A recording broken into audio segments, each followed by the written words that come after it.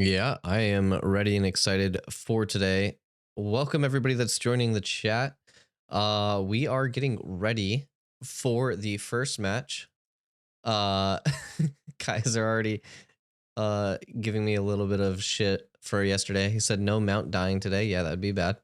Um we are getting ready. We're getting the caravan set up. We're getting the teams set up in both sides. Everyone's kind of waking up. May be a little bit early on the PST side. It is 8 a.m. over there. EU side, it's getting a little bit later, but we hope we have everything on time today. I have fixed some of my issues with the top of the frame being cut out from the frame yesterday, so there should be none of those issues. I'm looking forward to it. I have Sinflow and Bruce here to talk about the day. How are you guys doing today? Man, I'm doing great. It's going to be an incredible day. I've got a huge game coming up for myself. Madhouse EU is going to be electrifying. I know our team's been prepping for them, so I think there's going to be a ton of great games today. The amount of people that are playing in the tourney and like looking for some cartel games, Eclipse versus Polar One, man, good games. Good games. Yeah, if we were to look at the tournament bracket, I'm just going to transition here. If we were to look at the tournament bracket, we do have Holiday versus Emberbeards. For the first quarterfinal match, we have Madhouse EU versus the Polar Hounds. I believe that's your team, and so that's going to be some big games. You are the sole NA team versus actually our Emberbeards NA, I think so. So you're going to be facing against the Russians. We have Polar versus Eclipse, which is going to be an electrifying match, and then we have Cartel versus Standby for the last match of the bracket stage. And Cartel was putting on a show along with Holiday yesterday, so I can't wait to see those teams face off. It looks like both of the brackets are pretty balanced in terms of like how strong the teams are, so it looks like it's going to be a good one today. It should be. I think, if I was to do some early predictions, I'm expecting Holiday to take game one versus Emberbeards. If we see an upset there, I'll be shocked. I've obviously got myself going against Madhouse EU. I'm going to leave that to a coin flip at the moment, so that I'm not biased. I'm going to put Polar One against Eclipse to win there, and then I'm going to put Cartel to win against Standby. Yeah. If I were to do predictions, I would also do Holiday. I think Madhouse might actually have an edge over the Hounds, but I think the Hounds have a chance to take it. I would go with the best of three. I would say probably a 2-1 in a Madhouse if I were to do my predictions. Polar versus Eclipse. Polar has been doing really well. They've been doing like a lot of good, like they kind of like sustain the battles. They do like battles of assertion versus Eclipse, who seems to have like a little bit more of like an all-in vibe. I think that one's also probably going to be a 2-1 in the way of Polar, but that one's going to be really close still.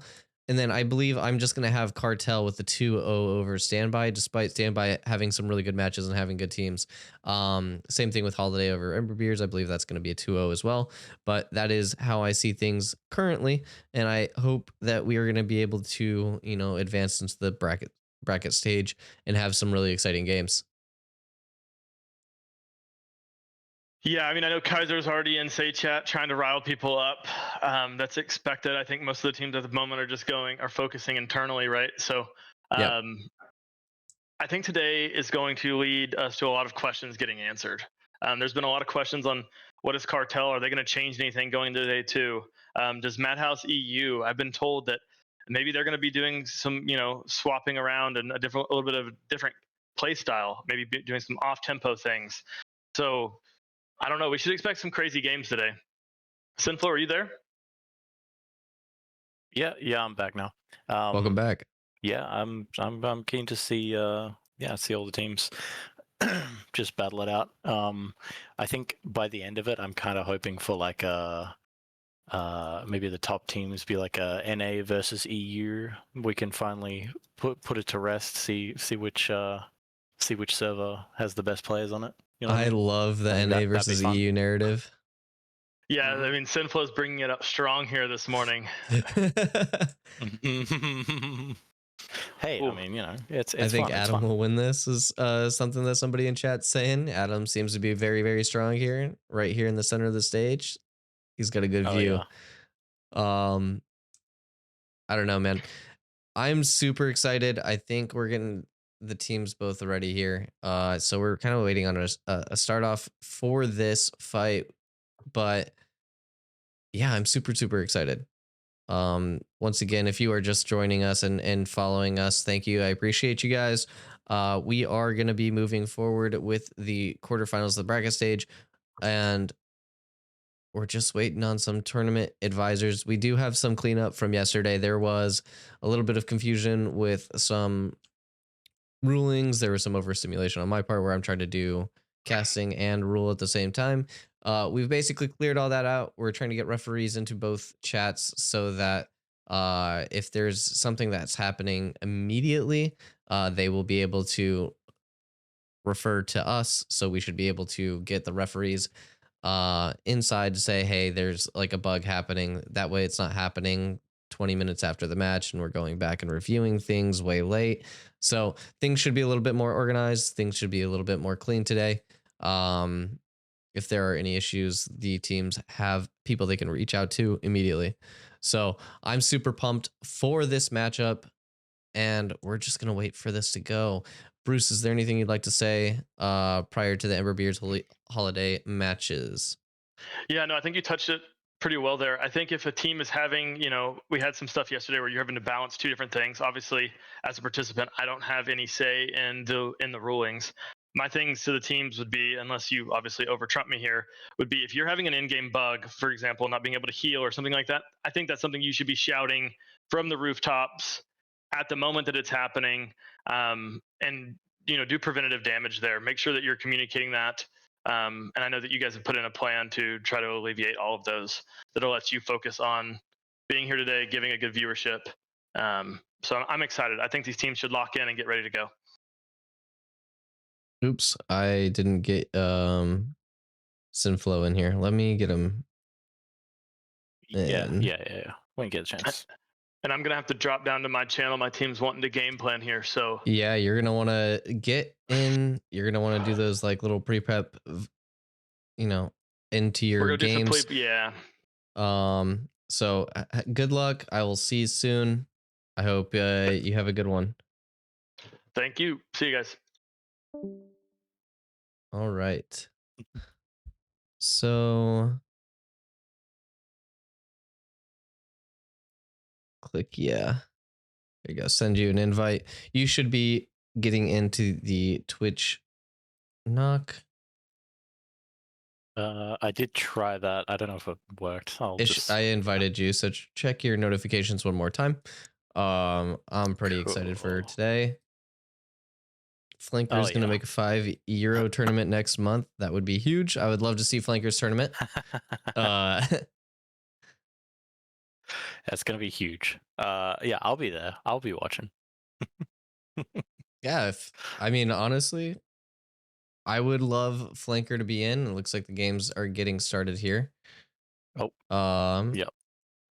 Holiday coming up. They're grabbing this ridge. Emberbeards grabbing the north side. Both teams kind of LOS from each other at the moment. As we get moving in, Emberbeards have grabbed this terrain. This part of the terrain has been known for some bloody battles, some people going up the ridge, hardly ever getting close to the center here. Oh my gosh. We have GG in the back line. He's actually getting in. He's trying to stun some people. There's a big Horror Frost freeze there in the back. GG goes down. Emberbeards are getting low. There's a lot of AoE being scattered. Tyler does the communal restoration as they are chasing down Emberbeards, and it looks like it's going to be a wipe. Holiday taking this fight as Vaughn tries to stay alive, but he can't. And Holiday takes the first win. So it is 1-0 Holiday. They get this is and just to remind people, this is going to be a best of 3. So we've started all right with the first fight. And Emberbeards are gonna have to recover their ashes and get back into the starting position to get ready for this one. I think that fight was relatively quick. What do you think, Sinflow? Yeah. First game of the day, and it was over pretty quick. I'm sure, you know, yeah. Once we really get into it, everyone starts getting warmed up. Yeah, it'll play out a bit differently. But Yeah, that was a quick match. I'll give him that. I think they kind of just ran into each other. Gigi was in the back line there doing work, and then Emberbeards. I don't think they were ready for Holiday really. Holiday was put a good show out there, you know. yeah. No mercy it is from a the good Europeans. that is a good like way to preface that, is that they do not have a ton of warm-up time. They're kind of just getting in, they're waking up. This is the very first match of the day. We don't know if they've been doing like scrims prior, so it's kind of just set up where they have to warm up. They're put into a pretty difficult position. I think the teams that are playing a little bit later may have a little bit more time to wake up and work on their mechanics. I saw some that were training on like mobs or like doing like their own little caravan PvP beforehand so that they could prep for the tournament, make sure that their hands are warm. This is going to be a little bit different since it is just the first match of the day.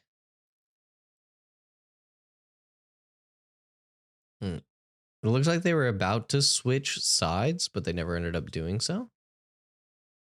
Yeah, I wonder what happened there. It's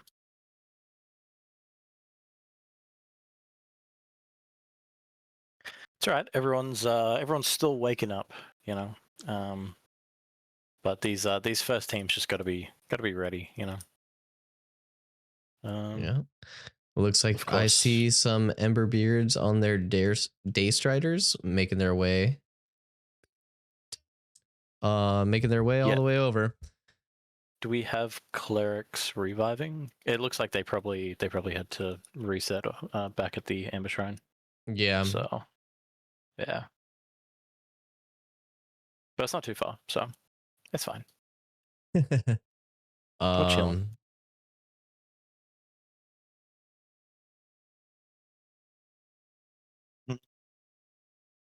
We got some even though it's 6 p.m. for Flanker, he's still waking up. That's great. Yeah, Flanker, if you would like to join us in the casting, feel free. Yeah, jump in. It'd be great. I'd like to have some EU representation on the host stand. Yeah, that'd be sick actually. See if we can get Flanker in here.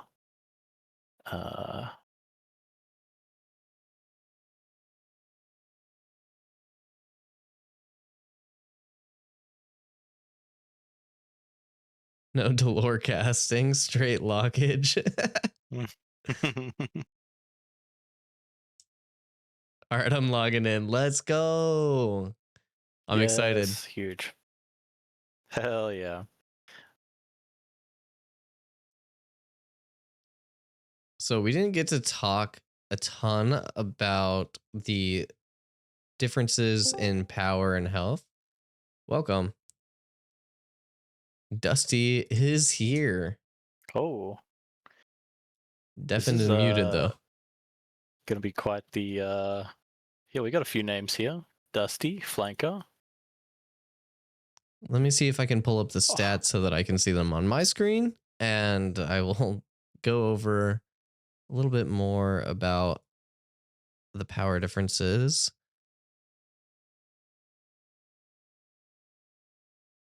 So with Holiday,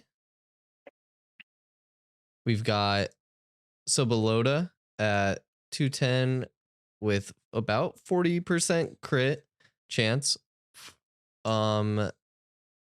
Leggy with 5100 at HP, 190 power. Chicks 4711 proof. They're all pretty relatively around like 4000, 5000 HP, about 200 power. So they are pretty much hitting their diminishing returns there. For the Emberbeards, they are kind of varied. They have a lot less HP. That's going to be probably one of the reasons why these fights end up being a little bit quicker, and why they are having a bit of a struggle against Holiday. Oh, we had Flanker in here for a second. What's going on in there? Oh, are we gonna get? Is Flanker gonna get a? Is he gonna get a temp flying mount as well? Temp flying Maybe mount? so he can Hell get a yeah. better view. All I mean, right, he's not so here we streaming go. It, but oh. And the fight Okay, so begins. this match has started. We have Holiday once again wrapping around on the south side, Emberbeards on the north. It looks like they're going to try to do a full-on wraparound. I don't even know if they've seen each other yet. They're completely unaware of what is happening and where people are going. Looks like Emberbeard Holiday have taken the rear. They just swap sides, but they are both on the area. Holiday trying to drag them out from the terrain or find a good way to get up onto the terrain. Some auto attacks are going in. Thurborn dives in. The fighter goes in. Big cataclysm, Vine Roots, Rain of Death, big scattering shot going all the way through. Another Rain of Death coming out. GB playing off on the side. Vaughn trying to save his life by jumping off. There's a big mesmerizing dance. Big cataclysm right in the middle. Left, trying to stay alive. Nerzul going back, kiting back. Left, getting men's. Can't keep themselves up. Gigabeard trying to stay alive, but Holiday looks like they're going to wipe this, and it looks like it's going to be a 2-0 once again. Nerzul, the last one remaining, blinks out, but he's not going to live for very long, and Holiday takes the win. They will be moving on to the semifinal stage, and Holiday are your quarterfinal bracket first winners of the tournament. Yeah, Holiday definitely is not playing around. They have no mercy. No mercy. It seems like they were a lot better at sticking together in that, you know, like that perfect balance of maintaining space. They can't get snared too easily, but then also not getting split apart. They managed to just like drive into Emberbeards and just split them apart, and then they really just picked them off, you know? Yeah. So yeah. It seems like that initial engage from Thurborn did a lot of work with that blitz and really took Emberbeards their attention away, and the rest of the group was able to kind of push up. The Rangers were able to get that Vine Root. They were allowed to apply those wound stacks through the Rain of Death, and that means they were able to, you know, pump straight through those healers and make their way through. So it was pretty well executed offense by Holiday, and I think that was really well done. All right, so we're gonna get ready for Madhouse versus the Hounds.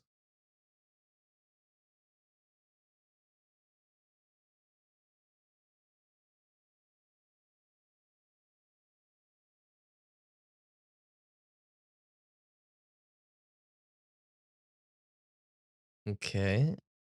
And the bracket stage has not been updated yet, but we will see them soon. Looks like we have... Did we just have someone go purple? Oh, it was probably over picking up ashes. That makes sense. We've got some Polar Legion stealing people's shit on the field. Classic Polar. Classic Polar. That glint is gonna fund, you know, the next siege probably. It's going straight into the siege bank. Most likely. There was conversation about guild buffs being used for the tournament. Obviously, there are no combat buffs allowed. Basically, we had tried over 60 hours to level the guild, and so far we only got to level 3, where we can only have more members. But I think it's like level 4 or level 5 is when you can start adding those HP buffs. We did make sure that if any guild does have that, the players did have to drop the guild prior to the event. So that is how that worked. However, we are going to be getting ready. It looks like both teams are kind of set up on each spot here. We're going to move on.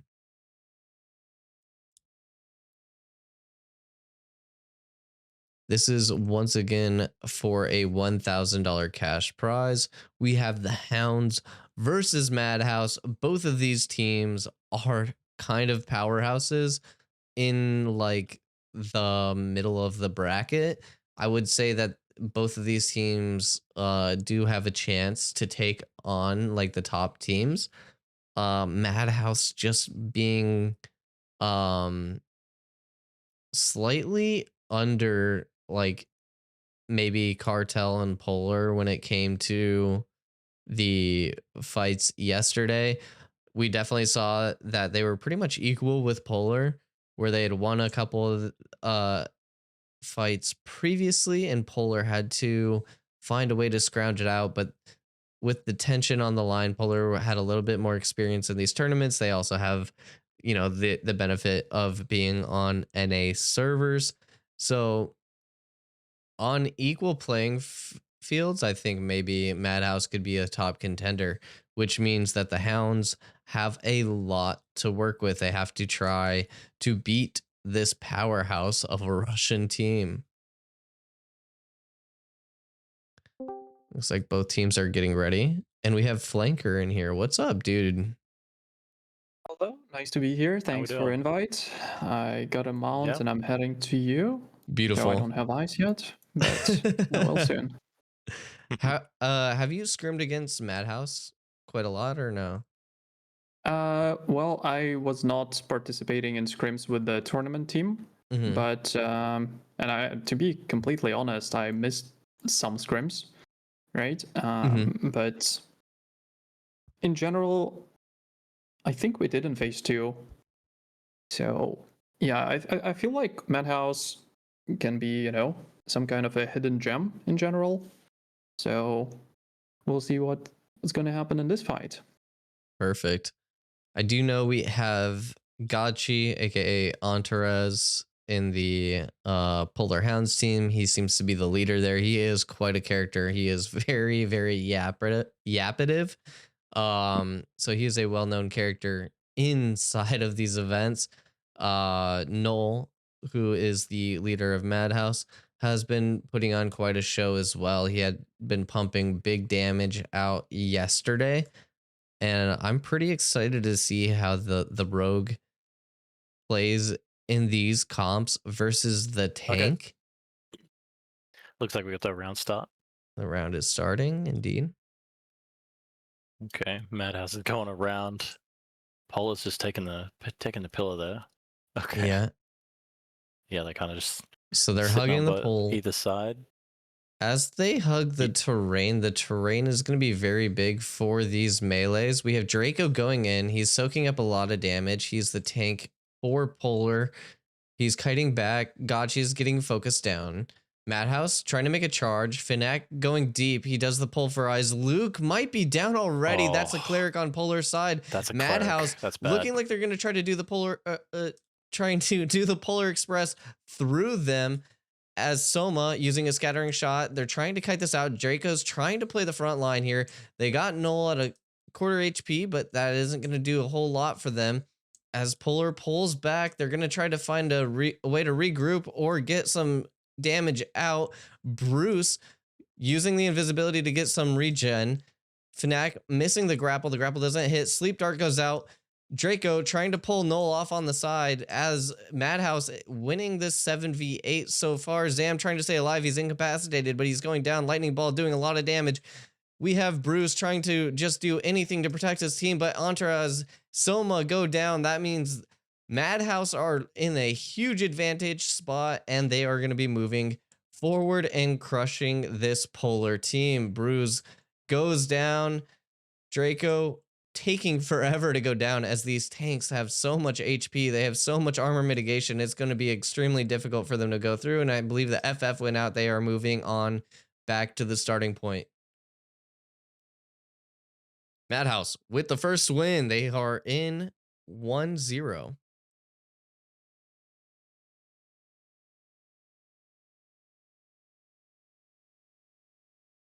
Let's get okay.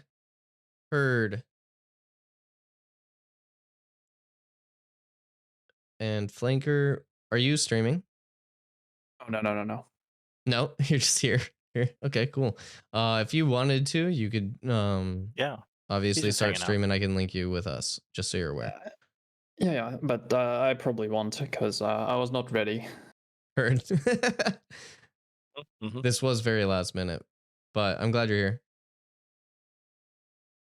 Yeah, because usually when I stream with my webcam, and that implies that you need at least sometimes take a shower, which I didn't. So, you know. Good morning. Welcome. Yeah. It'll be fine. You'll be like the rest of us Ashes gamers. You only need like a shower a week. That's totally fine. It's totally fine.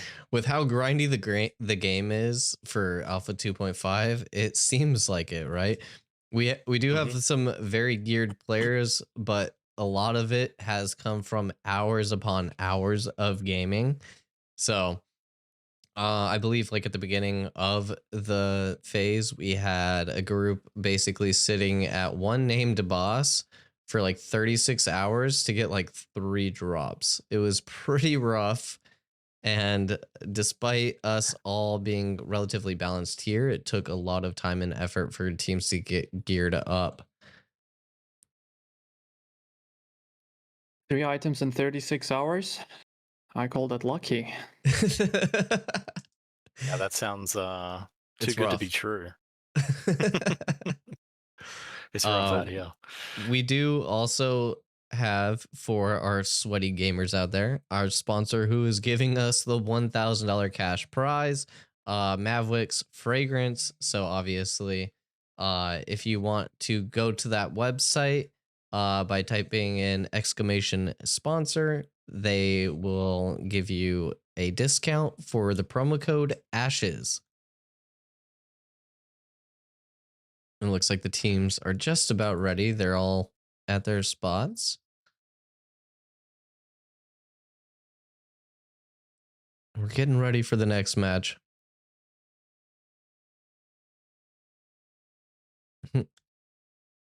Who's going to win the next match, Eclipse or Polar? First, we have to figure out who's going to win between the Madhouse and the Hounds. And then we can get on to that matchup. Is there a caravan to sign up? Yeah, it should be all the way in the back. Yeah, just over on the cliff where all the teams are waiting. How did you feel about your holiday team's performance? A quick little 2-0 over the Emberbeards? I haven't seen, like, I've seen the first match. I missed the second one because, like, I'm not an expert pilot yet. Yeah. But, man, not much Easy to dubs. say. Yeah, I hope it went smooth. That's all I can say for now. But we'll see how it all goes in the next matches, because those, I believe, will be best of 5 and best of 7 or 9, the finals. The finals is a best of 10, which is so the first 1 to 6 wins. The semifinals will be a best of 5, and these are just a best of 3. With how quickly these are going, I think we might have been able to do a little bit more matches, but this is obviously a work in progress as a tournament as well as a game. So looks like our teams are getting ready here. It's always an eternal dilemma. Best of something or first to something? It's an infinite argument. Personally, I'm a fan of first to X rather than best of X. But okay, the match begins. Okay, here we go. We have Madhouse moving up the north side. Both teams going for a default start once again, where they seem to be taking the terrain up. Looks like Madhouse looking for a flank. It doesn't look like Polar knows. They have no idea what's happening here, but they are holding that wall really close. Draco trying to maybe find a grapple, or as Fanak making his way up. Fanak yesterday was taking a lot of damage by stepping up and them only having one cleric. Oh, the uppies go up and they're diving in immediately. Polar goes in deep. Bruce goes down in the back end. I don't know if they can withstand this, as Polar is now down 7v8. There was a quick dive. Splitting apart. This does not. Soma's really far apart. He's got Luke goes down, Sam's down, and Bruce is down too. GTR is just keeping them all up. That dive did not seem to work. The uppies into all of them as a YOLO did not seem to go very well, as Polar is 3v8, and it looks like Madhouse are going to take the win here, and they're going to survive and move on to the second round of the bracket stage. So good job, Madhouse. You've taken down the Polar Hounds quite decisively in a 2-0. I thought it would be a little bit closer. I do think they have some good players on the Hounds, but Madhouse just really coming out ahead there. I told you, Madhouse, like, those guys are a hidden gem. You don't know what to expect from them. They definitely have some aces up their sleeve, and I was worried a bit at the start, because it looked like a similar, like the situation in this fight looked a bit similar to their last fight yesterday against another Polar team, when the Polar had the high ground, and I was looking at them and I was like, guys, please, you don't need to engage, you're at disadvantage, just rotate a little bit and find a better, find a better opportunity to fight. And unfortunately it didn't go well for Madhouse yesterday, but at least this time they managed to take the win. Yeah, with that one clear comp, it can get pretty dicey the longer the engagements go out. So I think it might have been a Hound's mistake for just trying to dive straight in, and not try to weigh down the cleric's mana or anything like that on the other side. Fanak seems to overextend a bit sometimes, so using that as like an advantage that they could have had but just chose not to, I think it was a mistake on the Hounds' side, but well played by Madhouse to move forward. And we are going to be moving forward into a Polar versus Eclipse match.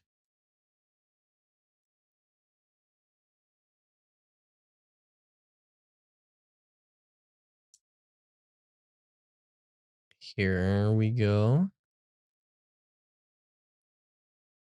Let me just swap my UI here. We're going to get prepped. Eclipse was putting on a really good show yesterday. I think we have a little bit of a mismatch with Polar being ahead, but Eclipse is no team to like scoff at. They have been putting in the work. They did have a lot of really good games. They have a good comp. Looks like it's going to be a mirror comp. 2 Rangers, 2 Clerics, 2 Bards, 2 Mages on both sides today. Both are pretty much geared up to the diminishing returns.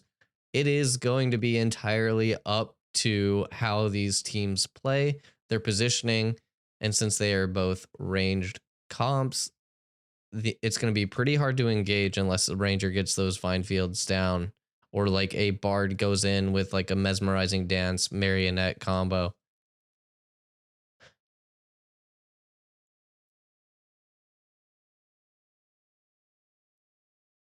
Yeah, it's sort of rough. I'm looking at so this is the main Polar team, right? Polar 1. Yep. Polar Prime. Yeah, there's a lot of scary names in there. I'm just looking at them like Delo, Vathon, Kaiser. Yeah, Zest is really surprised me as an upcoming cleric as well for these tournaments. He's been doing really, really well. I think that was part of the reason why Polar was able to sustain themselves so much yesterday. They had a lot of healing. They had a lot of long fights that they were able to make their way through. They just kind of like extend these fights. They use their experience and they use those heals to kind of make their way through these fights. Meanwhile, Eclipse seems to be a little bit on the opposite side, where they have just been kind of rolling in, trying to do the most damage that they can, get the most AoE they can. They seem to be like picking their moment, if you would, and they try to like make their way through these chaotic fights. A lot of these fights with teams engaging on them having a lot of like counter peel. Are they a big fan of the uppies engagement? It kind of sounds like they might be, you know. Eclipse. Yeah, Eclipse. Have they been doing that? They've done it a few times. I wouldn't say that they're like huge proponents of it, but the uppy strat has been used quite a bit in most of these for like when you're trying to engage or your team gets like a big vine field against themselves, so they're able to jump up and out of these engagements so that they can make the fight a little bit more chaotic. Yeah. And I mean, as we saw just before, with Polar Hounds, the uppies engagement doesn't always work. You know, it's not a guaranteed win anymore. You kind of have to use it strategically, and if you just run in there and jump in there.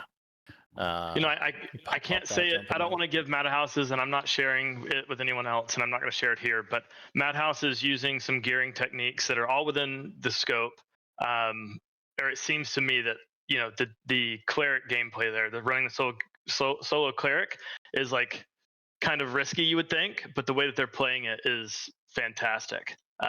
Yeah. What I will say, and an advantaged backstab behind the target, I hit my lowest ever damage number there on a cleric. So I think that they're playing out of their minds here. 3 backstabs basically for a totaling of like 1,200 damage, just not enough to put them down. That's unfortunate.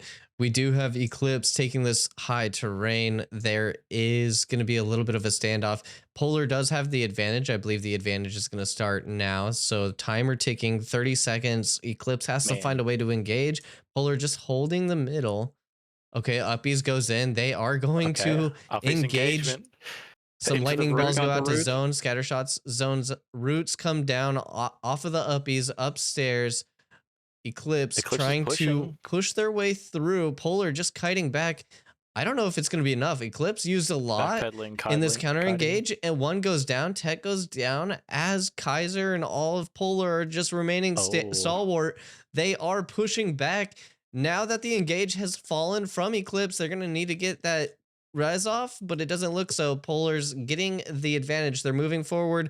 They have 2 down on Eclipse. Polar forcing as a group. They're working their way through Eclipse as they keep moving forward and through. 4 remaining. I don't know if they can withstand it. Tanko just going in with the Rains of Death, trying to get them through, and Kaiser just poking down, getting Sun at that last second.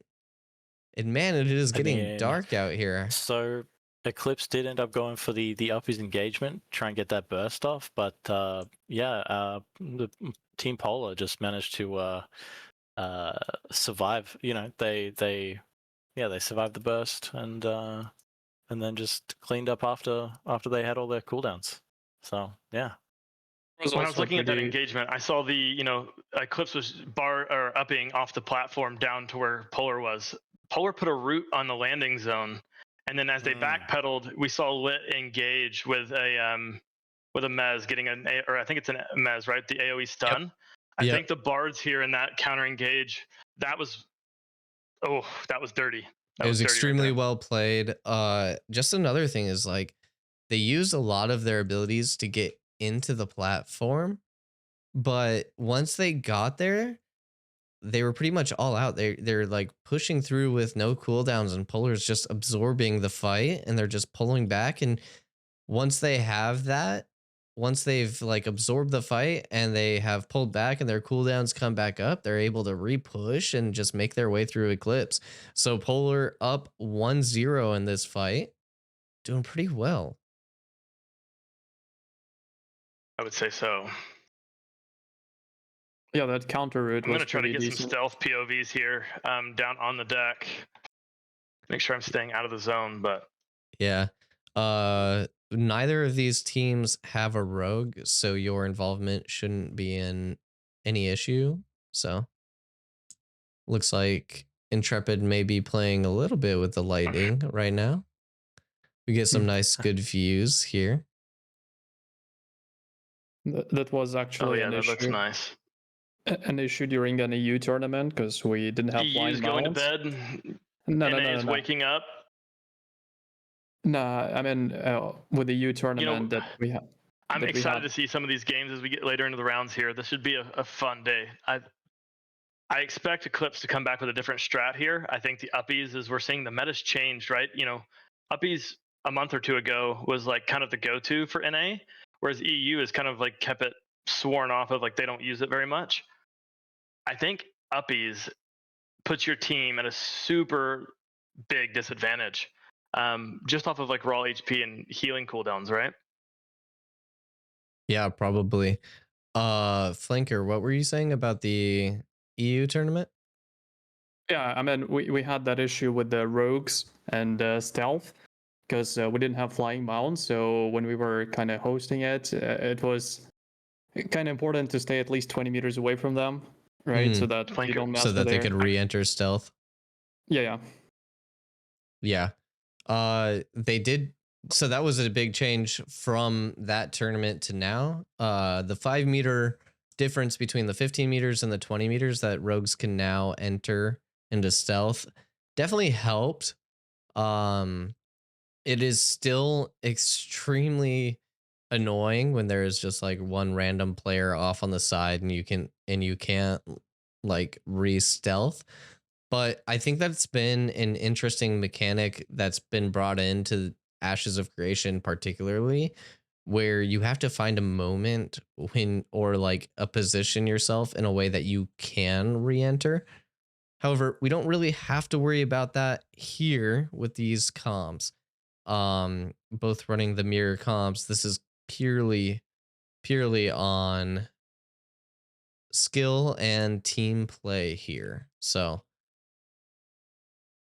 the teams that are able to work together and target, you know, in line with each other and play as a team are gonna shine. I think when we're seeing the Bard play and everyone getting on the same target quicker, that's when you're gonna start seeing people drop.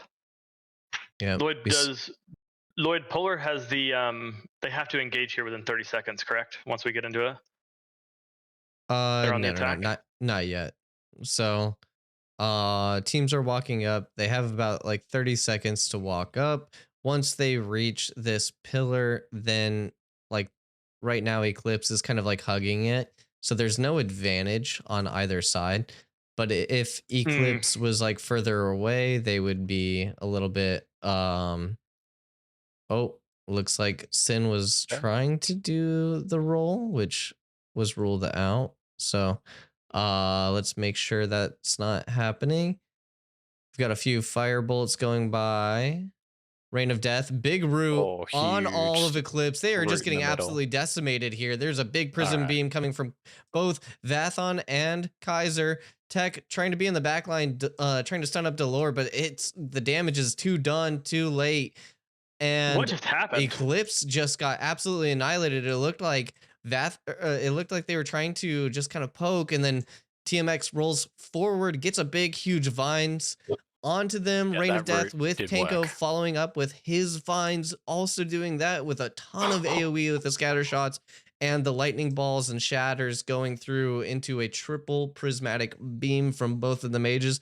Just so much damage all at once, all in a big group. The vines were absolutely massive for Polar. The 2-0 victory, and they're going to be moving on to the next stage in the bracket. I can already hear the comms from TMX if I was on Eclipse just saying, Bards, where are my nimbles? Why are my nimbles not going out? Where are the nimbles? Where are the nimbles? Yeah, I hear that. Yeah. Oh, I can hear it too. I love those. When I think it's especially funny when you're like in these big like group versus group or Zerg versus Zerg, and you're just like waiting to find like a position to go into, or you're just like not in a particular situation, your shot caller is just like yelling at you for something you can't physically do, and you're just like, I'm trying my best, I'm trying so hard. So we are going to be moving on to the next stage of this tournament. It's going to be Cartel versus Standby. And these are going to be two really, really well-matched teams. I think Cartel's going to have the upper hand. I do think it's going to be a 2-0 in the way of Cartel, but not any slight to Standby. Standby have been doing an amazing job this tournament. I just think that they are a higher caliber team at the moment.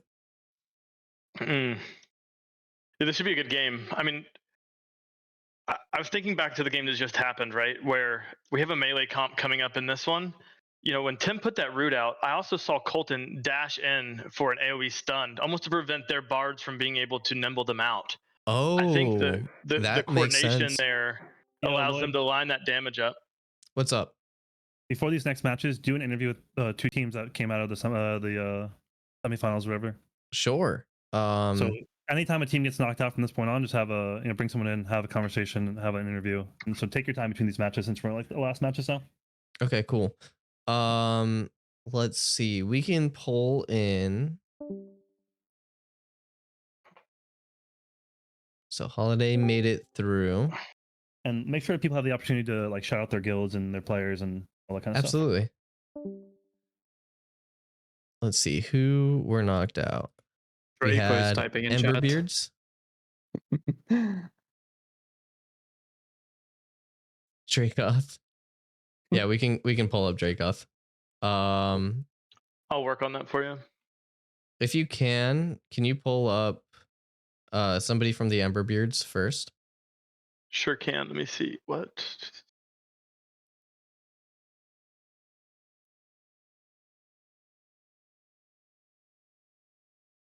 Let me find their channel here. In the meantime, we do have a bit of intermission break. Oh, they're not in Discord. That's unfortunate. So it looks like we're going to pull up Dracoth for this next interview. Here he comes. He's coming in hot. Dracoth. What's up, Llewd? How are you feeling after your matches? You know, could have played a little better. Tried our best. Hey, we're a new team. We just got our members like 2 days ago. I think we did really fucking good for how long we played together. I love my team. All played great. Madhouse was just fucking ready. Yeah. So first, I wanted to ask just about that last fight that you had. The uppies dive into all of them with your comp. What was the idea there, and like how did you guys calm that? Because it looked like it like was all made in unison. You were prepped to do that. Yeah, so they run a single cleric comp. So we were thinking we couldn't really. The first round we tried to go for their ranger because ranger on the stat board it said they were like low health, out of like the lowest health on their team. So our main goal was to kind of knock them out, but we just felt like we did 0 damage against them. But like fucking we were throwing noodles on them, and it wasn't doing anything.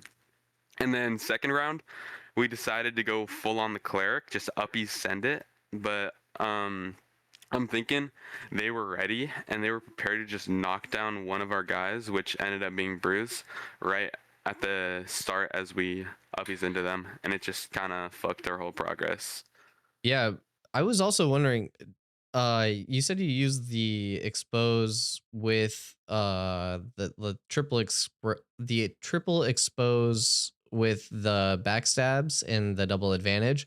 I'm wondering if that rogue bug might have played a part where that damage comes in a little bit higher on the enemy team. Did you guys feel that at all, or do you feel like it was just pretty straight up, just unfortunate it didn't make it all the way through and you just kind of ended up dying because of that? I can't let that be the case. I was looking at the damage. The damage seems in line. I think props to Madhouse. I think their target swapping is good. So if there was a bug, I'm not going to go back and review it, nor even say if there was. It was a fair play.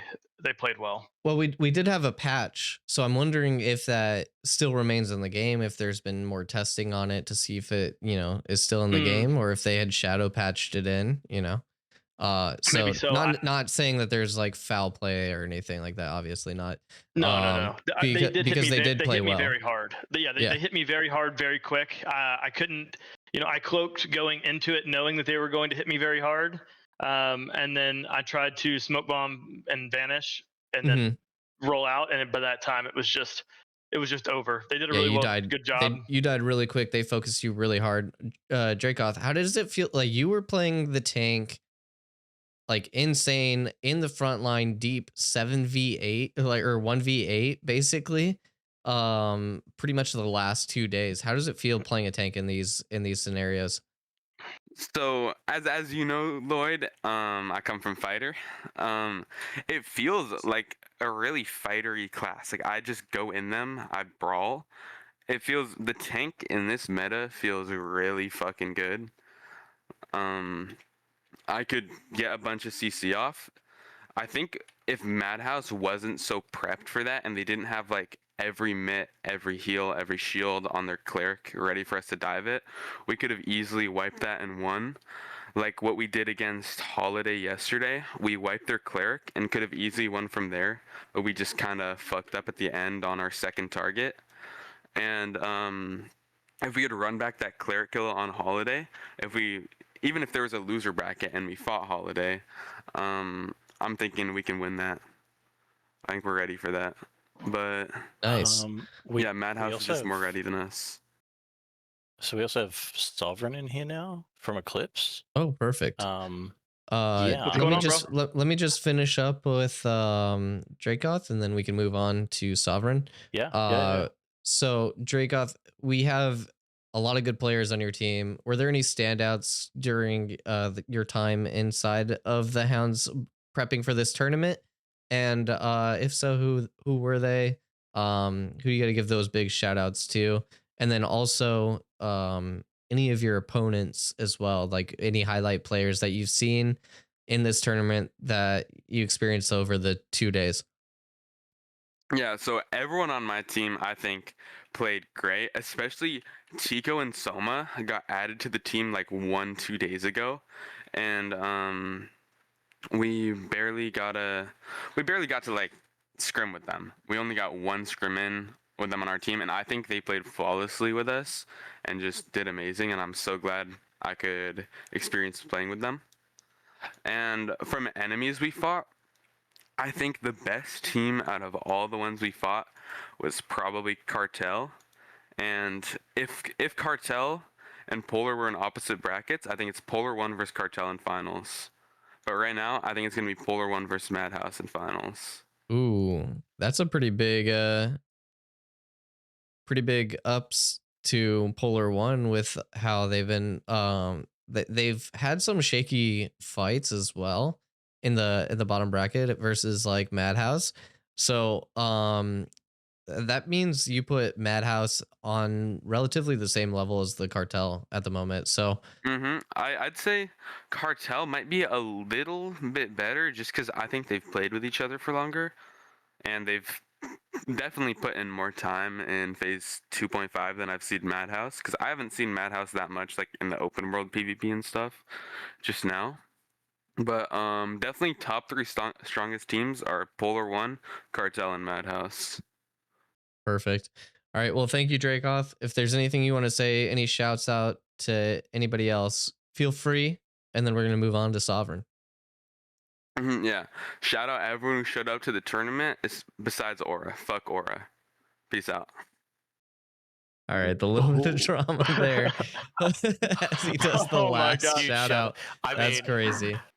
I mean, they were causing trouble at the start, right? So at least that's what I heard. So I mean, it's free realty.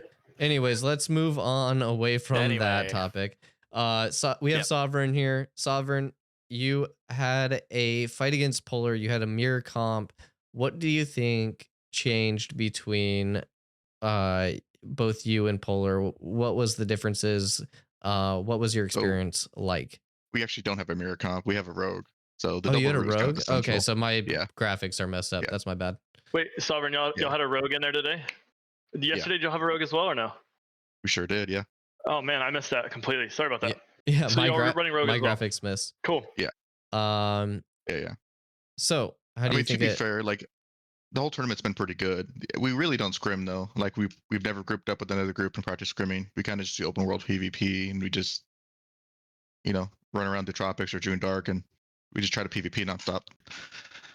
So we weren't really expecting to win this. We just wanted to have some good fights. Nice. What do you think the job of your rogue was, and how was their obviously he did I was seeing some CC and I was like, that doesn't look like a bard move, but yeah. How do you think the rogue performed in the tournament overall? Was there anything that you had to plan around so that that bug doesn't occur? Do you think they played like a more supportive or more aggressive style? He doesn't really use that skill for the most part. He's kind of more direct in their face. He's typically elusive, so he doesn't die right away.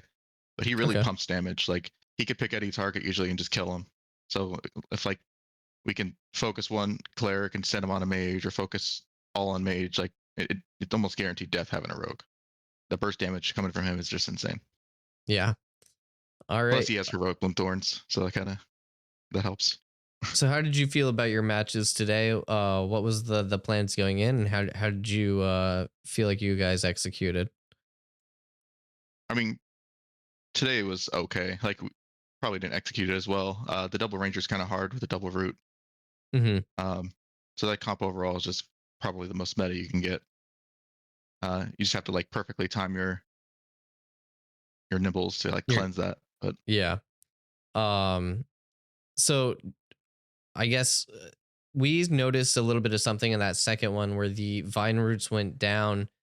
And were your bards mesmerized, or were they marionetted off of the vine root pole so they could not nimble, or how'd that end up working out? So there was a confusion, and we both popped nimble on the first route. So the second route kind of fucked us. Yeah, that's gonna. That messed up. Yeah, so that is one way to kind of like, or that is one thing to like talk about. Like, we definitely have a lot of different ways that you can provide teamwork, and if you both are doing it at the same time, you can have like share the diminishing returns. You can, obviously double nimble. There's a lot of things that like a ranger could cleanse, and then another like bard tries to cleanse them off, and it just doesn't seem to work like that. So hear from Emberbeards once you're done with this one. Thank you. So there is a lot of teamwork. There's a lot of communication that needs to go in. There's a lot of experience that needs to be had while you're doing these engagements. And I think that in itself is going to be a little pain point for still a lot of these teams. How long did you guys get to practice? Did you guys have like a lot of like scrim partners? Who do you think was like maybe we the didn't best? Scrim at all. No scrims. So no, scrimless. We just PvP in tropics like nonstop. Wow. We were fighting purple and anvil, and we're just fighting out compass and having fun. So like we just joined the tournament last minute. Like we barely got our team submission in. We didn't really get any like chance to group up and scrim, so we kind of just came straight in and played. That's crazy. Coming in with zero scrims. I mean, I appreciate you doing that though, Sovereign, adding into the pool, man. That's fun. Yeah, it was pretty short minute. Like we could barely get our team together, but it doesn't matter. Like it's PvP, it's content. So well, you guys have performed really well, above expectations for a lot of us. Is Eclipse your new guild? Yeah, Eclipse is a brand new guild. We just started over with a few buddies, and then some friends coming over from TNL. Nice. Well, do you have any standout players on your team or the enemy teams that you want to give a shout out to, or anything else you'd like to add in or say? I mean, overall, I think everyone performed pretty well. Like just showing up and being able to put yourself out on stream and not be embarrassed to like get clipped. Like Just show up and fight. Don't worry about getting clipped. Just have fun. It's the game. I think Cartel did better than I expected. I know they were good, but I didn't realize how solid they were. So they're probably the one I'm voting. I think is probably going to take the top. Nice. Okay. You were saying? Oh no, that's good enough. Okay. Well, thank you for showing up. We appreciate all of your hard work and the last minute joining of the tournament. I hope you well, and I hope to see you guys in like the next tournaments and maybe a little bit more prep because you guys did extremely well. Sad to see you go, but I'm hoping you have a good one, and we're gonna be bringing on Bitterbeard from the Emberbeards. Hey, how's it going? Hey, how's it going? How do you guys feel like you guys performed this tournament? We know that maybe you guys had a little bit of a way in because the unfortunate of teams leaving. But how do you guys think Emberbeards performed overall? Overall, relatively, we were kind of a rolling point for most of these teams. I would say we're a little undergeared, and as far as we definitely can use more practice. That's one of the reasons we signed up for every community tournament that's put out right now. We need the practice. We try to get our scrims in with any unofficial scrims with other guilds. Other guilds have been reaching out. I feel like the server merge, we've gotten more offers for scrims than in phase 2. So we've been getting our practice in. It's we've just been trying to grow as a guild. We're a fairly newer guild. Started in the middle of phase 2. So we're still growing. We're trying to hit all the different mechanics of the game, trying to get everybody in on, even the crafting and that, and all the while still trying to work up a good solid 8 or 12 man. So I feel like we're a little behind on gearing out those 8 to 12 people, but and this tournament really shines some light on the different tactics other teams are using, where we stand statistically against other teams and other guilds. So just being able to gain that insight is just so valuable for us. So we're happy to be a part of it. Yeah, I had noticed that some of your members were like hitting like that 3k HP, which is relatively squishy in this type of meta. So it is pretty interesting to hear, like, as we've been like a lot of the top teams have been hitting those diminishing return values. They've been stacking HP. They've been hitting other stats like mitigation, perhaps, that we don't have shared on screen. A lot of these secondary stats that didn't really matter last phase. So it is kind of cool to see that even though you were under geared, like what difference that still makes in this meta where you're just, if you don't have those HP or secondary values, like how punishing that could be. And I'm glad that you see it as like a learning experience and in a way to view into these teams. Is there anybody on your team that you're like, you want to give like high praises for, or you experience the tournament in a different way from like opposing teams? I want to give a shout out to Nerzel, one of our tanks. He's up and coming, new to all of this and just embracing it. Seeing him kind of just go from 0 to 100 and enter these tournaments and take it super seriously, watching the VODs back and just trying to become a better tank and helping us with whatever he notices. And also one of our guys, Calcifer, who just hyper analyzes every engagement and really tries to improve us from there. I got to give a shout out to those two guys and the whole team, of course, just for showing up. You did have a rogue on your team, and this is the first tournament, obviously, and I'm a little bit biased towards rogues. How do you think rogue is in the GVG? We're hoping to utilize them more as so what we've noticed, so some people may get the misconception that, hey, get your rogue in there to execute, and maybe that is a valid tactic, right? It's worked well in some of these tournaments, rogues in the backlines. But in a GVG situation, we're looking at mana bleed, caltrops, and then maybe get your chance to pick a target of opportunity. especially or in cap with those darts. Utilizing all that CC and drain, I feel, is another way to use rogues. In that first match, if that's what you're referring to, yeah, we think we just overextended a little too much. Well, it's great to have you. Where are Emberbeards coming from, and how did you guys start?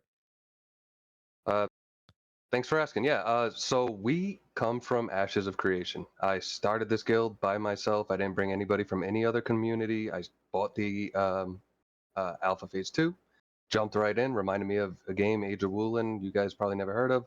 About 12 years back I played. I jumped right in, started this guild. Every member I found in-game. Every member I have has the same common ground of Ashes of Creation is what they're playing now. And every member I have right now, one thing we try to do is if you're enjoying this game, you know, through the ups and downs of development, then you're for us. That's what we're trying to do. We're looking very long term. So we're fine with losing these tournaments and gaining the experience now because we're still looking far, far ahead on where we're going to be when this game actually develops with, you know, sovereignty, guild castles, and all that. Yeah. Thank you for that. It's good to see that there is a lot of competitiveness, like drive from your side, getting new into the scene. So appreciate you guys being here. And if there's anything else you'd like to say or shout out.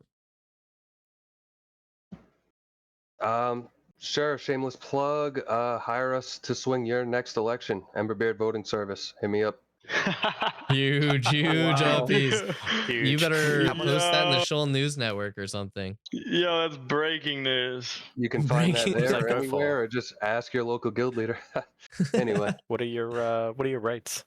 Yeah, what are your rates? we negotiate in voice chat only, and we seal the deal there. You can join our Discord. Ooh, he's got Yo, some the art shadow of the deal, pricing bro. going on. He's like, yo, PvP these is guys are hot, paying me yeah. this much. You can pay me that. You have to I find like it. I like respect in it. this game. In games like this, you have to find where you fit in, right? So right now, that's where we fit in. Maybe one day we'll, you know, have an empire and take our own node. Right now, we got votes to sell. Yo, highest bidder, Alright. come now, Emberbeards. Before your competition does. Be I mean- careful of those RMTers. So I'm just gonna say that a lot. Not gonna Yeah. lie. No shit. Not gonna lie, me currently using a flying mount will make me think twice about maybe using those services, you know? You know? You never know. You never All know. right, we should be All right, ready to get some games going here, right? Thank you, Bitterbeard. Yeah, we should be moving forward. I want to make sure that the Thanks so teams much, are guys. ready. And it looks like we have Standby versus the Cartel coming up. So let's get into the match. I believe we are ready here. How do we feel about this upcoming match, guys? Nail biter. I heard Yeah, I Llewd is mean- going to be like one of the top clerics on the Cartel. There was some chants in chat yesterday about the Cartel, and they were pretty interesting to read. I wish I actually had like a stadium where I could hear these chants. It would be great. See, I have one in chat here. Through every round, we bring the heat. No backing down, no taste of defeat. Eyes on the prize, hearts full of flame. They'll all remember the Cartel name. What a great like! I wish I could hear that. I mean, we need like, you know, like a full stadium at some point when Ashes hopefully gets released, and you know, a stadium with spectators chanting, you know, Oh, that would be supporting their huge. teams. Yeah. Yeah, you Like- can show up as a spectator and like take a seat. Yeah, like a coliseum, right? Or I don't know how to pronounce that in English, but I guess you get the point. No, No, that is Coliseum's correct. you're correct. Oh. I love Flanker. He's like, I don't know English, but he says it better than most English speaking people.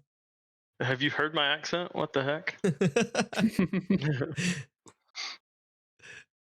Yeah, it looks like we're getting ready. I think the chat is definitely ready for the next game. They've been calling for us to get the show on the road for a little bit. I see a Cartel using some secret strategy. I see 720 chopping down a tree. Oh, that's behind them. XP. XP. That's yeah. For moving that XP jet. Wait, you don't get XP in the caravans. Never mind. So that is one thing that we didn't have last tournament. The last tournament, Squall's End vendor was just MIA. He got tired of paying taxes and left Squall's End. So we had to have Planendorf try to use for like gear degradation out of the kindness of his own heart. Since he was doing it off of hours and just helping us. This time, Squall's End vendor back to work, back in the labor department, and he is selling his services. So players are having to use their own gold for their gear degradation this time. All right. I can go and check with the tournament organizers to see what's going on real quick.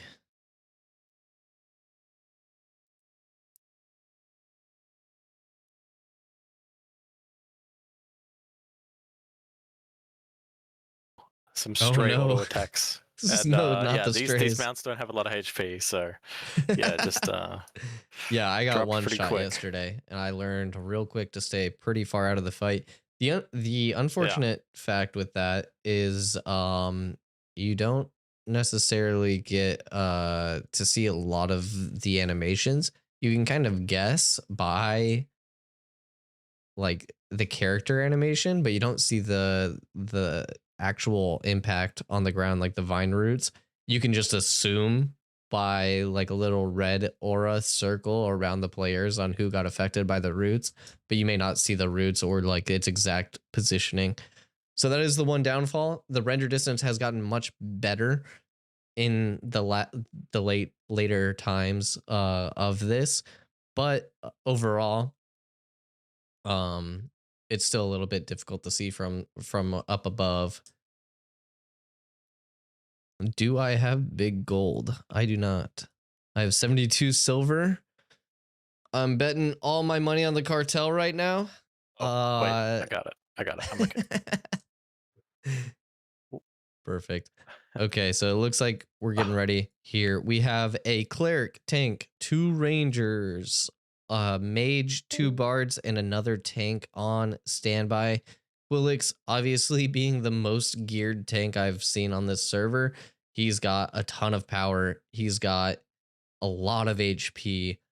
But so far, tanks have seemed pretty much ignored in these fights. So unlike last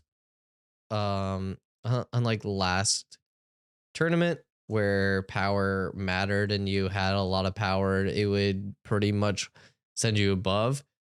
It seems to have kind of nullified in this one where they're not putting out too much damage.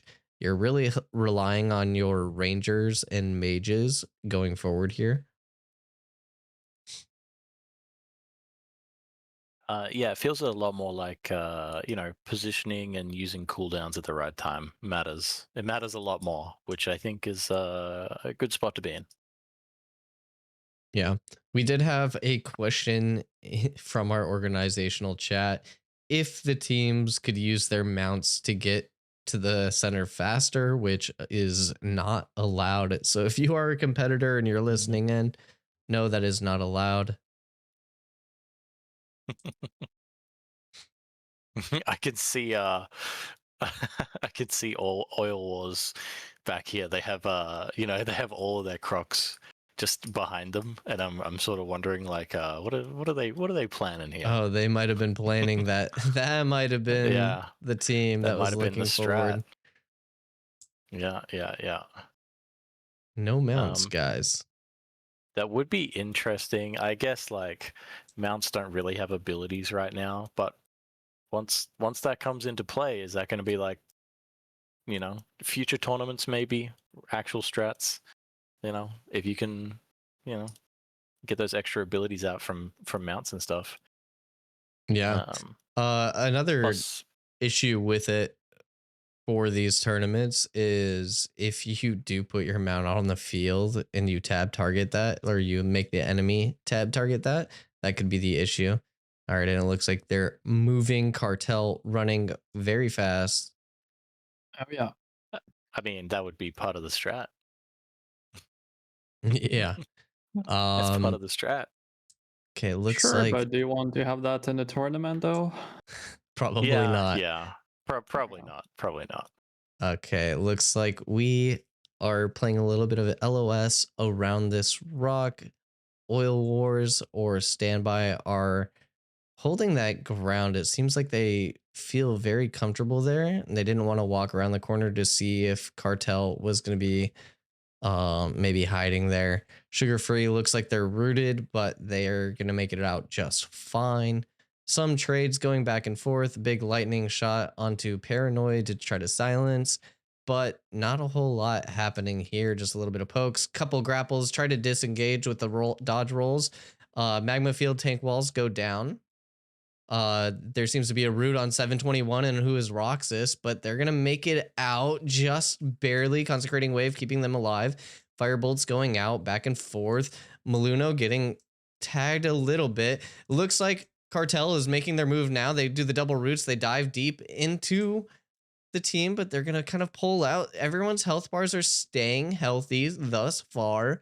Noctin getting low, but staying up. New to the healers. The healers are doing a really good job. Paranoid almost going down. He has to pop the barrier. The healers are totally focused on him, but Cartel gets him down. That's the first death of this match. It is 7v8 in the favor of Cartel. They are moving in. Reigns of Death going in. Those wound stacks are on. Yuma is being focused, but he's getting healed up. Meanwhile, on the other side, Quillix are trying to hold down Hans. Hans keeping himself alive. There's a lot of chaos happening, a lot of single targets being targeted. This is very high level play between both of the teams. Where they are using their target calling very, very well. The healers are pumping out as much as they can on both sides. They're doing very well on this engagement here. 721 getting poked out, but it looks like Knock is about to go down, but he stays up. Not quite enough. 3 go down on Standby. Now we have Cartel trying to clean up this fight. Bunny goes down. Evonyx goes down, and the rest, it looks like they might be DC'd or just letting them kill them. And it looks like they're going to reset this fight. Cartel taking the first win. It is 1-0 in favor of the Cartel. That feels like maybe the longest match we've had so far. One of them, for sure. Yeah. Like the Clerics did a really good job there, keeping them alive. Yeah. Goddamn. That's the benefit of being in a U team. You got the free healthcare, you know? We have Dracoth in my chat saying, can we get a loser bracket? It's not my call, Dracoth. It's not my call. Although I would love to see more games, more fights. That is something that I would like to see. I don't know if that's possible, especially this late into the tournament. I think there'd be a lot of people upset if we had a dark horse runner up through the loser bracket and winning the $1,000 cash prize. I think that would maybe be a little upsetting to some. So I don't think that's going to be very possible. Whose is it? I'm asking. All the tournament organizers are listening in, but I doubt that is going to happen. Anyways, yeah, that was a very long fight. I think both teams, despite Standby only having one cleric in Money Bunny, I think they were just able to keep their team up for so long in a 7v8 situation. And that's with the Cartel trying to focus them down and try to get on them. But I think maybe Sugar Free as the tank and the Bards were doing work, and Quillix as well, were doing work in peeling off Money Bunny there. And they were able to keep alive, but there was no counter engage for the Cartel to attack the Cartel in return. Therefore, they just ended up losing the battle of attrition there. It definitely feels like a matchup where, you know, we see these next couple matches and it could go either way. Honestly, it wasn't a stomp in either way. If they can get the right positioning, and you know, draw out some of the cooldowns, then yeah. Oil was, I could see them winning. What I'm wondering about is whether these two sides are kind of balanced in terms of terrain, since it's not just, open field. And does one of the side, is there a chance one of the sides might have an advantage here? I believe it's pretty well balanced. There's certain parts of this battlefield where it could be a little imbalanced. Like if you're walking up from the northern side here, this terrain right here is very hard to get over. There's also fights that happen around this part of the terrain. Basically, if you have the high ground, you have the advantage. You have to make them come into you, and you're basically set up so that you don't have to you have to play in a way where you're not going to get affected. You have to play around the terrain effectively. Same thing on the opposite side. So whether you take the northern side or the southern side, or northern or southern side, it's really up to you. There's also teams that have fought over here on this plateau, completely accepting the flat ground fight. But that has been pretty rare, as the melee team comps tend to like to hug the pillar so that they can try to get like surprises, try to LOS the enemy team, and try to make the other teams come into them. There's a lot of like vine root plays, caltrop plays that also happen around those areas. The lightning ball can go through the wall for the orb. So that is another thing mages play around for, like zoning tools and a little bit of poke damage. So there's a lot of interesting mechanics with the terrain that comes into play. And yeah, some teams get absolutely obliterated by it. And I can say for a fact, like with Rogue Grapple Hook, as I'm trying to like grapple into the middle of the pillar, if there are any damaging or CC spells, it can cancel that, and then I can get stuck on terrain pretty easily. So you have to be very, very aware of when you are attempting to do so.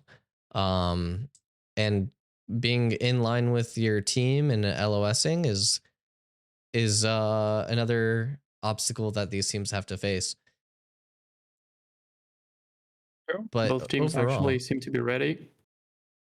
Yeah, overall, I think both sides can gain an advantage based on the positioning of where they're at and how they goad the enemy team into coming into them. Looks like we have our ranger camouflaged moving forward, maybe trying to get a sneaky little roots down. We see Standby walking around the big statue. We have Cartel coming up the terrain. Looks like we have a little bit of a standoff. This is going to be okay, some vine roots go down. I have a tree in the way. Grapple Hook goes out. Stannis trying to dodge roll out. Oil Wars trying to make their way in. The fighter does a maim, does not hit a ton of people. Paranoid getting focused down. He has a little bit of HP down. Cartel really grouped up in this choke point right now. They're going to have to try to find a way to get out of it as they dive in.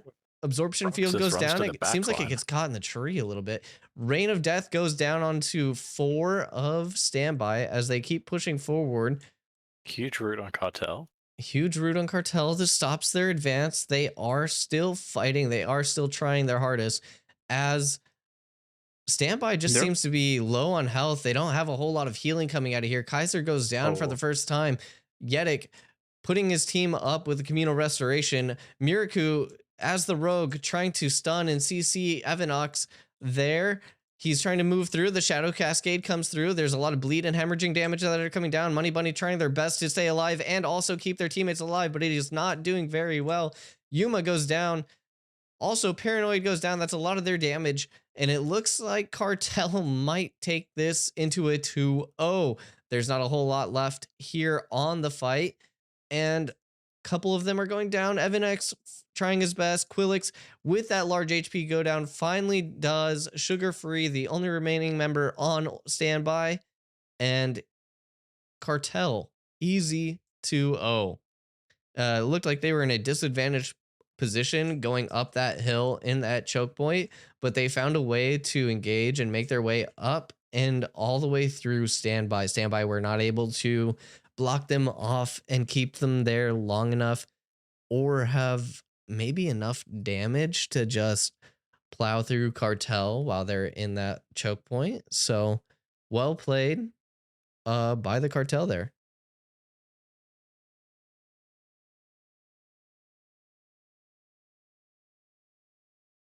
Yeah, I thought that was an interesting match.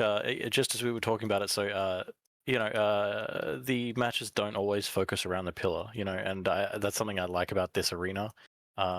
Sure, it's a bit asymmetrical, so but I think it makes it interesting, more dynamic. The players have a bit more choice about where they can move and like what obstacles they want to play around. But yeah. That was just an example of that, where instead of going for the center, they went around the statue, played on the hill. It was more of your standard, almost like flat battleground fight. Yeah, it was good stuff. Absolutely. Flager, how did you feel about that fight? First, I was worried a little bit because I saw the positioning of Cartel, because pushing uphill is not something that you usually want to do, but they handled it pretty well. They didn't lose people there, and they managed to survive the roots. And yeah, that's a pretty good match. And this is a player from the last team that was up. There you go. I got kidnapped. What's up, Evonyx? How was how are you feeling today? Was that was the first match of the day? Did you guys prep at all, or was this just kind of everybody wakes up? Or well, I guess it's been a while for you. You're EU, right? So I mean, how are the hands? I mean, some of us had cold hands, but a few of us did warm up. I think 5 guys warmed up earlier. Okay. So do you think that had an impact on how you guys played, or how do you feel? For the Rangers, I guess. For me personally, it doesn't. Yeah. So we noticed you guys on that last engagement, you decided to not play around the pillar, and we had a different view of the terrain. How do you feel the terrain affects your play, and what was the decision to wrap around that statue? Well, LRS in the middle is always an issue, and the statue behind the statue on the ramp, that's a more open spot, but still on a higher ground with less LRS issues. So that's why we chose that. Nice. It was nice that the Cartel were able to move away from the pillar. There sometimes we see teams just stand by so they can gain the advantage and kind of goad the other team to go into them. So it was nice to see the opposite team kind of accept that move. In your opinion, how do you think your guys performed overall over the 2 days of this tournament? I'm not really sure. I mean, we did not perform that well, I think, personally, because in scrims we have always delivered better results. But it was fine for the tournament, I guess, because well, it's a big stage, Yeah, yeah. I mean, nerves come in a little bit. Did you guys feel any nerves? Yeah, a little bit. I mean, because it's basically a global tournament at this point, because we got only one server. Yeah. Speaking of that, how did that feel? I know there was some issues yesterday about server desync, or is it just a bug type of thing? Do you feel like the ping from EU had a big deal on this tournament, or no, not so much? Obviously, the last two teams, it was Cartel versus you guys, and you guys are both from EU. But Like overall, when you're playing against like the NA teams, did it seem to have like a big effect or no? It's really hard to judge because I haven't played while sitting in NA. I don't know if they got the same delay. Like I'm a Bard, and Gambit, for example, is a really love-hate relationship on this server because it like never goes through, but it goes on cooldown and doesn't work. Right. But I'm pretty sure that it's an issue for both sides since it's an East Coast server. Right. How did you feel about the opposing teams? Did you find any teams to be like overperforming, underperforming during this tournament? And I believe you said you thought your own team may have been underperforming, but were there any standouts in your team that you want to give like a shout out to? It's hard to judge. We did not really dive into the POVs. We just freshly clipped it, and we will analyze a bit later. But overall, we did our best. Yeah. So I guess I hope we see you in the next tournament. Is there any shout out for your guild or anybody else that you want to do before we move on? Well, I want to shout out the whole guild because it's a unity thing. Thanks for keeping together. Yeah. Good shout out. Thanks for Good shout out. Good comms. Hello. All right. Well, thank you. Sorry to see you guys go, but I appreciate you guys joining the tournament. It takes a lot of courage to come up here and kind of show what you got on stage to play, especially in this, competitive environment. Thank you so much. And then I think we're going to be moving on to Holiday versus Madhouse. All right. Thanks for having us. Thank you.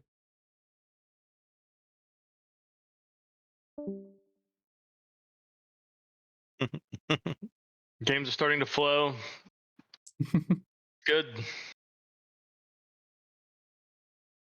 Yeah. So now we have Holiday versus Madhouse. We have two absolute powerhouses, forgive the phrasing, of EU. Holiday is your guild flanker, so do you wanna hype your team up a little bit?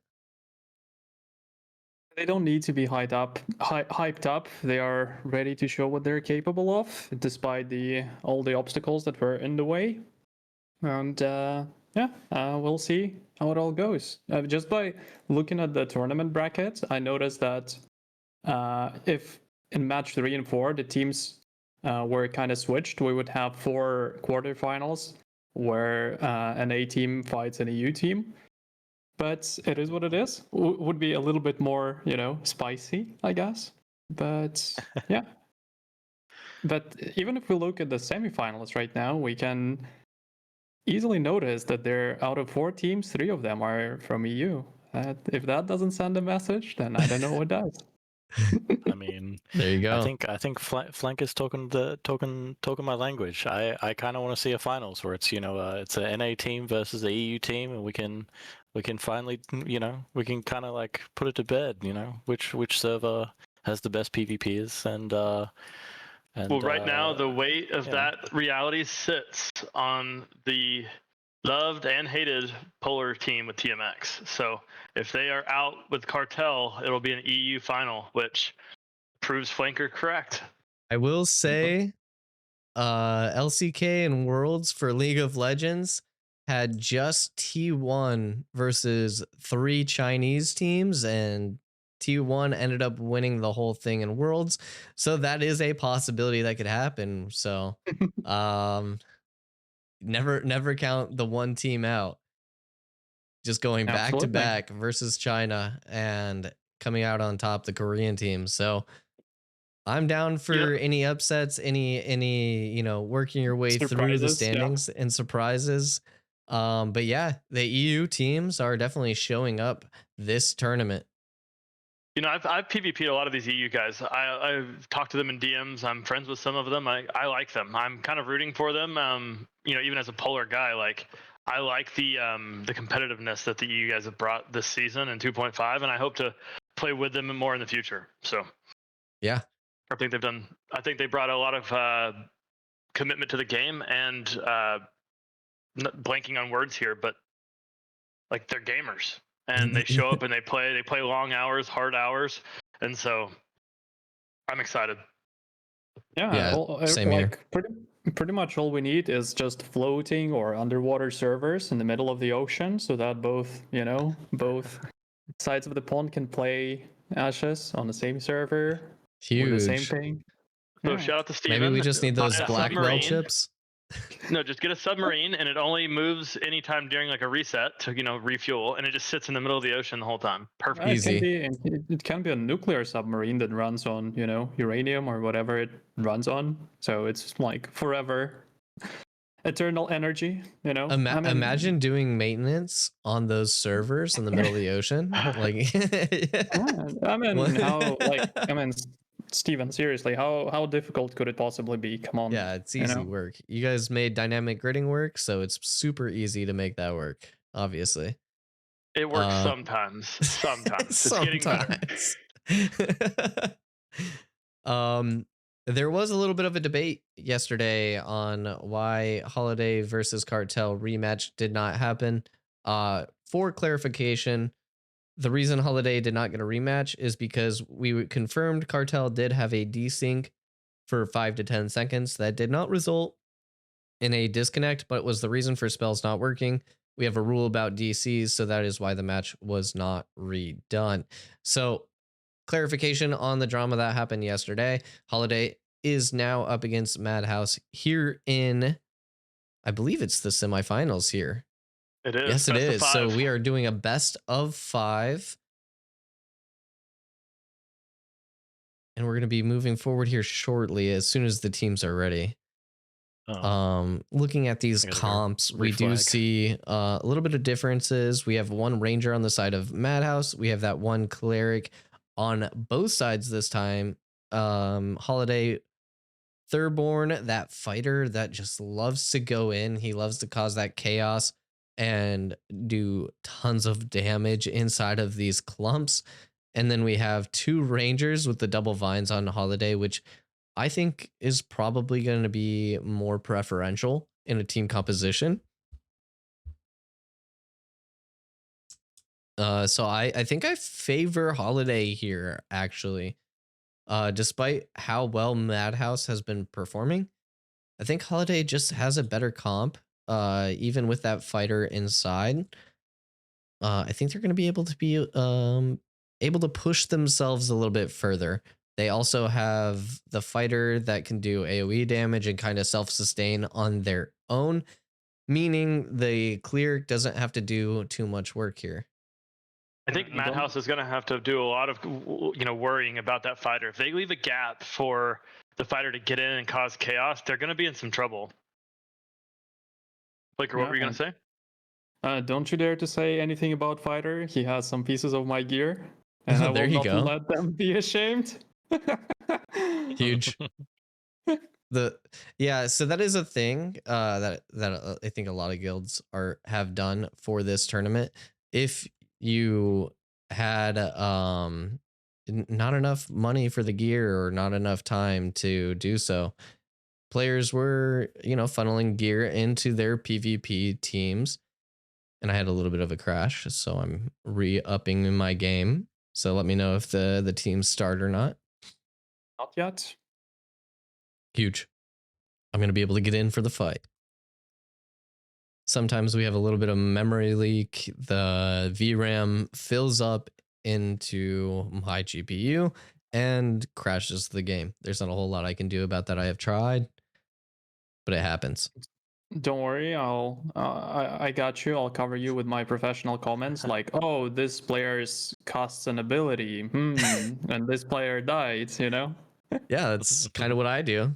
I wouldn't say I do much different.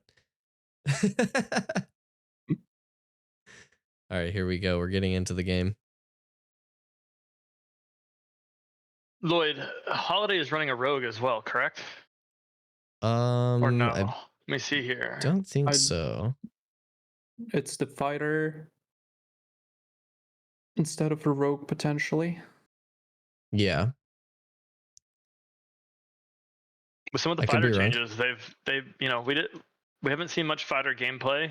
We had some fighters in the first tourney we did. They seemed lackluster there just due to the TTK, you know, prior to the TTK changes, you could just melt the fighter. They didn't have him, their toolkit did not allow them to survive. But in the current meta, they can be juggernauts. Yeah, especially with that blood fusion, they can definitely sustain their way through a lot of these fights and a lot of these major collisions between the two teams. And the cleric doesn't have to try quite as hard to pump through. If I was Madhouse, I'd be looking at maybe putting an early silence on that fighter to get his cooldowns out of whack, and let him get caught out and have make him reset. But if he's allowed to get through and just pop his berserk and just go after him, he might be able to just down them all. Yep. We have seen some big cataclysms putting out massive AoE damage. That is another big reason to have a fighter in your composition. Just being able to pump out AoE more than a rogue could. I would say a rogue is probably more focused on like the CC, control of the combat, and like dashing in and out, just being like an annoying gnat. Fighter is really in your face, pumping numbers, trying to get those dazes, those snares, tripping people when they don't have a whole lot of trips, but they do have like the one trip in their kit. And just trying to out sustain, especially with the new TTK, where you're not necessarily you don't die immediately. Last phase fighters were terrible simply because mages would like one shot them. They were never able to get off more than one rotation. With that blood fusion being able to reset a lot of their abilities, getting 2 rotations off in these fights, in these dives, are extremely important, as well as having those double vines to really help your fighter continue on in the engage. And the fight begins. Teams are moving. Oh, we have Holiday moving up. Yeah, you had Rory up. All right, so we have both teams wrapping around, kind of doing like a whirlpool maneuver. Yeah, circling the pillar. Madhouse afraid to take the high ground. Holiday taking the high ground on the opposite side. And it looks like Madhouse is finally moving up. They feel a little bit safe. Now we have them on the ledge. And technically, Madhouse have the advantage. There are some spells trying to be sent out. Holiday holding this ledge.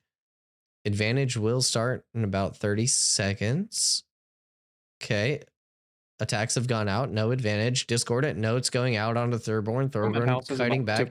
Grapple trying to happen on Fanak. Look at the rogue. Look at the rogue. Oh, the rogue's in the back. He's pincering. Behind. Yeah, GG at the back. He's pulling some attention. There we go. We've got some fighting on the ledge. There's some LOSing happening. GG's off. He's dragging people's attention. Is it enough for Thorborn to get in? GG's trying to stay alive. He's kiting back to his healer, and he's able to stay alive. Proof also going back. Lots of chaos in both of these fights, both front and back on both sides. GG trying to stay alive. He's rooted. Down. I don't know if he can. He shadow steps to get out. He does the CC to break. Thurborn getting low. I don't know if he has enough for the blood fusion here. Lots of damage. No deaths yet. Lots of chaos. No, we've got have to regroup. Barn Damp from Holiday down. Barn Damp falls. Yeah, 7v8. So, okay. Proof getting low. Looks like Madhouse might be in an advantage here, but I can't tell. There's a lot of damage happening as they go through. GG trying to cause as much chaos with his little health. He is just being that gnat, being that rogue that's going in and out of here. We have Thurborn on the back. He's really trying to kill GTR. The cleric gameplay is happening. Tildor trying to keep people alive. GTR really needs help. That fighter is just on him and he's dead. Okay. They have no more heals for Madhouse. Holiday could really turn this around right here. Oh my god, this is madness. Everybody is low. There is no heals except for Bard heals on Madhouse. Everybody has to kite out, but Holiday also has some losses here. The revive. Thurborn, the revive comes out. Nice. Thirdborn has to make it Heal through. goes down as GG also kiting Just needs to out. Soothing focus here. Shadows. Big stun onto Sagan. Sagan's trying to kite his way out. Oh my gosh. Another the Garuga turnaround. just absolutely deletes. Holiday playing this really, really well. They were able to focus down the cleric, and now they're trying to get their way out. The last few people, everybody's playing with really, really low HP bars here. Talzorn, low. Fable, low. Proof, finally able to re-up his team with these heals as they finally wipe Madhouse. Oh my God, Extremely the well played by turnaround. Holiday. Wow, they locked in. Oh my God. Yeah, I thought it was I thought it wasn't going to go well for Holiday there, but they really managed to turn it around. Even though The they distraction lost from one guy early. GG distraction. I thought he was Yeah. going to get killed there. I think he did enough in their comms to maybe pull some of it away. That's insane that he stayed alive there, even with the Gambit coming out. Yeah, Insanity. oh my gosh. So he had been an integral part of that play, 100%. Same with Thirdborn. Thirdborn was the one that had been constantly sticking onto GTR from Madhouse, and he was just pumping out as much damage. He was almost completely ignored because GG is just being annoying as hell, and he's like fighting in there with maybe 50% HP, maybe less. And he's just going in and out of these fights, playing with his healer. He's got a lot of soothing shadows, a lot of sap regen, trying to keep him alive as he's going in and other people are focusing him. Really well played from those two. Really well played from Tildor, keeping his team alive, and Proof with those heals as well. You know, I thought that they had a rogue. Flanker was saying that they thought they might have swapped the rogue out, but the rogue coming through, I didn't even notice until the game had started that the rogue was in the game. Yeah. Same. That was Yeah, that. I think the triple melee comp there. That's something we faced yesterday night. Yesterday in the prelims was the fighter rogue tank all getting on one target. Just very difficult to deal with. honestly, Yeah. I've lost count how many times GG was close to was about to see the god, but he was like, nope, not now. He's trying to see the divine, and the divine helped him. There was a point where GG rolled off the rock outside of his smoke bomb, where he smoke bombed up top, and I was wondering if he was going to get the re-stealth, but he did get it because he was out of range. That was incredible. That was probably the most hype fight I might have seen this tournament. There were a couple of good fights yesterday that I had thoroughly enjoyed, but that one, being down 7v8, making that comeback and being able to push your way through, find a way to win and turn the tide. Huge ups to Holiday on that one. And they take a huge game. Yeah, that's the kind of the fights we want to see, I guess. Everyone wants to see fights like this, because I remember back from the EU tournament in phase 2, like with the old TTK, there were, much faster fights, but there were some fights that were like literally lasted for like several minutes, and those were like, you literally bite your nails watching them, because it's like insane, especially in the circumstances when, one misstep, you're dead, pretty much. One snipe, you're dead. But yeah, well, that's kind of what I thought was going to happen there. Holiday had that one player go down, Barndamp, yeah, and usually Barndamp, and usually like after that first person goes down, it's like it's all downhill from there unless they can pull off something spectacular, and they kind of did it. They kind of did the spectacular thing where they turned it around with even though it was a 7v8 for a majority of it. So yeah, good shit. Barndamp is Soboloda, the GM of Asylum, or aka Holiday, and the thing is, he was playing Mage all this time, so he re-rolled to Ranger just like not a long time ago, just maybe a couple of weeks. So it's been a challenge, but what drew on that, if you can elaborate? Do you know, or why he wanted to make the switch? Was Mage just not performing quite as well, or? I believe there were several people in our guild who did that, because it's not what they used to when it comes to Mage. Don't get me wrong, Mage can still be good, but it is significantly less impactful. I feel like Mage was affected by TTK more than other characters, other archetypes. Yeah, to be honest. I can see that from happening. Okay, the match begins. Here we go. Oh, that's an interesting choice of the path. Yep, so they're going to be moving on to the ledge here as they move forward. This is pretty dangerous from Holiday's perspective. They do have to make their way through that choke point. Maybe GG got spotted out. He's getting grappled in by Fanak. Okay, he's making his way back. This is a very difficult position for Holiday to be in. They have to find a way out of here. Garuga goes in for the Horror Frost, Cone of Cold, Prismatic Beam on a lot, but doesn't make it all the way through. Bezten in the very back. I don't know if he can make it out. GG getting a lot of stuns off in the back. Holiday couldn't, or Madhouse couldn't follow up on that engage because of the madness that was happening in their backline. Proof stays alive. Bear Traps going out. Thurborn going in onto Sagan. Sagan is getting focused. But meanwhile, I am Holiday trying to kite back out. GG with the Shadow Cascade for gap close. Does the acrobatic strike onto Sagan, tries to move away. Bezten seems to be getting focused down on the backside. Tile Door trying to stay alive. Smasher goes down. Okay, a little bit of chaos. Holiday down, 7v8 one more time. Another Ranger down. Wings of Salvation comes out from GTR trying to save Sagan. Sagan, Consecrating Wave comes out. Whirlwind on to 4, but it doesn't do a whole lot of damage as GG and a lot of other members from Holiday are very, very low. Looks like they are on the back end here. They're trying to regroup. Everything's split up for Holiday. GG goes stealth as Thurborn's deep. Tile Door trying to keep him alive. Blood Fusion trying to keep him alive, but he cannot do it. He falls down. Proof going inside. Bezten. Oh no, Holiday is falling apart as Madhouse is coming up. Thurborn's back. The res comes through. Oh he goes down again. Oh, and he goes down again. Madhouse looks like they're going to try to clean this up as Holiday. They're just trying to find any semblance of getting a kill, getting anything to help them out here, but it looks extremely difficult. GG is the focus. He's dashing out with that advantage. Everyone is giving him low on mana. I checked the targets. Everyone is low on mana. There we go. It's all auto attacks. It's the auto attack to death meta here. Tile Door finally goes down. There's no more heals. And it looks like it is going to be Madhouse's victory. What a fight. Insane. GG Madhouse.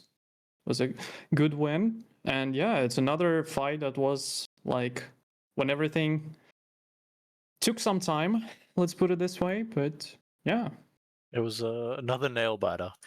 Long enough for them to run out of mana in the middle of the fight. Yeah.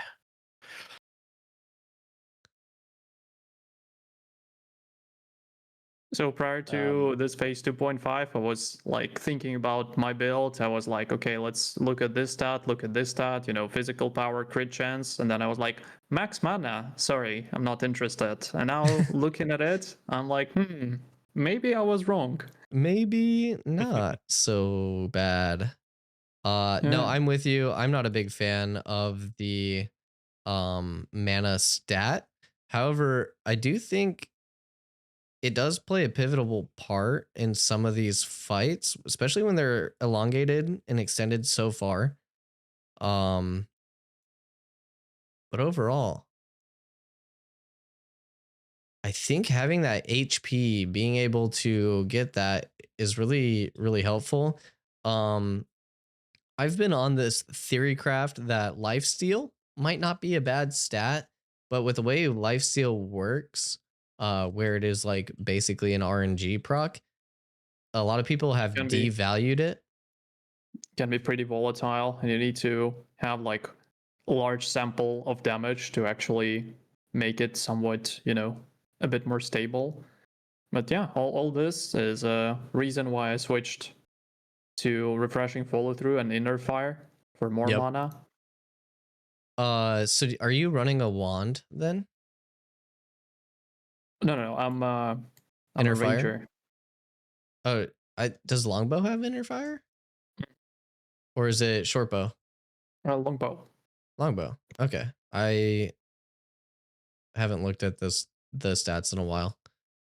I almost always use crushing blows simply because damage, but yeah, understandable. I've been using that all the time, but now I'm like, what's the point of having that damage when, like, I'm auto attacking? And yeah, true. Do you find that your auto attacks do more of the damage, or are you using most of your abilities as a ranger to pump out that damage?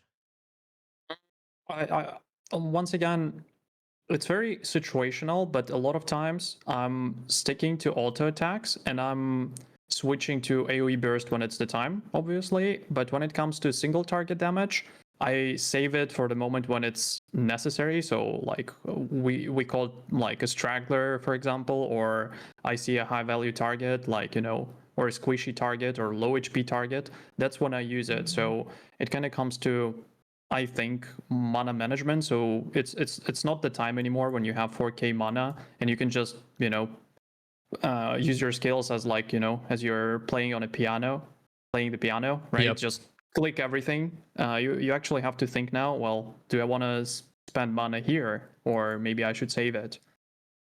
Yeah. I do know there's a lot of rangers in our guild that think of barrage in PvP as like a meme. Because if you dodge roll it, you get that stamina roll, you get that stamina regen. And so like anytime somebody tries to barrage you, you can just dodge roll out and your stamina bar is completely refilled. So 100%. Barrage seems to be a bit of a, you really have to know when to use it, and you kind of have to like almost instinctively know where the opponent's stamina bar is. And I think that just comes with a lot of experience, time, recognition of like, it takes 50 stamina for every archetype except for rogue to dodge roll. And then you kind of have to instinctively follow that they're going to be dodge rolling twice. And then you have to be able to use barrage in that moment on that target. And you kind of have to, guess that out. Or you can use it to kind of like try to bait out their dodge roll. There's multiple ways that you can kind of like use that as mind games as well. Especially since you can switch targets with the barrage. So you can start a barrage on somebody, make them dodge roll, and you can swap your target to the next target and it'll follow. So that's a really cool mechanic for rangers, I think.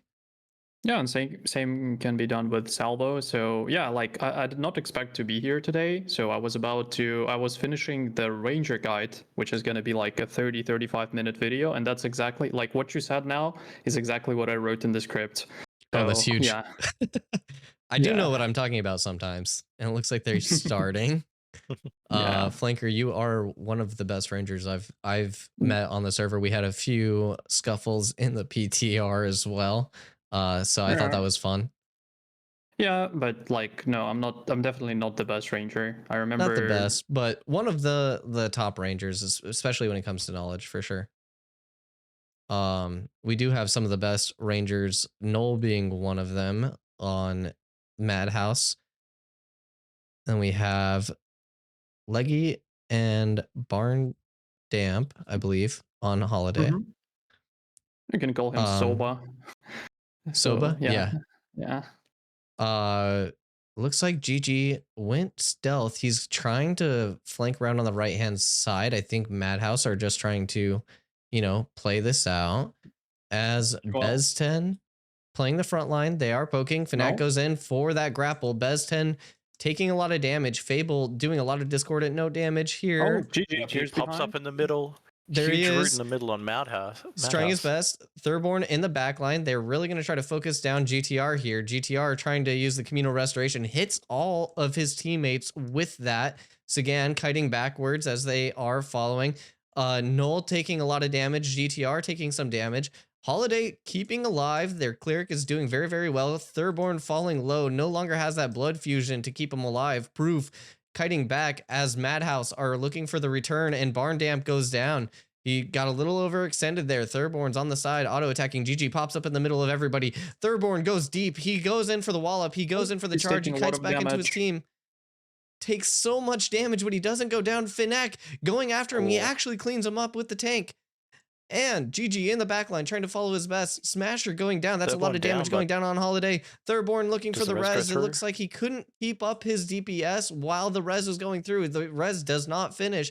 Taldor trying his best to stay alive. He's using the Consecrating Wave as he's getting Arcane blasted. He's trying to kite out. He's literally the only healer. He's getting completely solo focused by Madhouse. Madhouse finally cleaned him, and they will clean the rest of Holiday. This has been an exciting fight as Holiday goes down into the series 1-2. This is a best of 5 in the semifinals, so it will be at least one more game for Holiday to make a comeback. GG, I told you, Madhouse is a hidden gem. They've been doing extremely well as the Russian representatives here. And man, they are pulling out some wins.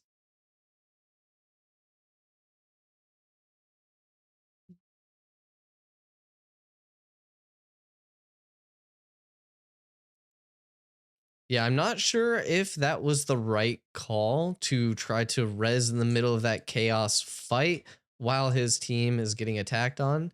That is a long cast. Maybe the Divine Infusion is something that he was hoping to use for like an instant cast, but I'm not sure if that was necessarily the right thing to do in that moment. Hard to say. I've never played cleric, so I do not have the authority to command that, but maybe it wasn't one. We shall see.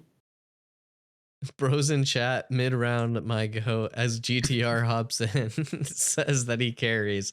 That is crazy. Yeah, GTR has been doing extremely well as he has been using the communal restorations to get his team temp HP. He's keeping everybody alive. He's staying alive himself with being the focus. I think a lot of teams are trying to dog on these single cleric comps, but they seem to be doing fine. They seem to be vibing. Their team is peeling well for them, even when I think the only reason why Holiday was able to make it out of that first fight was because Thurborn stuck onto him like like glue, and GG was causing enough commotion so that their team couldn't recognize that. Maybe after that fight, Madhouse got together in their team comms and said, hey, look, this is why we lost. This is what we need to do from here. And they figured out a formula. Now it's up to Holiday to figure out if they can combat that in any form.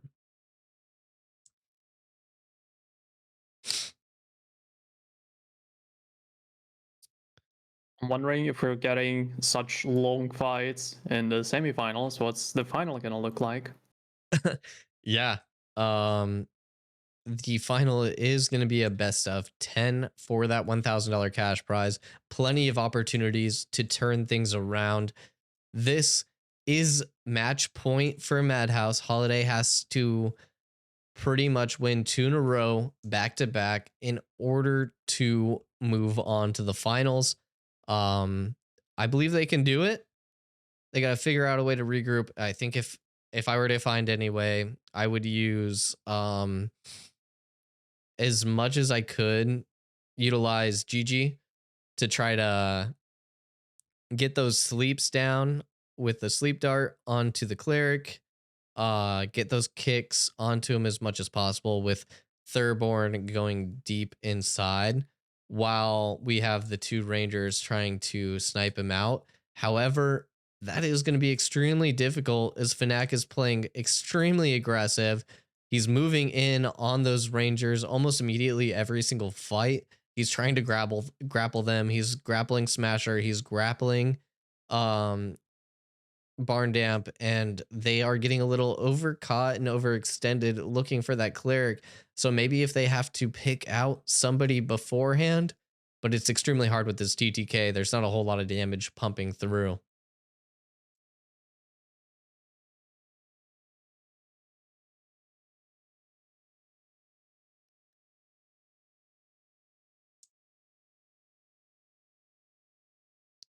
how are we feeling on what does Holiday have to do in order to win, guys? They need to show their A game.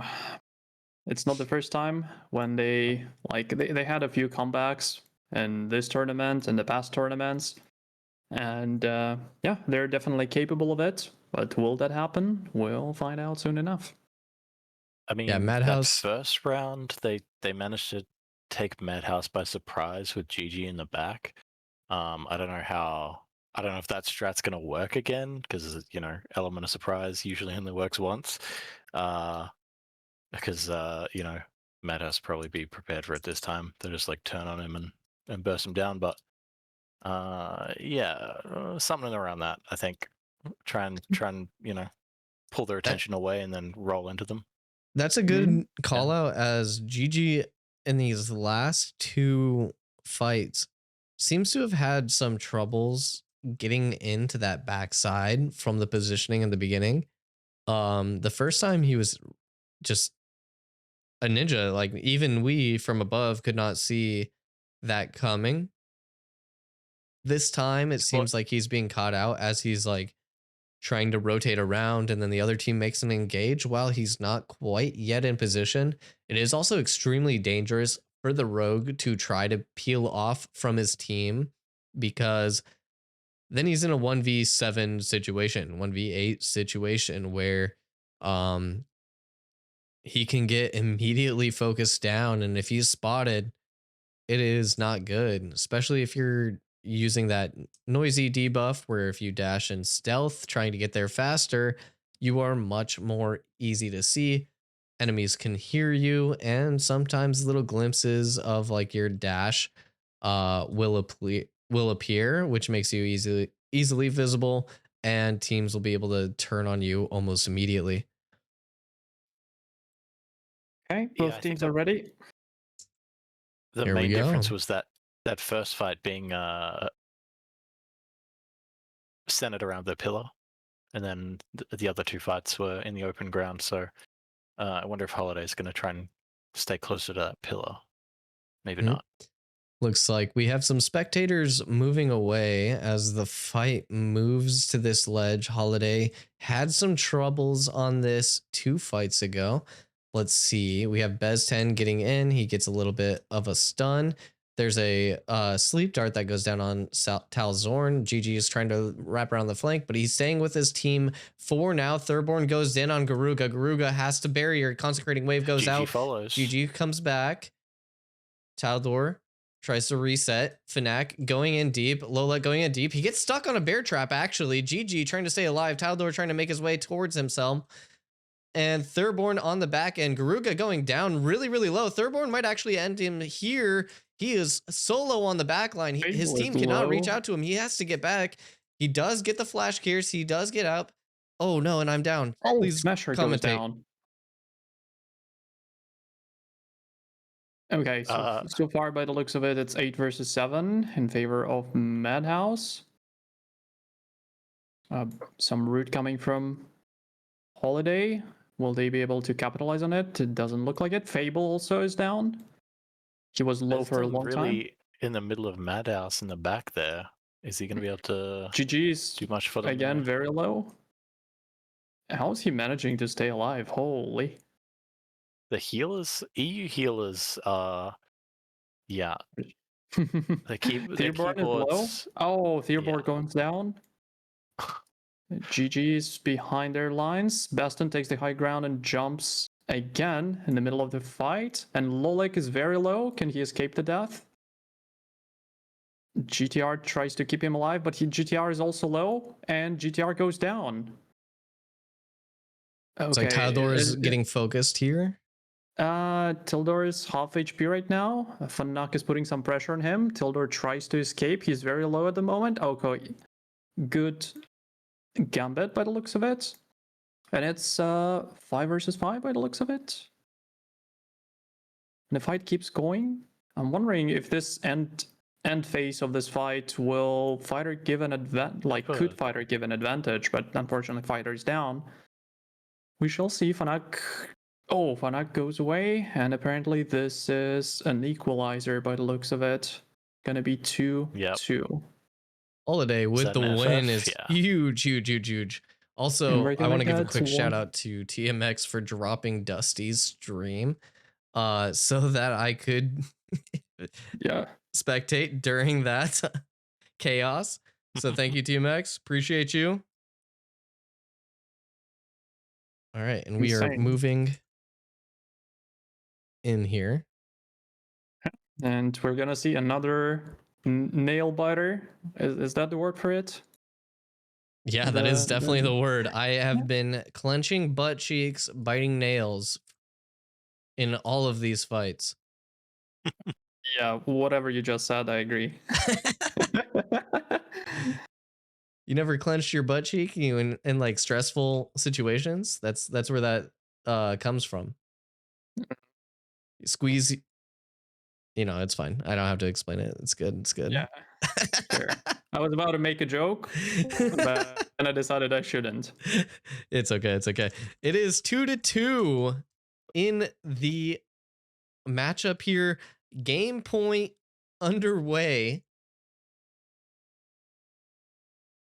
And man, I'm sure the tension on both teams is now rising. It has been raining on Vera in this desert, and one of these teams are going to be getting rained on afterwards. And I cannot wait to see what they have in store here. Holiday already prepped on their side, waiting for Madhouse to move to the opposite side.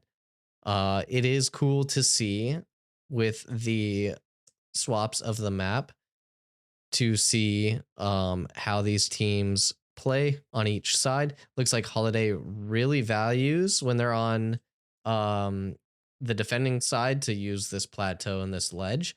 But as they move forward, they're going to be on the attacking side. They're going to be moving up. Let's see if they use the statue like Standby had to try to open up the map a little bit more. They seem to be doing a little bit better without terrain. They seem to excel on these like flat ground battles. Meanwhile, like every time they take an engagement on the terrain, they seem to be a little bit lost when it comes to how they're going to open up. But there was always that first map. We're seeing a huge difference here with one cleric, right? When that cleric getting pressured, I think we're seeing a huge difference where the longer these games go, the more dynamic the fight gets. People start falling, you get one here, one there. It makes it really hard for Madhouse to recoup that loss, right? So as the later this goes, I expect to see Holiday potentially take this entire round. If Holiday can do exactly what they just did, they're going to get into the finals. Yeah. And what a finals it would be with Holiday there. Madhouse has been putting on a legendary performance. People might have been looking down on Holiday a little bit from performances yesterday, but they are really performing today, despite being one of the top teams here in this tournament. So I think they are putting on their A game, as Flinker had mentioned, and they just need to do it for one more match. Yeah, Madhouse put on a clinic yesterday in our bracket. Today, it's looking like, not in our bracket, but they put on a clinic yesterday, and we're fixing to see it's go time. Yeah. Okay, and the match begins. Here it comes. Okay, Madhouse is not taking the cliff. Apparently. Holiday moving around on the south side by the statue. It looks like both teams might be completely out of vision here.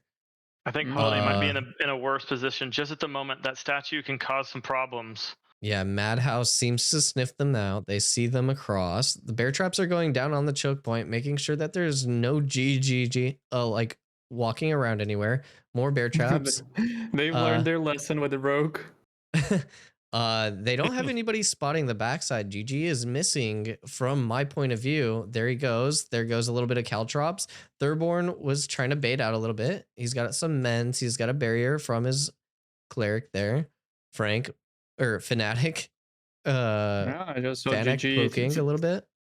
throwing something. Was that Yeah. Caltrops? Yeah, it's For me, it Caltrops. looked like Discordant notes falling into the back line. Both Pretty teams are big kind of standstill. hesitant here to Oh, just full engage, but Thirdborn here it gets slowed comes. down. Thirdborn is Madhouse getting is gonna go in engaged on on this, Reigns of Death maybe? happening on a lot of them on Madhouse. GG going in deep. Consecrating Wave. This is a big engage here. Lots of cooldowns going down. Thirdborn moving in as GG is trying to go back. Barn Dump taking a lot of damage. He's had a kite back into his team. Thirdborn is kind of alone. GG is out there by himself, but Thirdborn staying up. Good swap. Lolek by Proof, going I into think. deep side, trying to get that kill, but he cannot find it. GTR getting really, really low. He gets up though enough. I think the Defiant Light comes through, making sure that he doesn't die there. GG's caught here. He's getting really low. Lolek on the side. He's also low. He seems to be the focus on multiple Holiday members. And he's Still able no to get out and casualties. get to his team. Mana is being used like a Lolek huge resource. really Lolek low. finally goes down. This is a Down. 7v8 into Holiday's favor. As Reigns of Death go down on a lot of wounds on all of Madhouse. Prismatic Beam from Garuga trying to find Bardump. Bardump's getting low, but Sagan is also in a similar situation on the opposite side. Barndamp getting Fanak absolutely... goes down. Fanak Oh, goes that's so down. close. Fanak, their tank goes down. He doesn't have a whole lot of This CC. be it? Sagan goes down. This might This could look be like a it. Holiday win. This could be the win. GG trying his But best to GTR kill are Null. completely CC'd here. Madhouse running A full away. sleep. Are they giving up It seems like on that is it. game point? It looks like it. Yeah. Yeah. Holy Wow. Holiday Holy shit. really turning this in the way Madhouse was running towards the end there. I wonder if something happened or not, because it seemed like they wanted to stop the fight early. I think maybe they'd realize it might have been a loss. We'll probably bring him in and do the interview, right? That is. Yeah. Oof. So I think we'll bring Yeah, in if you can grab one Null of if them we and can. bring him in. But man, what a series. Holiday takes the win and they move forward onto the finals. How happy are you about that, Flanker? Your guild is making it into the finals. I mean, obviously I support my guys, but as a host, I need to stay objective. But that's pretty much going back Oh, to be what I biased, said dude. previously. It's your guild. Be biased right now.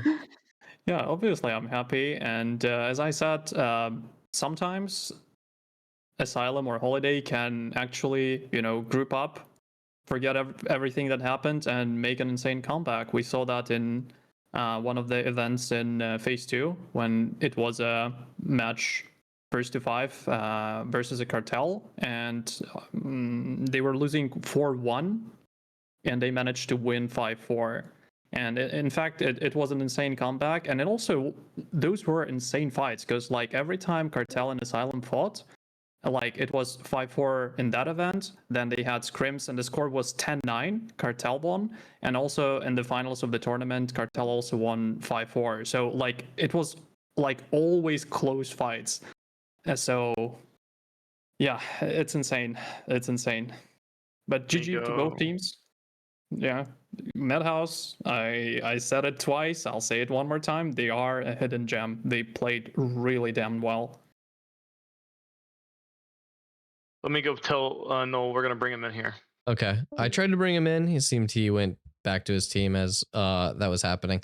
So we're waiting for an interview at the moment, but yeah, huge Holiday win against Madhouse.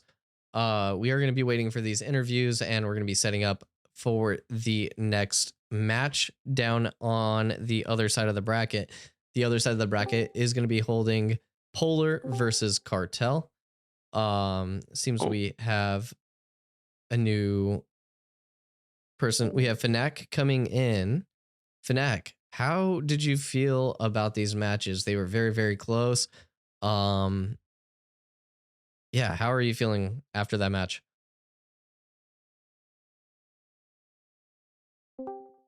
Ooh, you there? I think he's back. Welcome back. Yeah, Mac, I was just telling those guys thanks for being a part. Gotcha. Fanak, are you here? Channel is bugged. Yeah, we can't hear him. Oh no.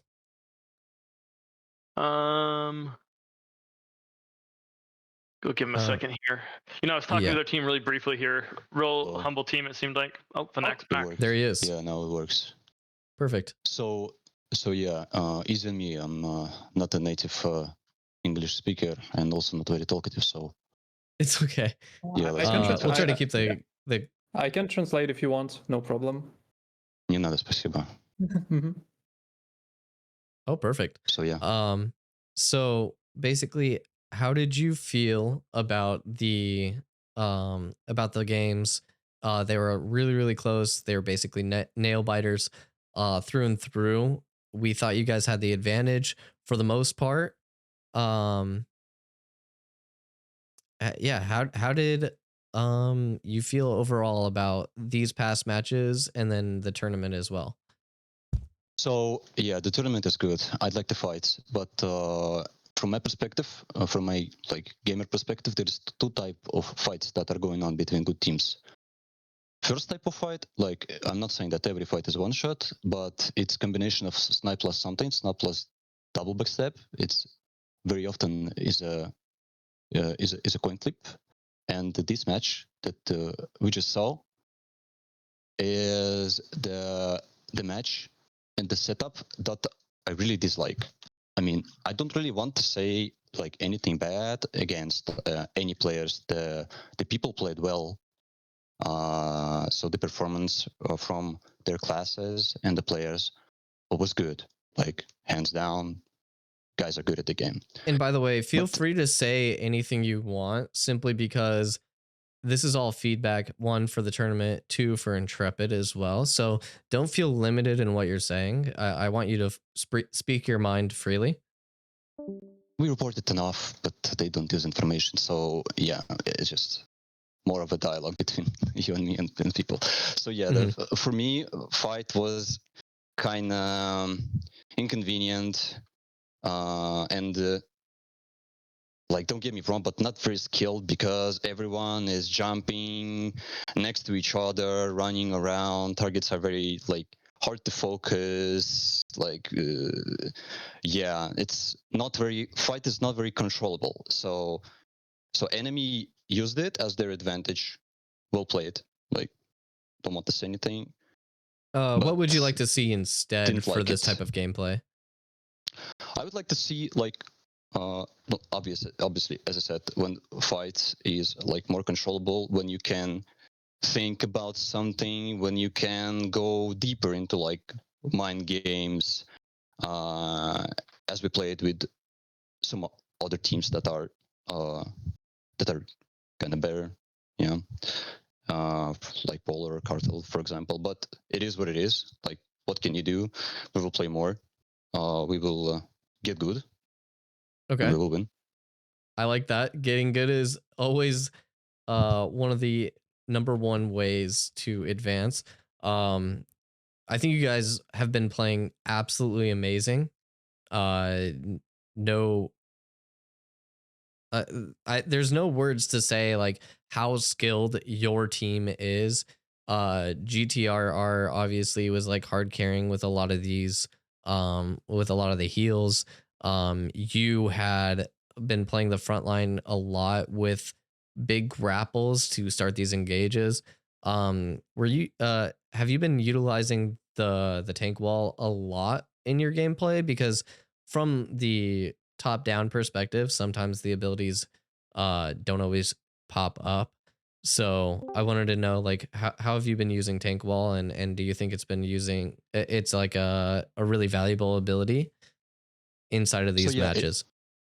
So yeah, obviously the ability is valuable, but it depends from game to game. For example, in this game, wall was not very valuable, because the most value that you can get from the wall is the blocking line of sight of the enemy. But when you have 3 players that are jumping on you and pressing random buttons against melees, it's not working very well. So I was not utilizing it right here. I could do better, hands down. But as you know, and as every other tank players also know, that tank skills are working very bad, inconvenient. Yes.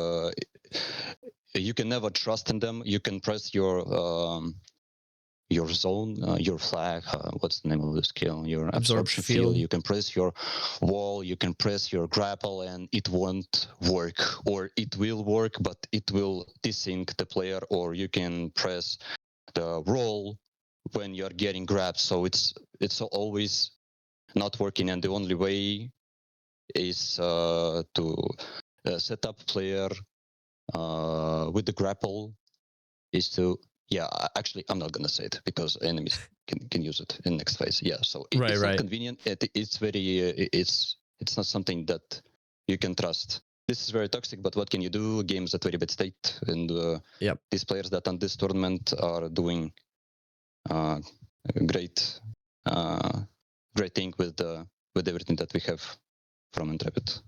Yeah. Mac, I've got a question for you. Will you join the next PvP tournament? How are you feeling there? So it depends. Our community, Madhouse community, is very unique. I'm very happy to be a part of it and to be officer in this community. We become like not just people that are playing together, spending times and farming mobs and fighting for pixels, screaming at each other.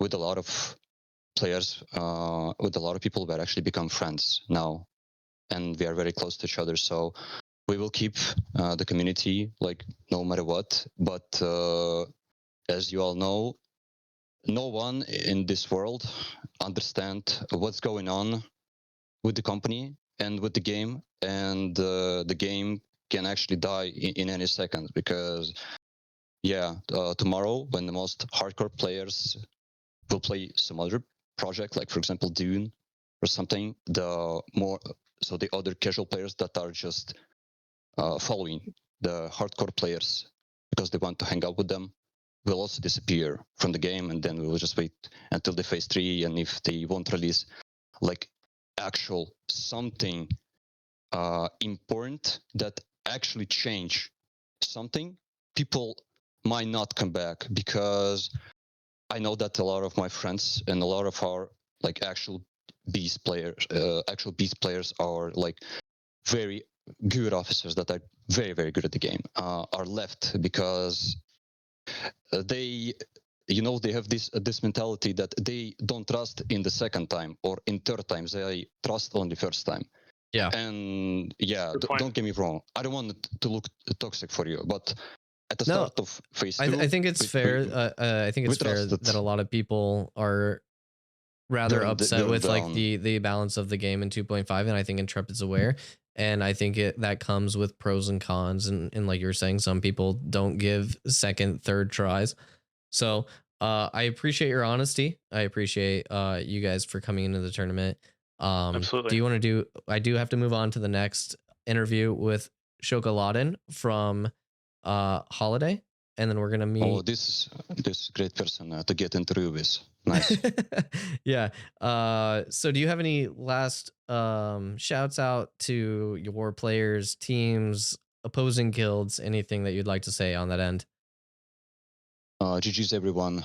You guys are doing great. Every team that we fought, you're amazing. Thanks for playing this game. And Madhouse is the best guild in the world. That's it. There you go. All right. Thank you, Fanak, for the interview. GG's. You had an amazing tournament. I will see you hopefully next time. If not, I hope you do well. Anyways. We will participate if you won't leave the game. Yeah. Perfect. Yep. Sounds great. Thank you so much. Thank you. And we're going to move on to Sjokoladen.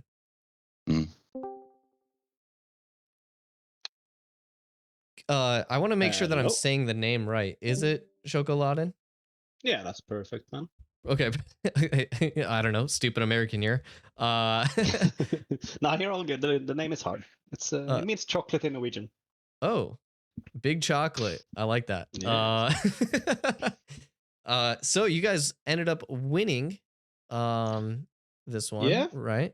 So how did you feel you and your team performed? And man, were these fights close? So, first of all, I gotta say, I wasn't playing. I'm a bench player for this. Right. We literally looked at our comp and figured out like a fighter is probably better into our composition and into these teams. So I was mainly just doing some shot calling and helping out with the support and coaching, kinda. Mm-hmm.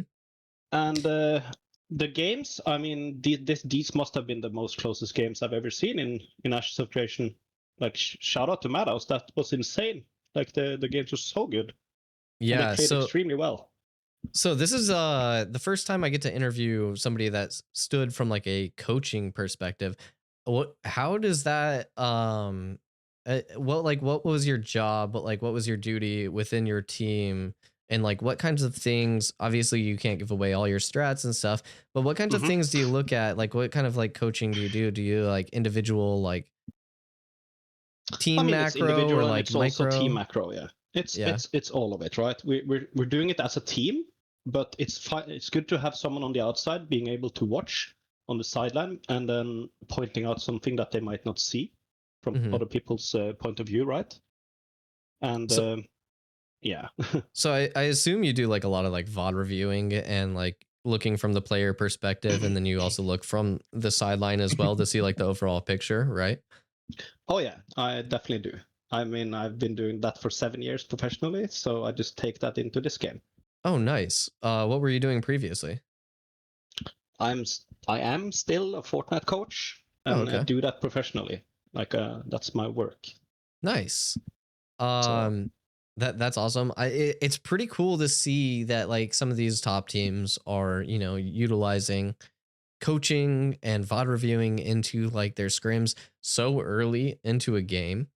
And I don't know, it's just been really interesting to see like the different comps. You said you thought fighter filled into your comp quite nicely. Is there any reason why you'd pick a fighter over, say, like a mage or rogue? Yeah, I'm the mage, right? So we have a rogue already, but in our composition, it seems like a fighter is working better just because it enables our supports, and the whole team synergy was just working better. And I also got to give a huge cred to our fighter, Thurborn, who is definitely the best fighter in the world. He shines extremely well in these hectic fights where we are triple melee and going in hard on people. We like to W key. We like to not be in a poking phase and sit around and act like, like we like to be aggressive playstyle. So it really works for us when we do that. Oh, that's really nice. I'm really enjoying bringing melee into the meta and having these engage.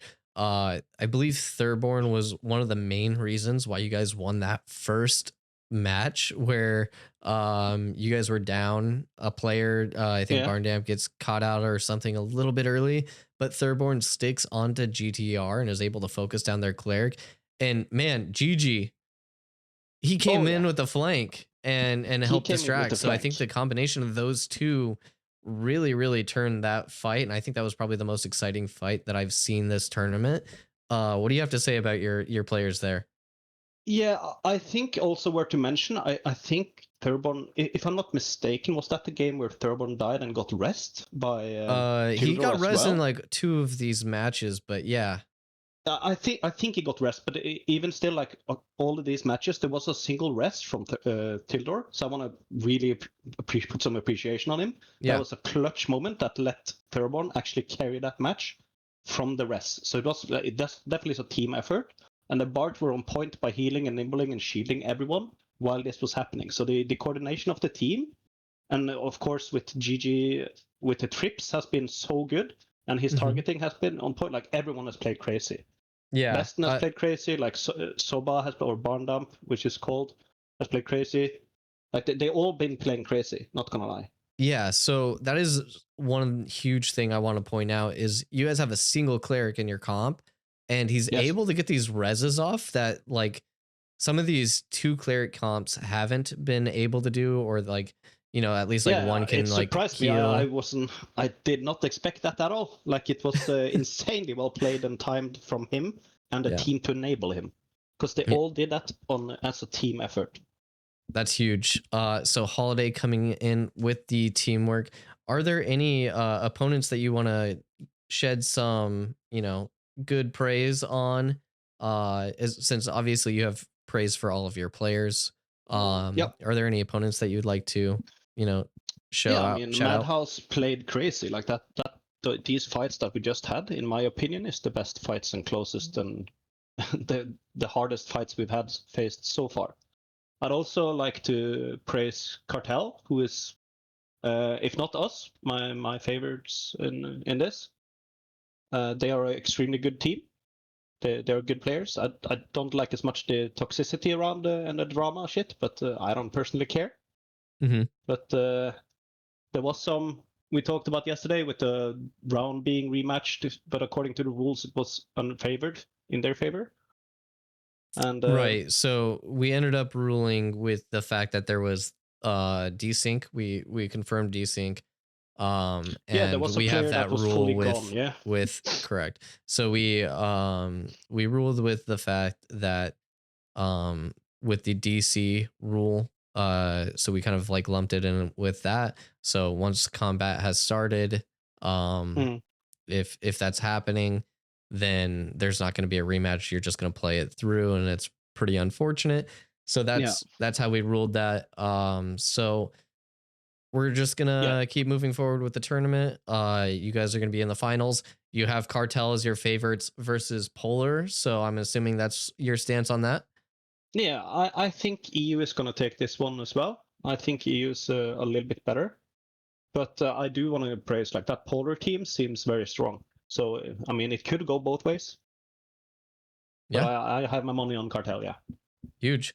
All right, well, GG's. And we'll see you in the finals. Thank you, guys. Yeah, thank you, man. We'll see you. See you later. And yeah, we are going to be moving on to Polar versus Cartel.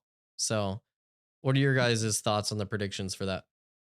I can tell you these teams are ready to get at it. They're eating at each other. They're talking crap in DMs.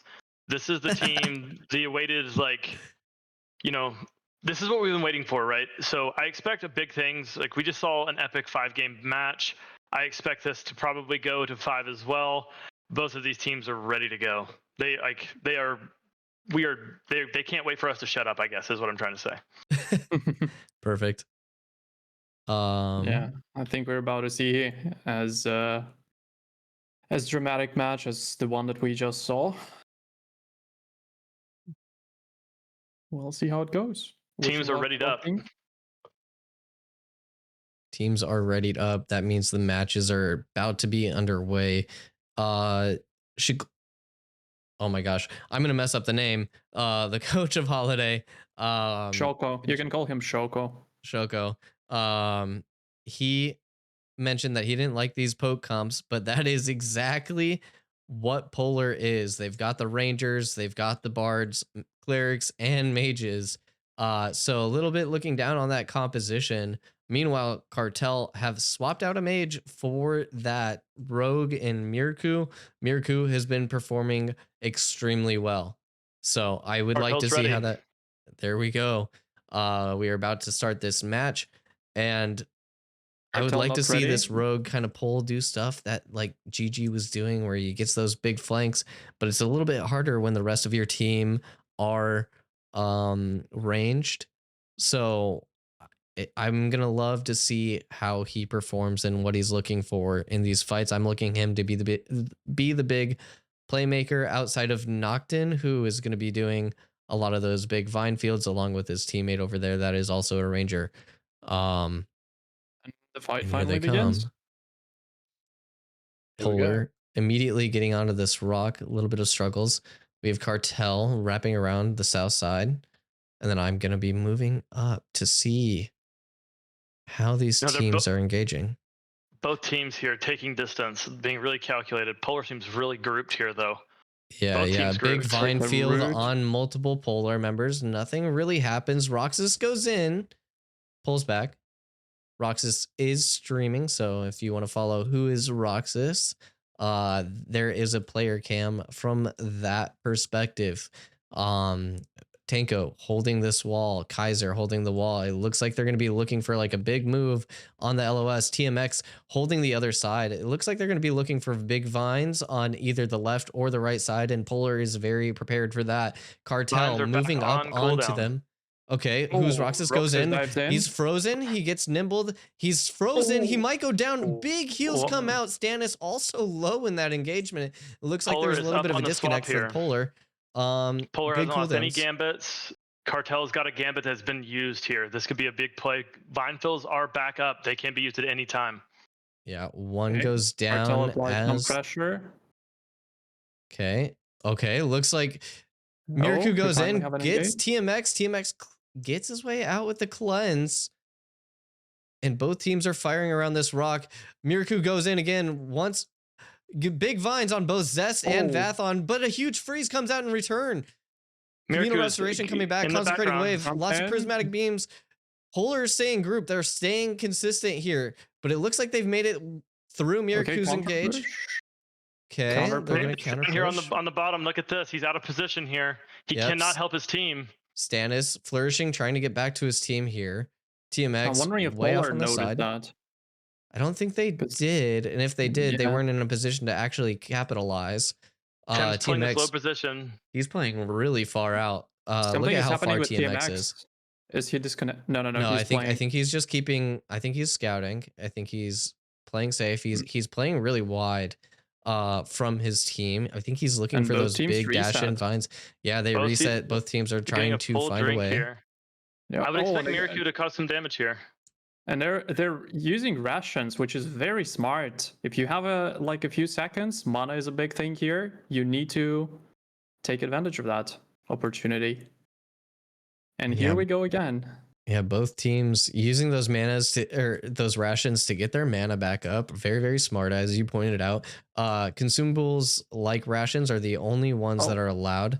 Okay, Miraku getting pretty low. The Rain of Death goes down on a few of them, but I don't think anybody's dying here yet. Tanko's getting really low, but he's playing really aggressively. Rains of Death come in counter. Cartel really trying to engage up on top of them. Miraku getting really low. They're frozen. Kaiser can't get back up on the terrain. Delore also stunned in the middle. Cartel is making their move. They're going inside. Delore does the Wings of Salvation. Zest is getting really low. Consecrating Wave comes out from Delore. Delore pushing through. Kaiser doing the Prismatic Beam to kite out. Colton goes in deep for a big mesmerizing dance, and then he gets the Wings of Salvation out of Hans. So now both clerics down. Wings of Salvation. Vathon's down. Polar's down. Two members here. They're getting really low. Here, though. Yedik's down. He's trying to get the res. Okay, Rez is pumped out. It's probably succeeded. Polar's got to try to stop this from happening. Let's looking for making a big play. Watch Lit here.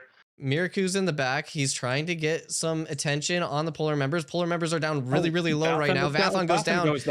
Tanko is very low. Lit is not going to be able to make anything. Kaiser's really trying to fuck with these clerics, but he cannot do it. Kaiser getting really low. Polar is on the back end here. They have lost three members.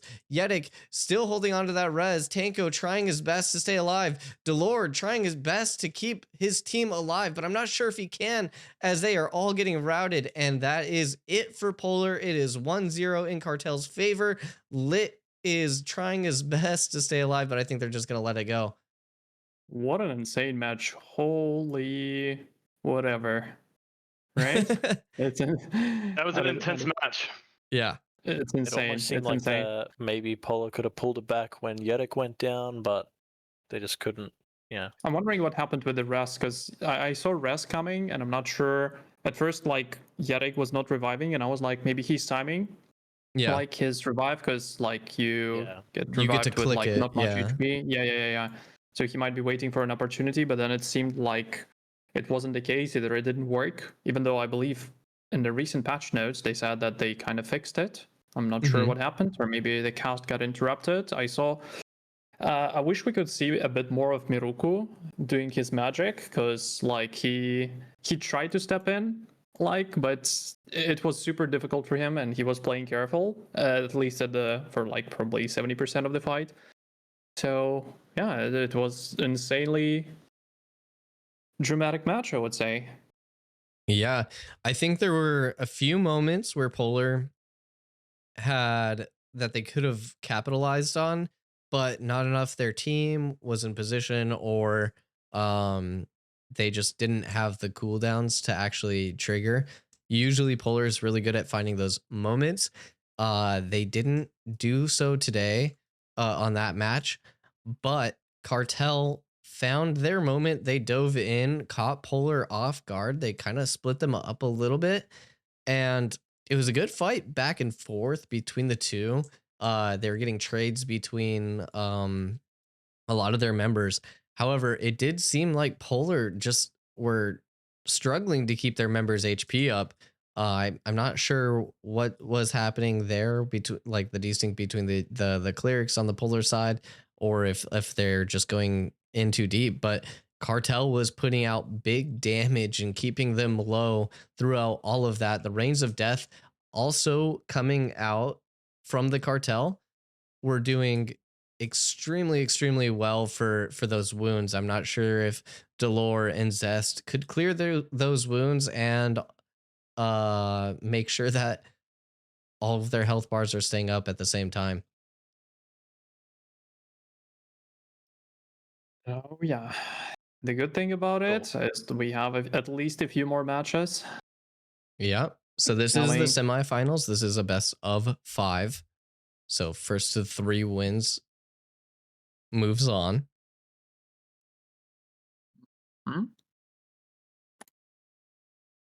We shall see. I expect Polar to make some adjustments here. I think the sitting down, the waiting, I think they, if they're pulling back, they're going to have to figure out what to do with Muraku and deal with that rogue in the backlines. Yeah, Bruce, as a rogue, when you have pretty much your entire team as range, how do you look for an engagement?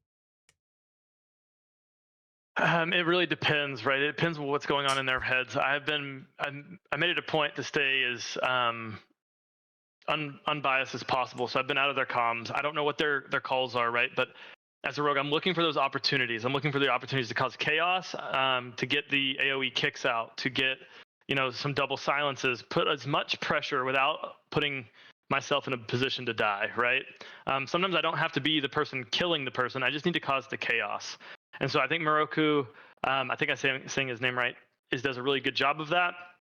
I do think that the Polar team has the ability to adjust, so we should see, right? We have a best of 5 here.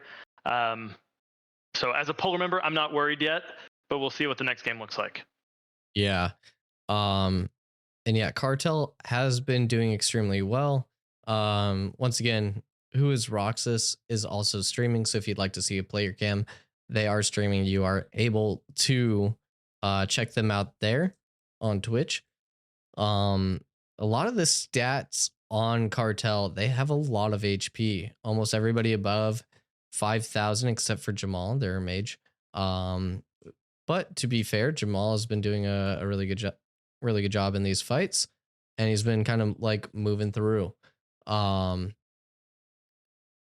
Some hidden tech. I think people are getting some extra HP off of some crafting items and things like that are, again, completely within the scope of the tournament. But oh yeah, there's certain professions that give you some equipment that'll give you some HP boosts. I think you're seeing a lot of that. I think these 2 guilds are what I'm going to call. I think all of the guilds in the finals are cutting edge, right? They've all put in this extra time. They've all data mined. They've all looked at, like, what do I want to use, what I don't, and then went out and put in the work, the long hours, the doing the job, I guess is what I would call it. And so as we see here, we've got 3 teams left, fixing to be 2. They're all gamers, right, from both sides. Yeah, and somebody in chat pointed out that Noctin and Maluna are both extremely good rangers. I would actually put the rangers on both of these sides as probably some of the best, if not the best rangers on the server, between Muggsy, Tanko, Noctin, and Malundo. They are all extremely strong. They find these really clutch openings when it comes to these vine fields. They do their Rains of Death and kite back into their team extremely well. Then they can follow through. It's really about these opportune moments and finding these moments for the ranger. And then outside of that, it's just making sure that you land your scatter shot and your other AoEs and doing as much damage as possible. So positioning extremely important. From the Polar side, I will say these guys have been here before, right? In the last tourney we did, it went to match point against, at the time, Envious versus Polar. Tanko's been here. These guys have done this before. I expect their nerves to be calmed out by now and for them to really focus up here. So yeah, we shall see. So first match, nerves out of the way. Polar moving around on the south side. We have Tristan. What is Cartel doing though? They're not Cartel going anywhere. or not to They're be just seen. chilling. It looks like there was a little bit of a disconnect with the ready. Crash Happened. Okay. so crash happened. There was no combat that happened. Therefore, the reset is allowed. However, if that crash happens after combat, the match will continue as normal and the result will remain the same. It's good that they called that out prior to combat. Otherwise, that could have been a disaster. Nobody wants to win that way. That's a really shitty way to win. So glad this is being reset before that happens. No, absolutely. We definitely don't need any other, questionable situations. It's better to right. And just while we have a little bit of downtime, to speak to the questionable things, right? This is a tournament in a game that is in alpha. Things are going to happen. Bugs are going to exist. That's why the rules are set up in a way of categorically, if you crash mid-game, there's nothing we can do about it, right? It's an open world tournament, right? If you get griefed at a certain spot, there's nothing really we can do about it. And the terms of the tournament are kind of set that way. It's to be as fair as possible, in my opinion. I think the only way that can potentially not just solve it, because it's unsolvable, but potentially mitigate the negative side of it, is having the matches that are not best of one, pretty much. That are first to 5, first to 7, first to 9, because that's removes the volatile part of it. I mean, yeah, it will still be unpleasant to lose one game because of that. We have actually been speaking. The end of the world. Yeah, we have actually been speaking about that in the organization Discord channel. We believe in the future tournaments we are going to be looking at better ways to mitigate that with more best ofs, so that these best of ones do not result in so much drama. You can kind of get a better feel for who's the better team, as long as you can continue on with more games against the same teams, able to adapt, to change your strategy, change your gear up. I think these are a lot of ways in order to move that forward.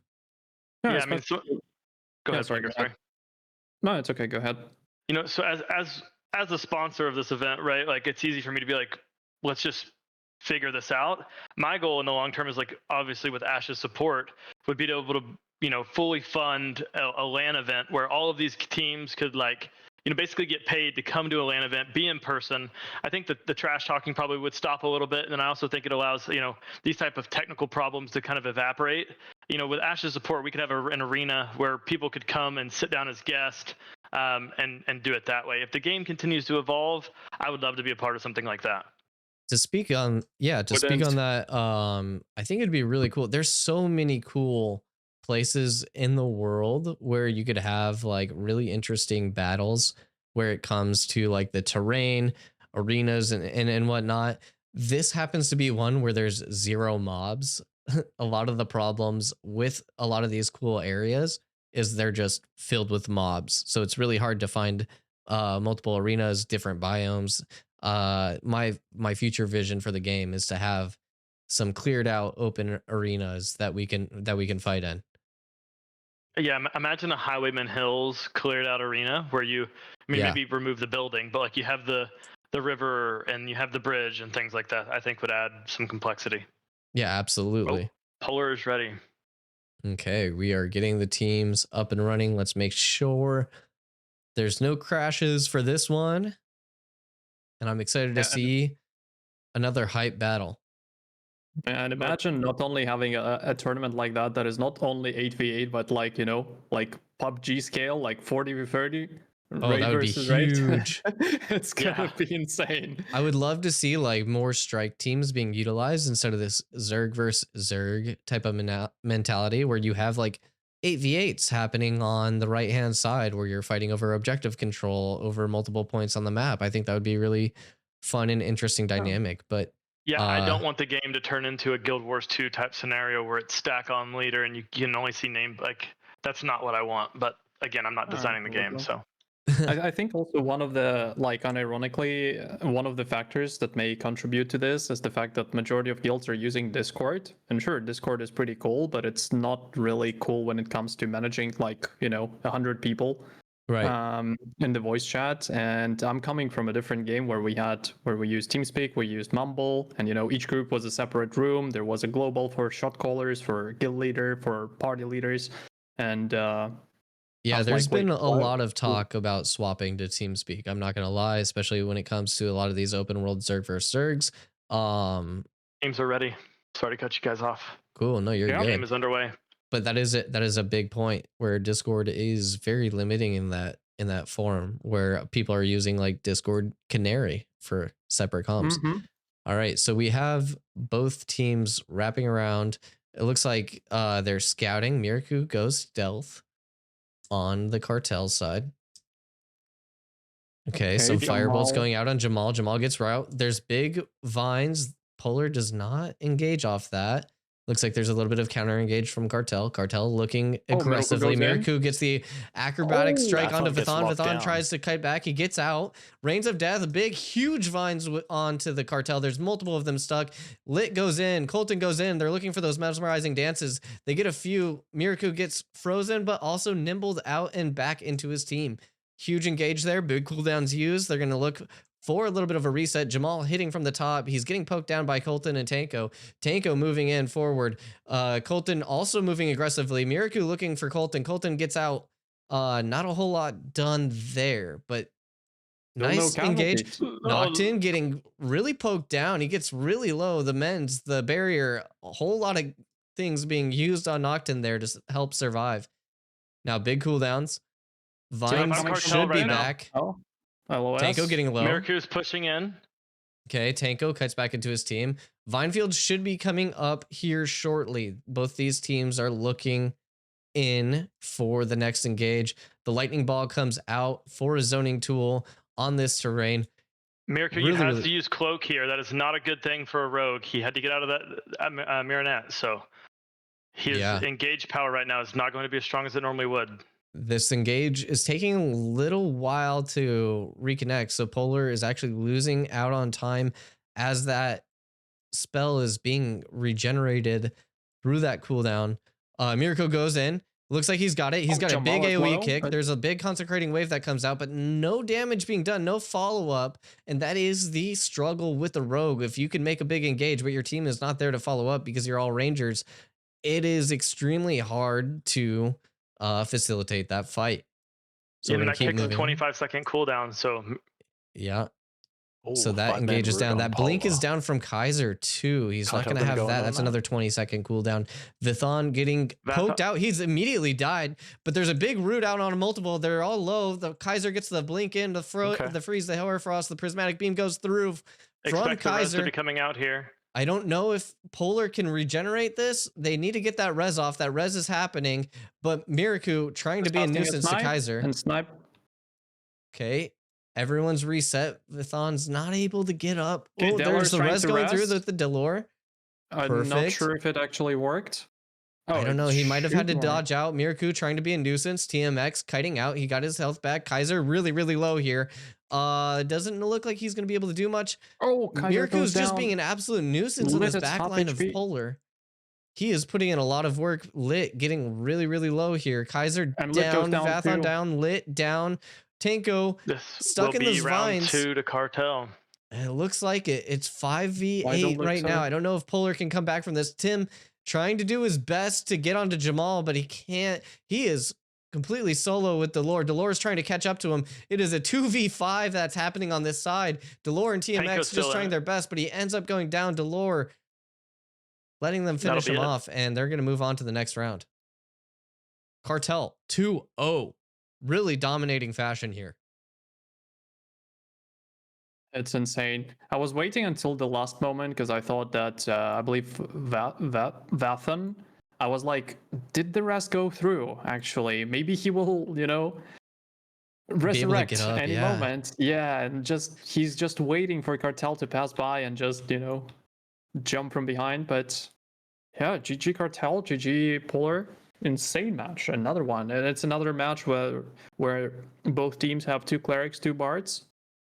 So, you know, it's one of these things where I don't think Polar has connected yet. I think there's a little bit of, if the damage lines up, some of these guys drop from Cartel. I think Cartel's doing a really good job right now of lining it up, picking their engagements, and then putting someone down.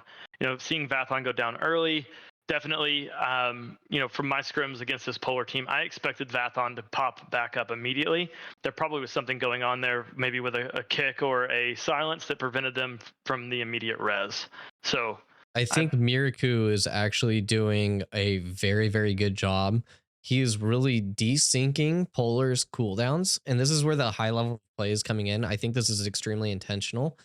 Miraku's going in, he's getting these kicks off. He's stopping some of these mages that are like trying to engage with their Blink, Horrorfrost, Cone of Cold combo, and they have to blink out or something like that where they're unable to use it and they're desynced, and then another person gets caught out by another CC from Miraku, and now these CC breaks are off cooldown off of each other, and they're not able to like recuperate or really go in at the same time. So they're really desyncing Polar's counter peel and counter engage by this little gnat just happening in the background, just getting these little CCs off, making sure that they're blowing certain cooldowns, blowing nimbles.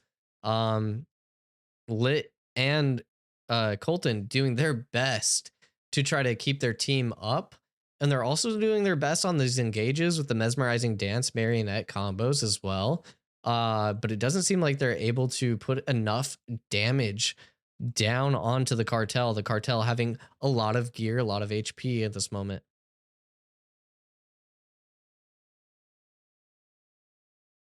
But I will say both of these teams are competing at an extremely high level, despite it being a Cartel favored matchup right now.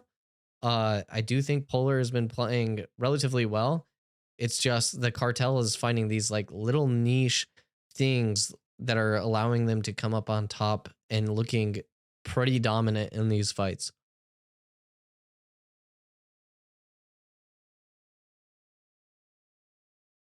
Will there be actually a match for the 3rd place? There won't be a like prize for 3rd place, but I would love to see more fights. It is very possible that we get a 3rd place fight just for the extra PvP. We know these guys like to PvP. They want more fights. I'm sure we'll see it. But like I said, only the 1st place winner gets that cash prize. So regardless, I think we should be able to see this. Let me talk with the organizers, make sure that's okay. Curious, who's the sponsor though? How did they like? Is it someone from Ash's community, or it's like a separate? No, that is, I can answer that. Flanker, I'm the sponsor of the tourney. I am a business owner, and so I'm doing it. I see. Yeah. So that's why I'm staying as unbiased as possible. And I will square up with whoever wins the tourney at the end here. Perfect. From the sponsor's mouth himself. Speaking of our sponsor, we have in the bottom right hand corner of my stream, Mavwicks Fragrances. So if you are a sweaty gamer, make sure that you smell good by getting some Mavwicks Fragrance. Promo code ASHES for any product that you spend today. Awesome. Yep. We have more Cartel chants in the chat. I love it. Yeah, I'm enjoying the chants. I'm enjoying those. I'm just reading through those, and yeah, they're good. That's good stuff. We like that. Like you were about to say something? No, I don't think so. Even if I did, okay. I already forgot, so. No, a memory of a fish. Happens. All right, we are preparing for the 3rd fight. This is match point for the Cartel. Polar needs this reverse sweep to happen. I'm not sure how they're going to pull it off, they've looked a little bit shaky when it comes to these engages. They just need to find that big roots, but Cartel keeping spread out just enough where they don't just get absolutely obliterated on these executions. So Big Root is a meme in our guild. It comes from me screaming Big Root every time when I cast one. Yeah, don't worry, we have that as well. Anytime a root goes down, huge root, big root coming in, everybody go go go. You know, it's just exactly. the shot calls are hilarious. I love it. Yeah, they're making fun of my shot calls, like, because I previously, prior to Ashes, like, there was a gap in my MMO, history, and I was playing Squad, which is a 50v50 shooter, and you, like, sometimes you need to speak very loud because something important is happening and everything else doesn't matter. So I raise my voice usually, and somehow I forgot that I need to adjust for Ashes, where it's not that, crucial usually. Yeah. And yeah. I mean, there's different types of shot callers that I've noticed. There's like the calm, like just informative, like here, big root, need nimble, like very, very like calm, collect. Then you have people like Kaiser, who is just absolutely like, get deep in their ass, go, go, go, everybody go in, just momentum shot callers. And then you have like just people that are just like calling in on like big clutch plays, shot callers on like the micros, shot callers on the macro. I think there's a lot of different ways people shot call, and it's I think coming from like a league perspective where everything is just give me information, keep it calm, keep it minimal. Jumping into this MMO shot calling atmosphere has been a complete culture shock for me. Yeah, absolutely. Absolutely. We have the equivalent in our alliance as well, but one of the shot callers is usually like very puts a lot of emotions, but it's also good because it's like, it's one thing when you say, oh, okay, boys, let's push, and it's another entirely different thing when you say like, okay, we got them, push, nimble, shielding dance, nimble, root, that gives you the energy and the momentum and like the confidence, and everybody like, I feel like everybody not everybody follows, but there's a higher chance that people will immediately follow the call that is more, that has more energy. So yeah. There is a lot to say about confident shot calling. Even when it's wrong, if everybody follows through and does the same thing and it's made with confidence and everybody goes in with confidence, it could change the fight, even if it's not the right call. So like, it's always that argument of like, everyone following up on the call is better than on like a bad call is better than not following up on a call at all. And so I think that's very, very true in MMOs. It doesn't matter how good or bad the call is, as long as people go through, follow through with it, and they have the confidence to do so, you can win engagements that way. Yeah, that is true. So I'm curious, Bruce, you had Gachi in your team. I would love to know, who is your main shot caller? Is it Gachi? Yeah, so we have two. It was Gachi and Draco, or Dracoth. Oh yeah, Dracoth is also a huge yapper as well. He does see the field and has like a lot of awareness. I love Dusty's spinning right now. It's funny. There's some certain comms that that clutter, right? So things that matter to me, and I think to the teams, are like, nimbles on cooldown. You've got swaps on cooldown. Sometimes I've heard, certain teams talking about, okay, they've got two rangers, both use snipe, no snipe cooldown for X amount of time, right? And like calling some of these things out and movement, right? Mm-hmm. Sometimes it's, for our team, it was like, we're going to target, let's pick the best target for that particular round. And it was never really like -1 game where it's like kill the cleric, right? The kill the cleric comms to me just don't work as well as ebb and flow throughout what's happening in the game. Those are the teams, and I think that's what you see from both Polar and Cartel and Holiday, where they're calming what really matters. Because they're already here for a PvP tournament. They're here for the tourney, right? And so I don't think they need any more motivation than winning, and then also the cash prize. But yeah, I think they're all playing great.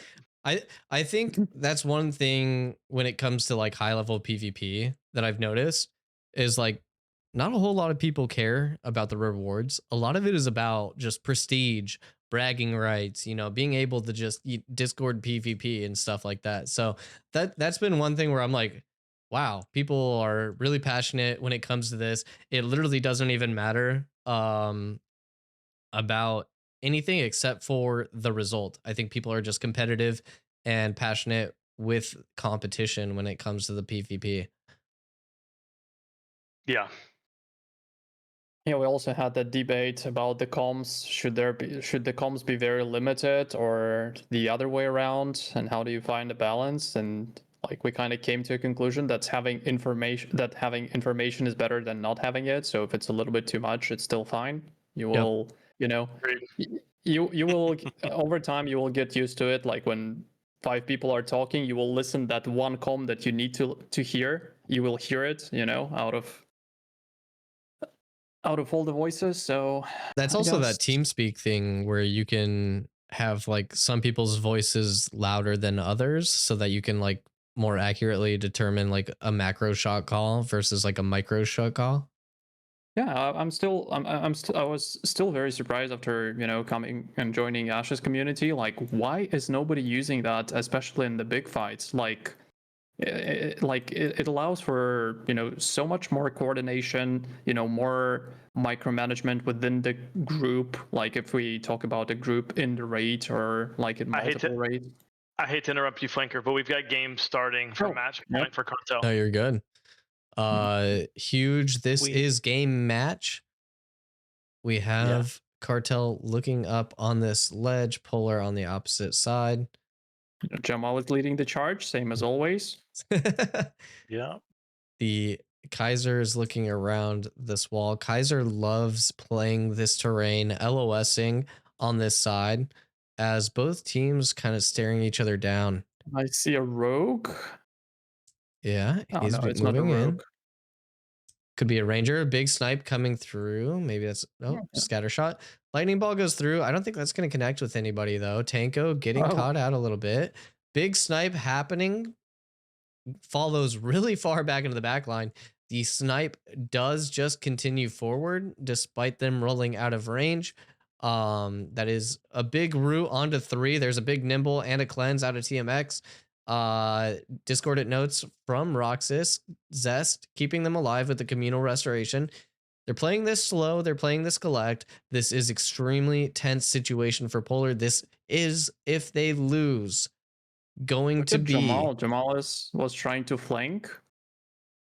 Yeah. As flanker, I give him official permission to flank. We had a big root on a lot of them. Tanko going really low. Miraku looking for an engage on Vathon. Vathon trying to cleanse out, blink out.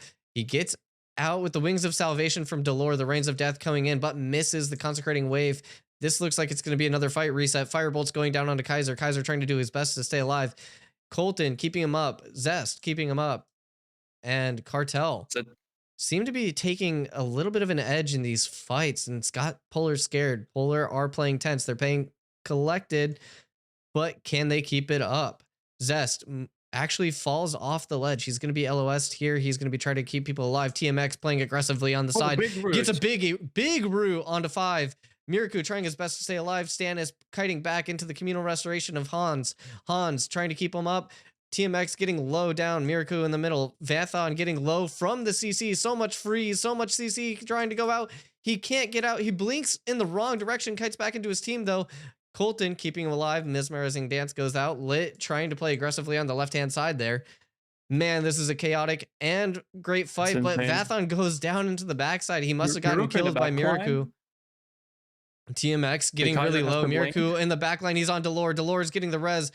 I don't know if that res actually makes out. Zest gets the wings of salvation. TMX is down. Bear traps are out. Jamal pushing forward with the Cone of Cold Horror Frost combo. We got Roxas going in with a mesmerizing dance. Kaiser is stuck in the front line. Zest trying his best to stay alive from Miraku. Miraku trying to... is unstoppable. Yeah, he's he's inside them. going. No It time is for huge rations fight. this time. Zest There is down 6 too. people alive. Zest down. TMX down on Polar. It looks like Cartel is going to be trying to get the 3-0 wipe. Tanko is falling extremely low. Delore is low. He is down, and the fight is over as Kaiser and Not Lit like this. finally go down, and Cartel are going to be into the finals to compete with the $1,000 cash prize versus Holiday. Looks like EU is greater than NA in this tournament. Well played from the Cartel. Decisive victory with a 3-0 over Polar. All right. It's insane. Good job, Cartel. GG's to Felt like both it got teams. closer and closer with every fight. So Yeah. even It that just last looked one. like they just didn't have an answer for that rogue as he keeps going in and getting these CCs off Yeah, and just being a nuisance in that back line. Yeah, the amount of pressure Miruku was putting in this fight is just insane. Like, absolutely. We are going to be pulling players from both Polar and Cartel here. Just give us a few minutes to set up these interviews. Bruce, what did you think about that fight? How did you think Polar could have maybe escaped? Do you think there was any counterplay that was available? I think Bruce just hopped out. Oh, Bruce hopped out. Okay. Maybe he's looking for the interview. Yeah, probably. I'm going to pull up, I think. Oh, I promised Tanko an interview. So we're going to pull up Tanko. Here we go.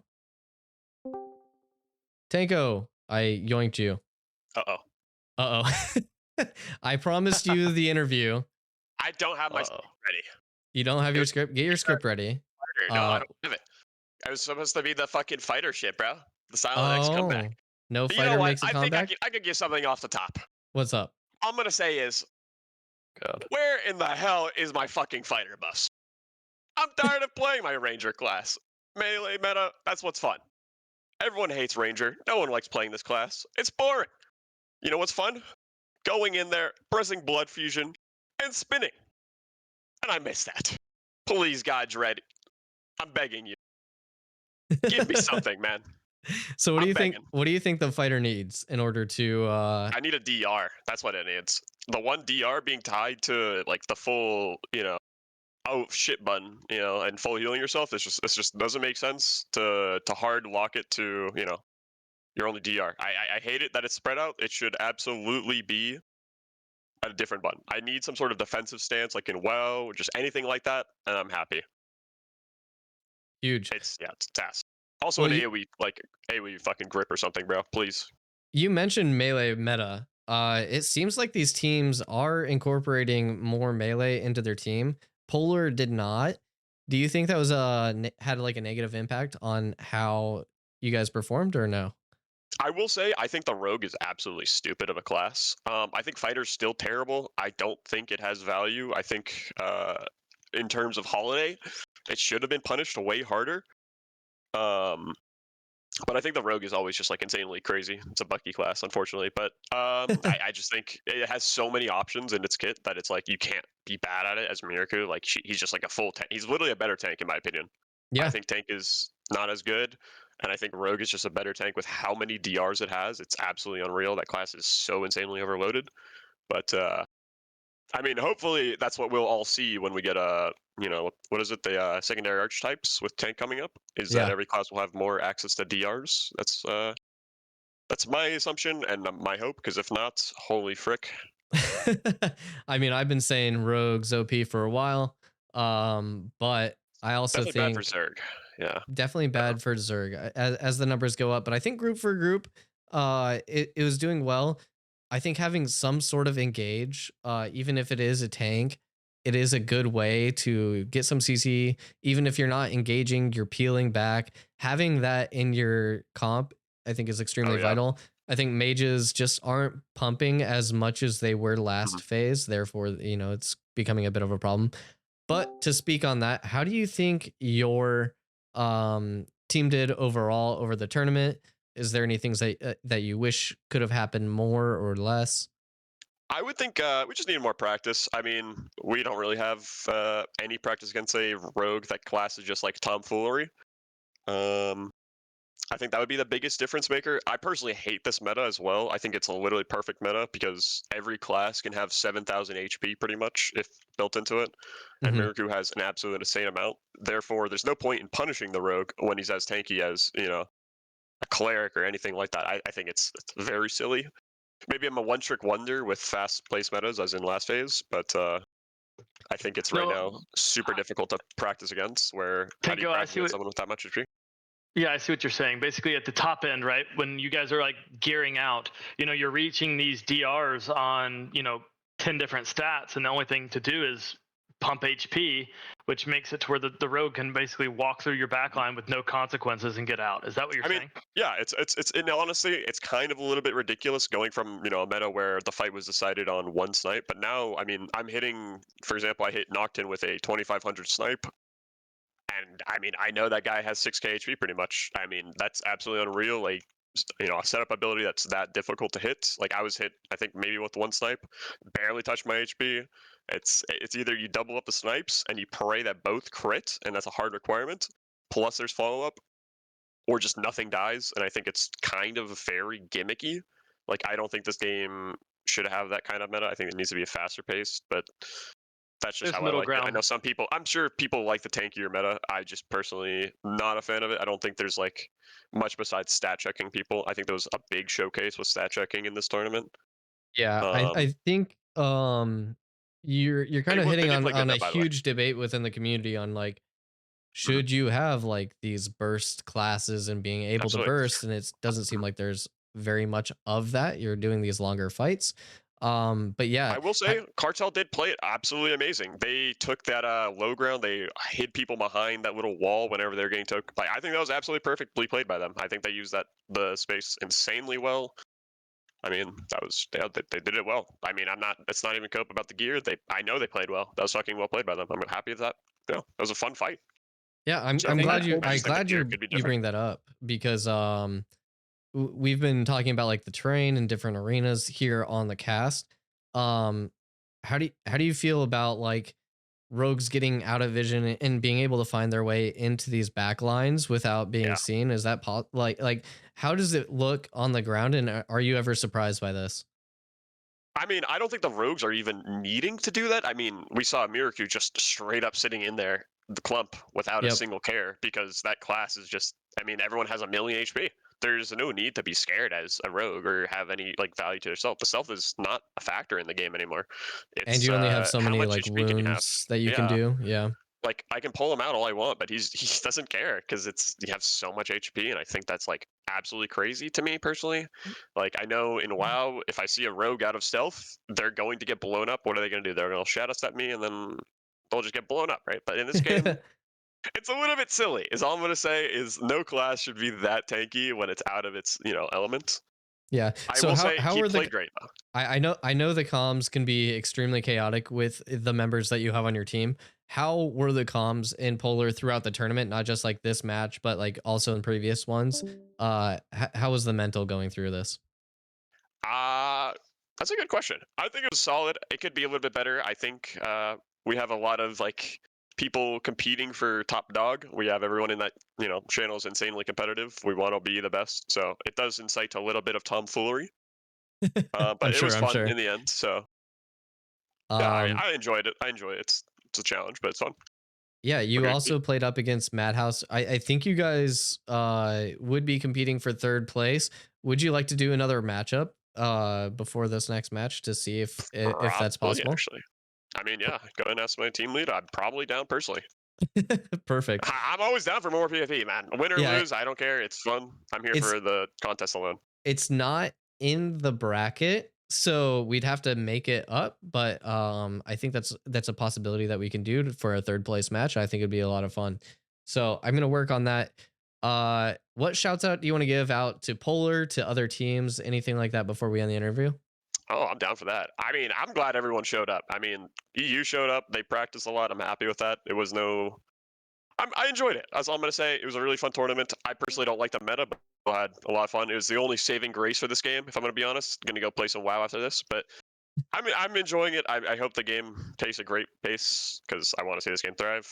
And I hope we can have more tournaments, especially without the debacles of day one, because day two felt fucking amazing. If I'm honest. I do think today ran a lot more smooth after we smoothed out those kinks.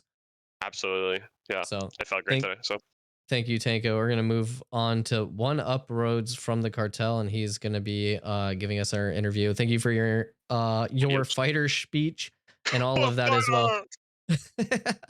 All right, have a good one, and we're gonna see if we can get this third match happening as well. Thank you.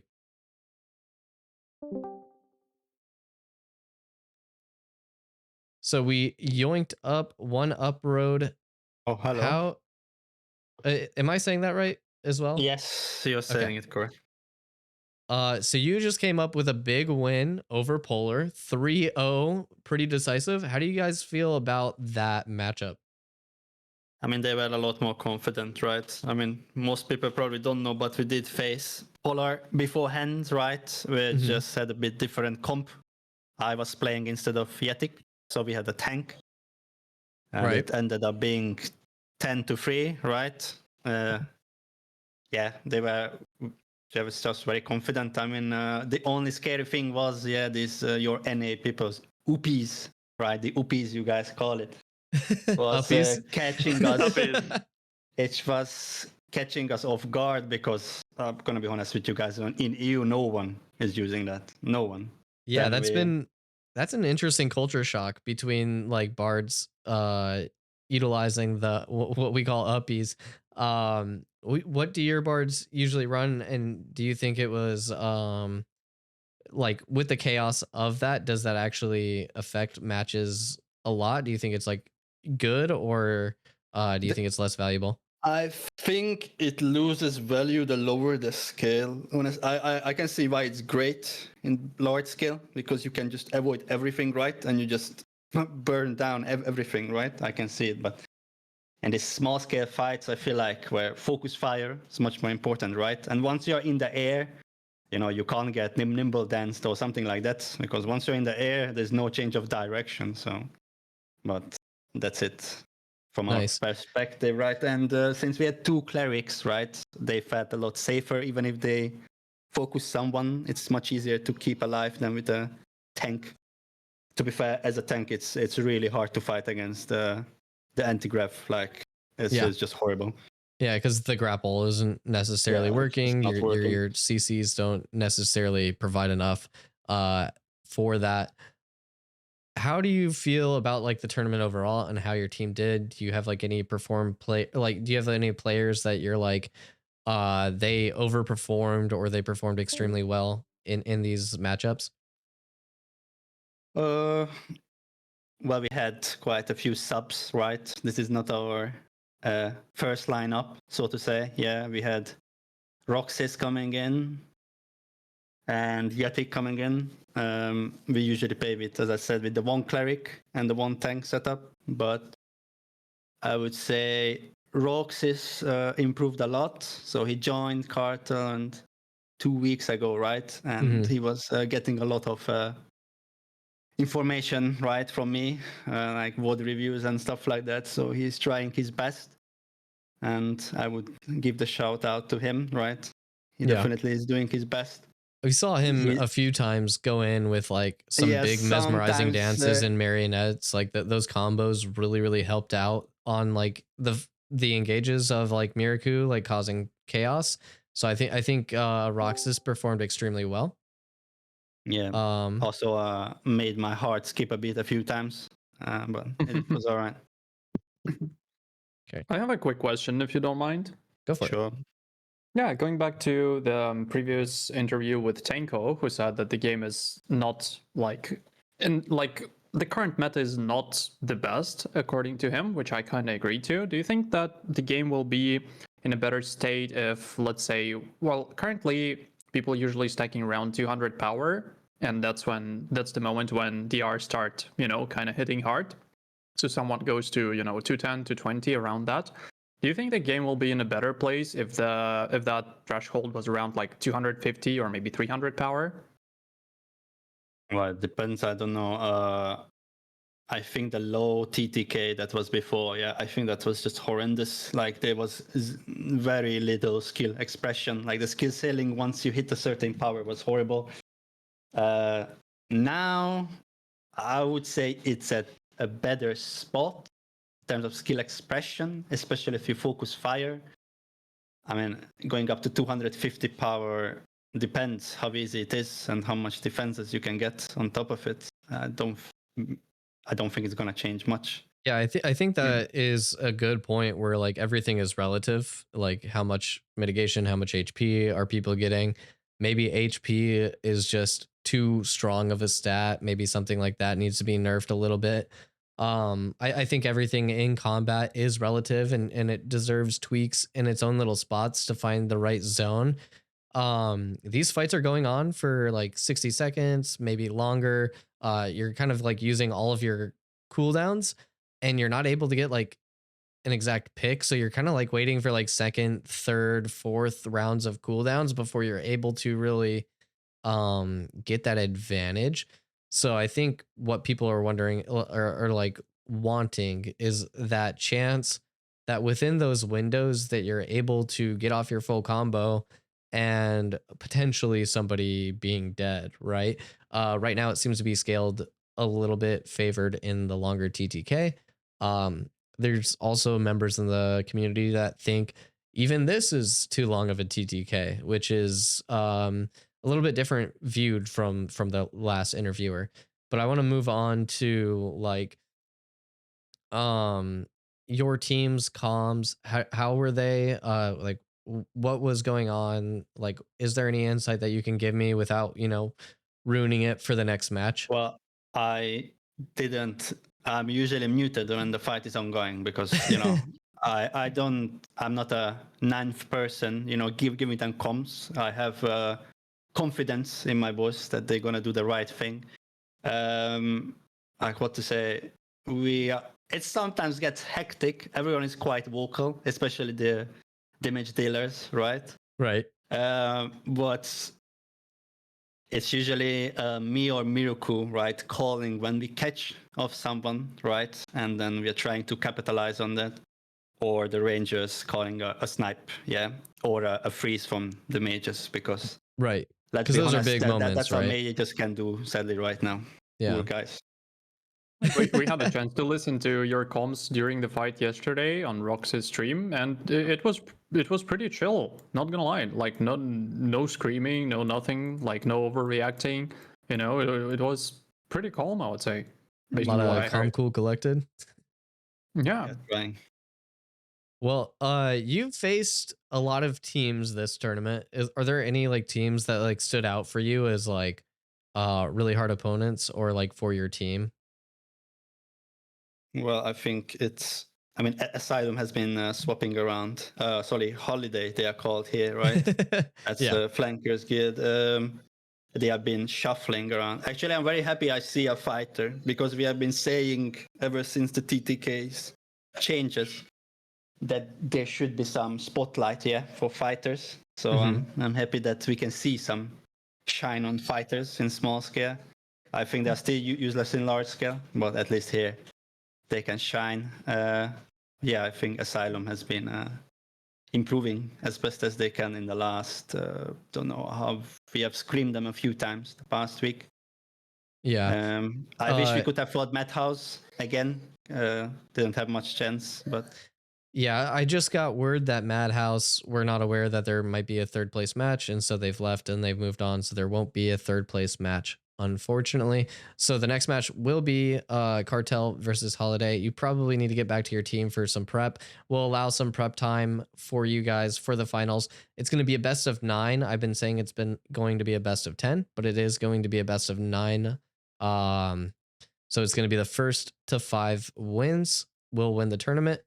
And we're going to be moving forward with that, is there any shout outs that you want to give Oneuproad to anybody, any guild, like talk about your guild, say anything that you want about the game, any feedback that you want to give of the devs, anything is available here. Speak your mind freely. Fix tank chain first. Grapple. Give tank an AoE CC as in a chain or something, please. Nerf Bard. Bard is my main class, by the way. A Nerf Bard. To the ground. And fix these things where your character you have no like what happened to Yetik. Happens to me sometimes on Bard. Happened on tank also. My walls and absorption fields just go into the void. Nothing happens. It's really annoying. I did see in one of your fights that absorption field ended up on the tree, and I was like, well, that was not well done. Yeah. Maybe it's the terrain. I've noticed some of the desert just not being able to fire projectiles out. Like caltrops will get stuck in by like an invisible wall. But yeah, so I think a lot of it might be terrain, but some of it might be server side. To me, it even happened at the Field of Stacks, the Firebrand spot at Joeva, right? So, I mean, that's flat enough, right? Mm-hmm. Well, yeah, that's it. I shout out to all my boys. I mean, they are all doing great. No favoritism. Yeah, you guys are doing great. You're going to be up against Holiday for the EU versus EU final for the $1,000 cash prize. Are you nervous at all? About the money? No. Not the money, but more so like the match. No, I mean, they both, Holiday and us, know how our streams have gone before. So whatever happens here, I don't think we care or they care. But we'll see what happens. I mean, they have, I think, a new lineup. Okay, so it might shake things. But we also have a different lineup, so it might shake things up. So my graphics may not be up to date, but we're gonna be. I have let both teams know that there's a chance you'll be jumping in and out of their channels to listen to comms in real time. Okay. So they are prepared. Perfect. I don't have Discord Canary up. Otherwise, I would love to. But it is very taxing on my machine, so I may not be able to do that. But I would love for that to happen. Obviously may not be able to get the chance on my end. But good luck to you, Oneuproad. We're going to be moving on. We're going to give you some time to prep, and I believe we're going to get probably like a couple minute intermission here, and then you can get with your team. Thank you for coming. Thank you for participating in the tournament, and I hope you do well. Thank you, too, guys. Same, even though I'm from Holiday. Wish you luck, guys. All right, so let's give them a little bit of an intermission. I actually need to do a bathroom break, so this is where I'm going to do that. Good luck. I think we're just going to come back in like 2 minutes. Cool? Yeah, absolutely. I'll go wash my hands real quick, because even though I'm not playing, 2-minute break. I'm sweating. Yeah. Yeah. Please add prediction polls for the final. How do I even do a poll? /poll. I wonder if I can. Oh, here we go. Question: who will win?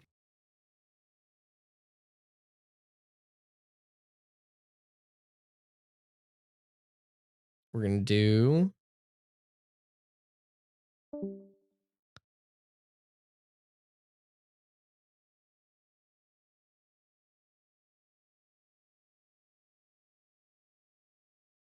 There we go. We're going to do a 3-minute duration on this poll. We're going to start the poll now. Who's going to win the finals? Is it going to be Holiday versus Cartel? All right. I will be right back. And I'm back. Is everyone left? That was fast. Yeah, no, I kind of already went. So I'm back. Yeah, I was min-maxing my MMO experience, so my table and my PC is literally like 2 meters away from the from the door to the restroom, so it only takes like 30 seconds to do stuff. So yeah, I'm fast when it comes to that. I thought you were gonna say you had like the game of buckets set up. You know, you just have the chair with the hole in it. Yeah, yeah. Yeah. Oh, okay. There's a poll. Yeah, now. yeah.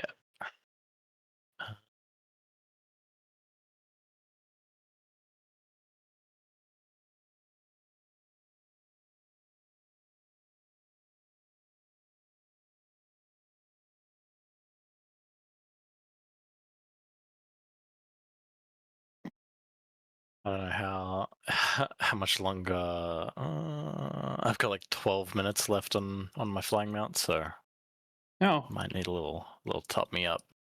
The reload, actually, same. Yeah.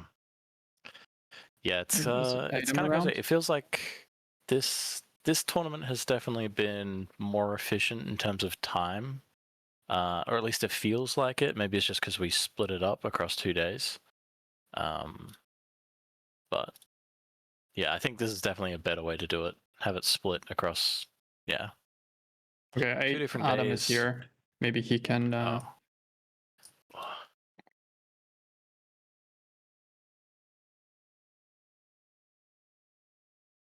Can assist us with that. Oh, no. I fell down. No. I can climb, I guess. Yep.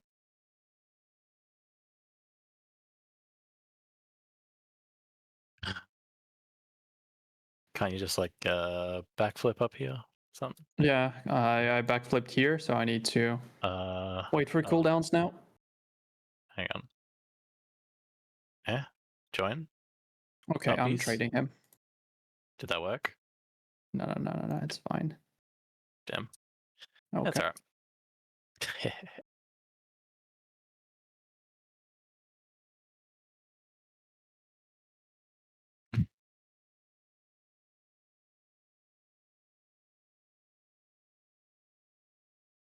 Oh, I disengaged in the wrong direction, but I got it.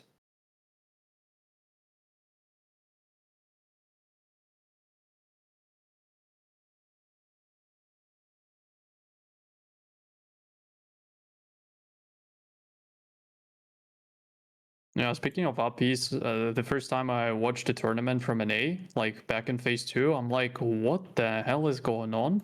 Like, hello? What? I've never seen that. Wait, what do you mean? The gravity thingy from a Bard. Like nobody, right. like someone mentioned it. I believe Oneuproads or I believe that was him because he was like, what? Like. Yeah, so he was like, he had the same reaction apparently because he's like, wait, what? Why are you using this in PvP? Because nobody on EU was doing that. And the same thing was in phase 2 was with longbows. Like at the start of phase 2, like, and in the first half of phase 2, I was like, why is everybody using longbow? Like, hello? Because shortbow was insanely powerful with the old Raven mark. And also the fact that Aerostorm was a little bit, not working as intended. And like the majority of Rangers actually used shortbow. And I'm like, wait, what? Why is everyone playing longbow though? Yeah, a lot of it had to do with just the extra range and there just being a lot of like extra since range was kind of like meta, everyone's just using longbow. So I did notice there's a lot of disconnect between the NA and EU like metas, and I think that was pretty interesting to see. Yeah, because it's like two different ecosystems. Yeah. What was what was the saga being used in EU instead of uppies? I think it's better to ask someone who played Bard on EU because like Any bards in the chat from EU? What was the meta of the Bard song?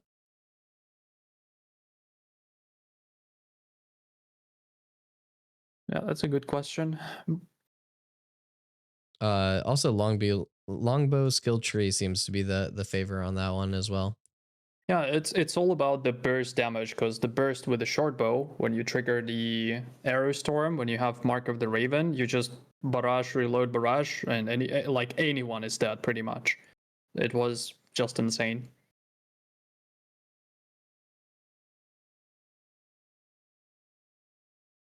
So Okay, even the range didn't compensate for it. 7 minutes remaining on mine. Yeah, we just traded Adam, so Perfect. You should be good.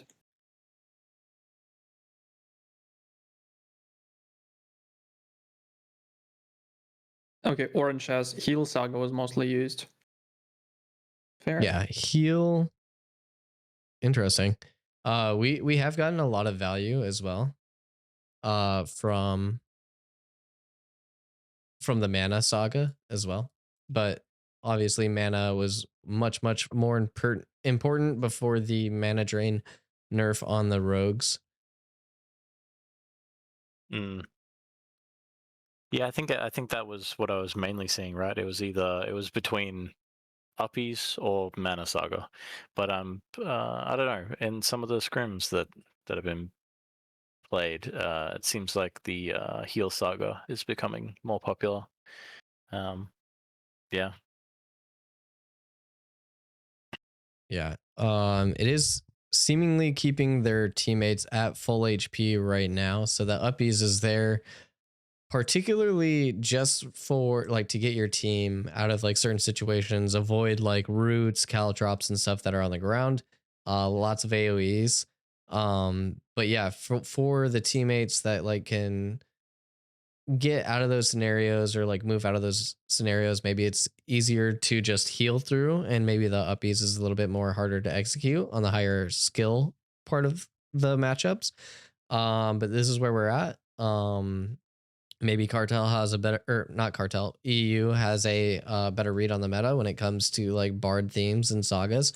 We did have a bit of a question around uppies, but it started to develop and people started to really like it. Not only that, but it's also really fun to get off your ranger snipes in midair while you can't really be stopped. So that's also one way that rangers can do that. We also concluded the vote of the poll. It looks like we are 80% favored into the cartel.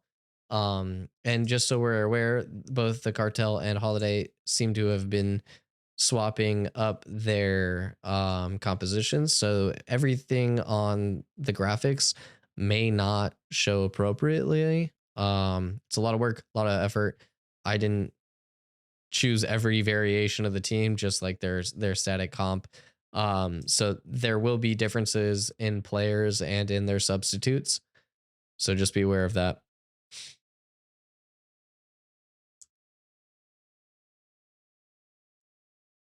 Yep. Look, we are getting ready for both teams here. Waiting for the ready calls. And lots the of war, GGs. Yeah, there was a war apparently between Aura and Holiday right now. Unfortunately, a lot of us couldn't join because of the tournament. But there was a fight for Relic by the looks of it. Yeah, so it looks like we were also Polar was also a part of that for a little bit, but obviously it was in the tropics. It's very, very far away from where we're at. So Aura gets the win on that one. Nice little Relic steal and very, very well played. Yeah. Dracoth says there should be a grab field on Fighter Whirlwind. That would be pretty insane. That'd be extremely strong as an ability.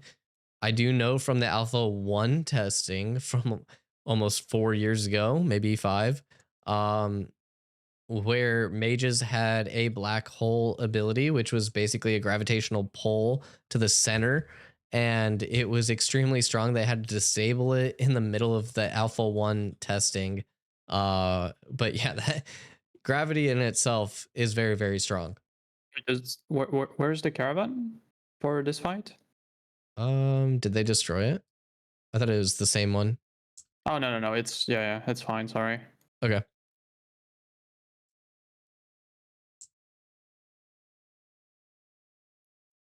Fighter phase 1 was best. Fighter did feel extremely good in phase 1. I did play a Fighter. I haven't played a Fighter since the rework, so.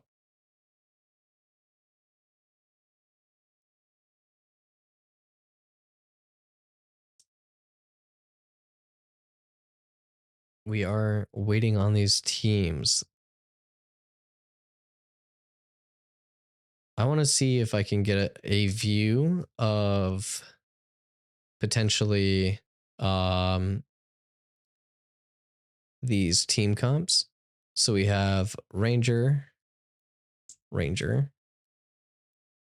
Bard, Rogue, Healer. We've got 2 healers, 2 Bards, Rogue, Mage, and 2 Rangers versus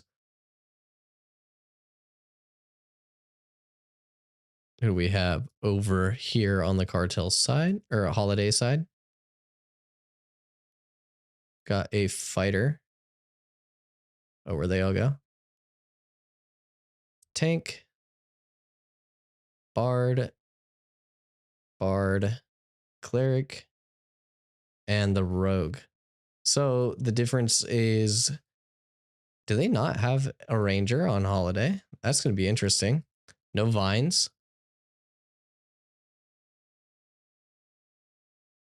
How do you guys feel about that? Hang on, let's take a look. Yeah, that's 2, gonna 3. be Maybe they're not all here. Maybe there's a Ranger in hiding. Yeah, it's like I see 5 people. Maybe Rogue is 6, and there's 2 more people. So it's got to be the Rangers over there. So it seems like those are the people that we are waiting on. I mean, that seems like a pretty concrete strat where everyone is landing like that multi 5+ person route is essential. Match begins.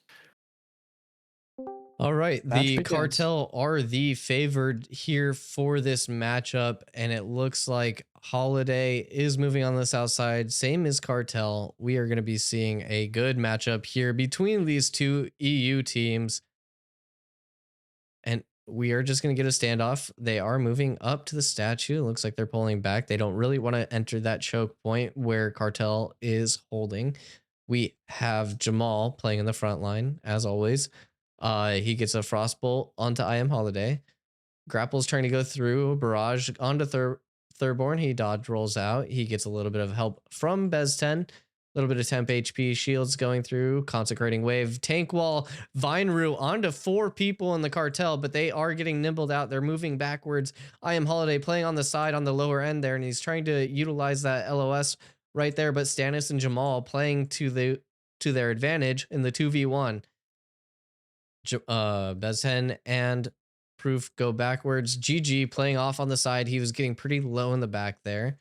Thurborn also. Nice little poke battle that's happening. Might be a good opportunity to push. Yeah, Cartel Holiday. looking in. Miraku goes in on Fair. Tildor keeping alive. Miraku going back. He's a little bit stunned. He shadow steps back onto his team. GG trying to get in the back line. The Shadow Cascade goes out. Communal Restoration from Llewd. Hans on the upper end trying to keep his team alive from above. He's completely unfocused. He's able to just pump out those heals from there. GG going in. Lots of Reigns of Death on a lot of Cartel members. Let's see if they can make a chance here. Thurborn going in. Big Cataclysm goes out, but I'm not sure a whole lot goes in. Badump gets sleep darted. He's also CC'd in the back, but he comes back. Roxas in with the mesmerizing dance into the back line.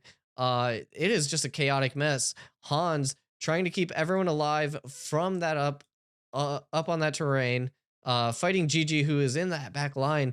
Miraku also trying to do the same. Both these rogues trying to make a play as Thurborn following up on GG's engage. Shadow Cascade goes out as an escape from GG. No damage done to the Cartel members as he keeps going back.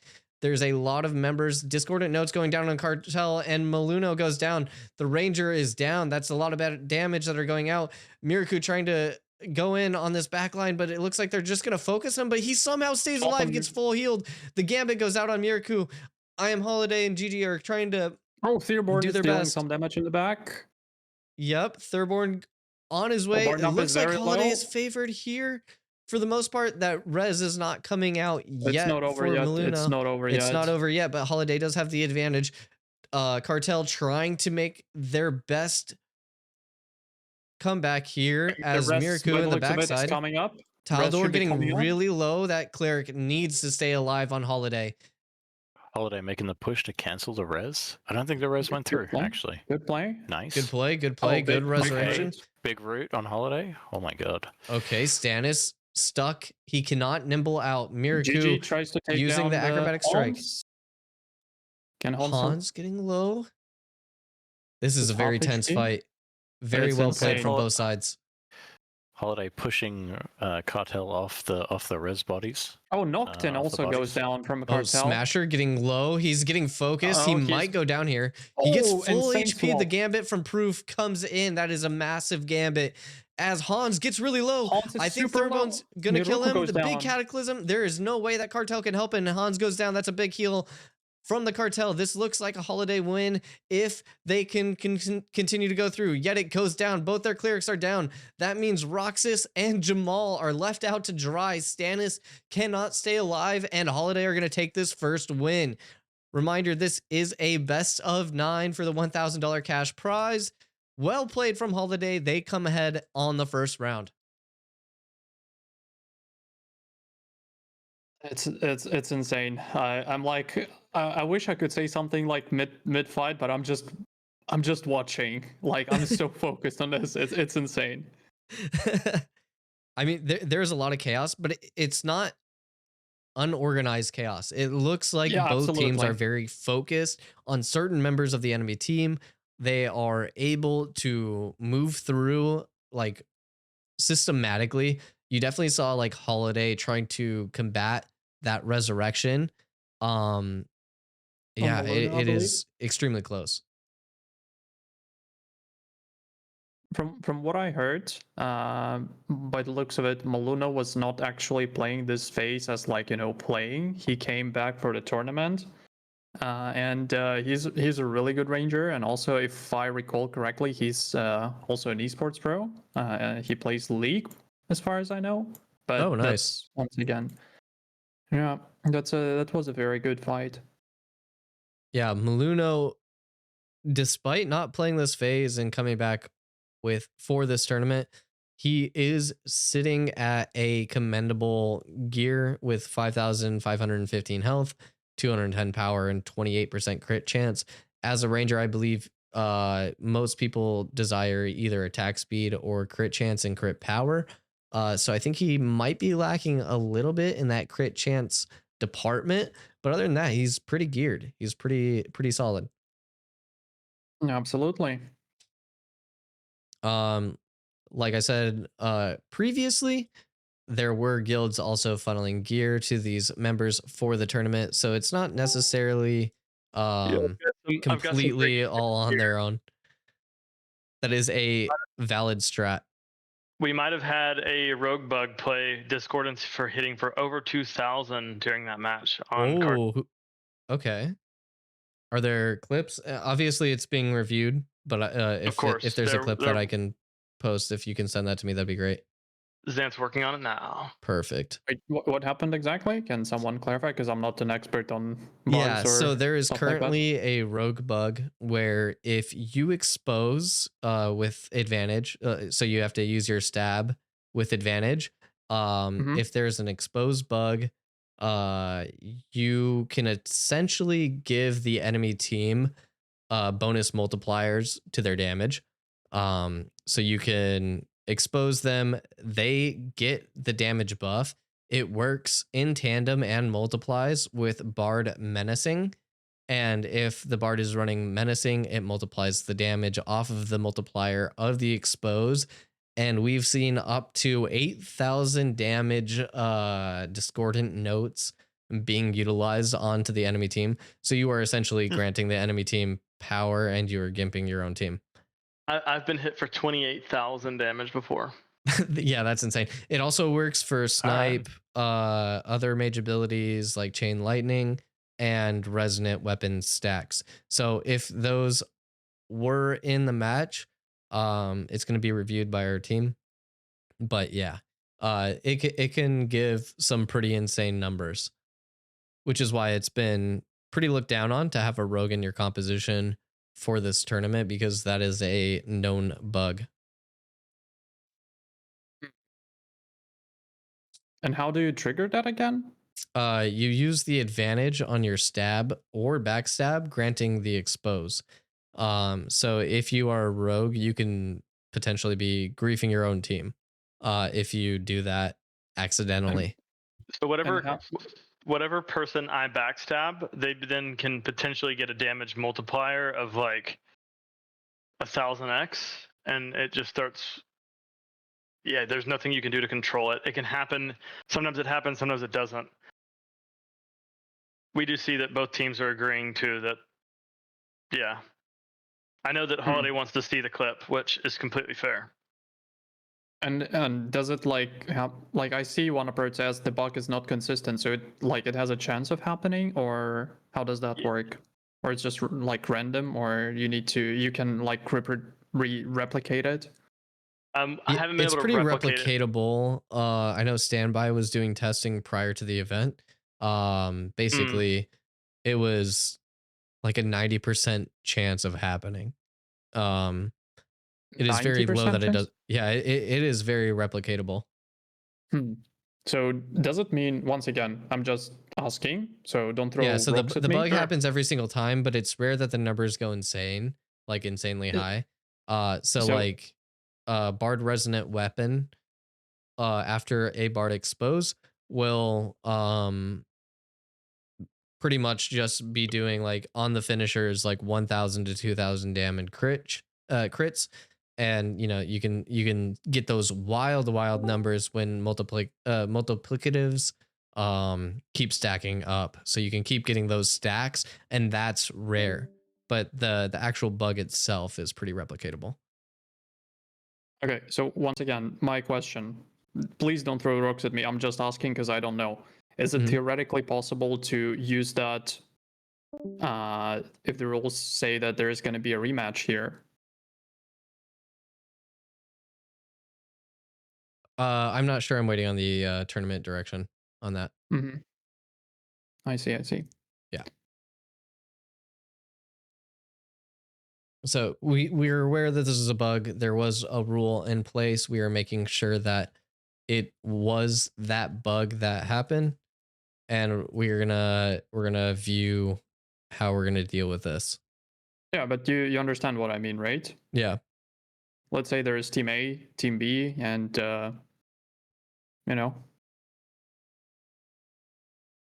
Yeah, I am also waiting for the clip. Let me see if I can get that from Zant as well.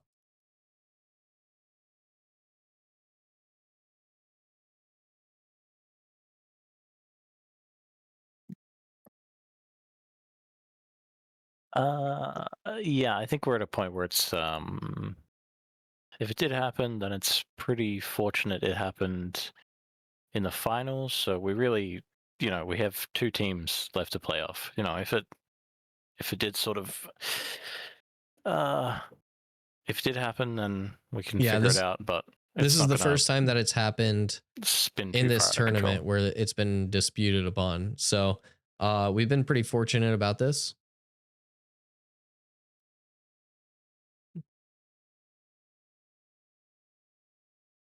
And since it is a high stakes game, we are taking this very seriously, and we're going to take this time to look it over.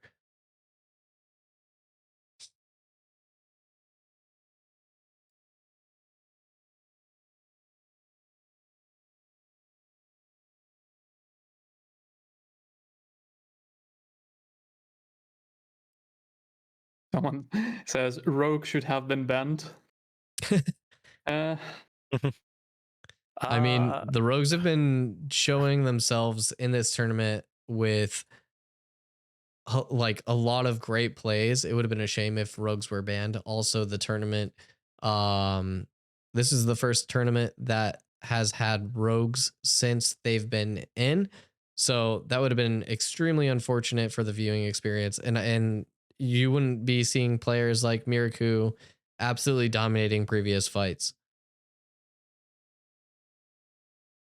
But yeah, it is only happening for the opponents.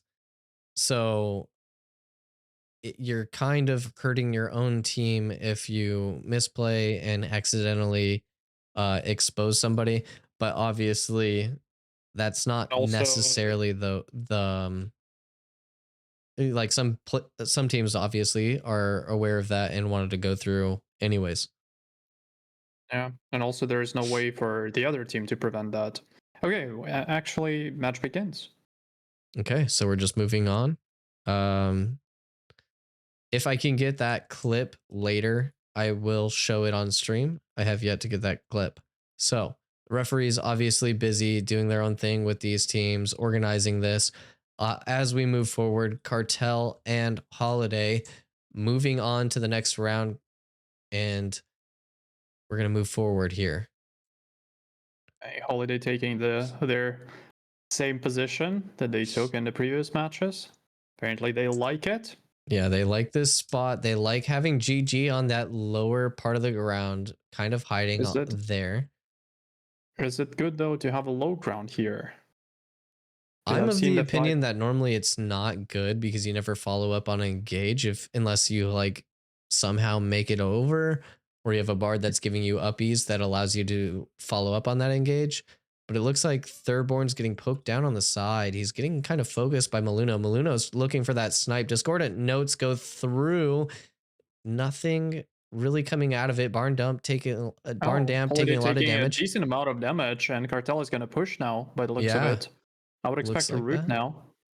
Somehow Holiday are not able to get their health bars up quite as much as they were before. They do have 2 clerics. They should be able to be at full HP, but there's a lot of damage coming out on Cartel. GG, Bezten and Thirdborn going in on the melee on the back line. Taldor trying to stay alive. He's pretty low, but he's also trying to keep up with his melee. Miraku in the back line. Big Vine Roots onto 2. GG tries to go the Soothing Shadows. He's dashing out. Bezten gets the Gambit.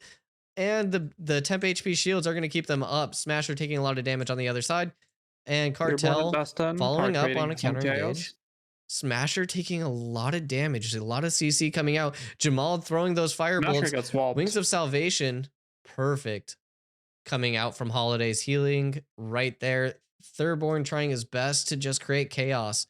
Bezten trying to take a spot. Thirdborn goes down. He's going to need to look for a res here as Holiday is getting pushed on. There's a big vine field on 6. Rain of Death going out on most people here. Thirdborn's back into the fight. As flankers said, we have low HP bars on Holiday. GG's dead. Oh my gosh, it looks like Cartel is just feeling very comfortable in this fight. They are keeping full HP bars. They're pumping a lot of damage, and they keep on going, and they're going to be up 3-8 in this fight. I wonder if Holiday is just going to reset this, as Holiday will go down in this fight. Cartel taking a win.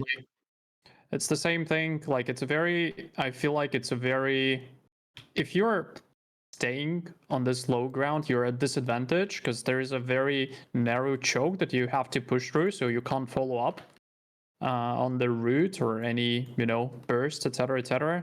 So I think, like, I saw that literally the same situation happening yesterday in a match with Madhouse versus Polar, and yeah, it's definitely a spot that I would hate to be in, to be honest.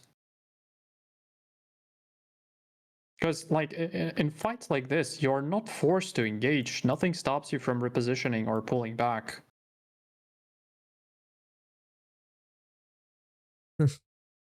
Sjokoladen says rematch again. I think he's trolling. I think he is trolling. I might have the score wrong. Is it 1-1 or is it 2-0 Cartel favored? It's 1-1. It's 1-1. Okay. So Cartel Holiday tied up in this best of 9 series.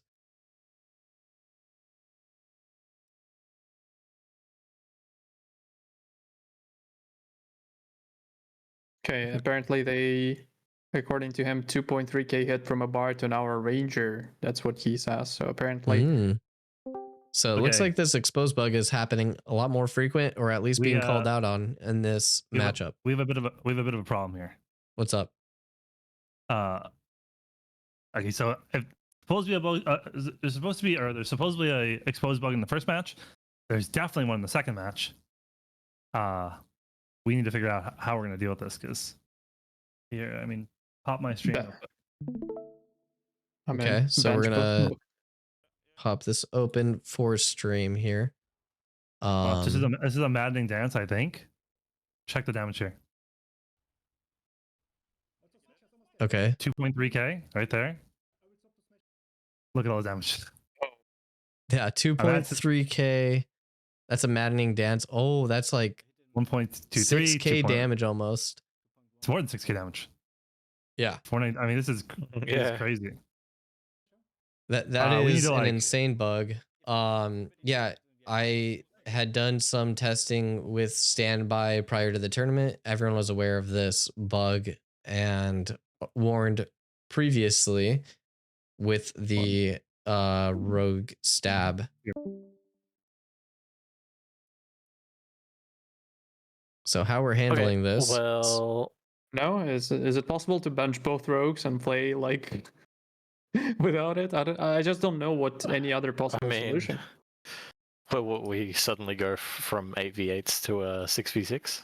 No. Just I think the teams have like both teams are supposed to have like one extra member just to replace it. No, I don't know. I just don't know what might be a better solution though. I mean, it's hard to police, but it's just like, don't use expose. Like, just don't. Unless that's like a, you know, I haven't really played much rogue, so I don't know if that's like a core fundamental ability that they really need to use. Yeah, and it's being used for a lot of for rogues just because like it's part of their combo. Someone says from Cartel, ban rogues when middle quiz 10x GG. I mean, no, that's not what I meant. Like, obviously, I'm not like, I don't play those games. Let's put it this way. I'm just wondering what the solution can be. Like, yeah, I mean, we also have rogues on both sides. Both are, you know, subject to that. That's true. So yeah, it is hard to rule. I feel for the referees. I'm going to leave it in the referees' hands. This way, I'm not giving any sort of preferential treatment, and we are just going to figure it out here. Oh, we have another suggestion: disqualify both teams and make Madhouse Polar. And Madhouse already left, so they're just you know, they're not here to play the game, so Polar wins by default. Yeah, Polar tournament. Yeah, that's going to really help easy. That's going to really help our image, Flanker. Thank you. Thank you for suggesting that. Yeah.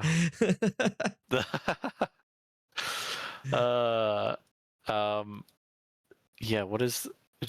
Do these teams have subs? Like, I'm not even... Like, because I know subs was like...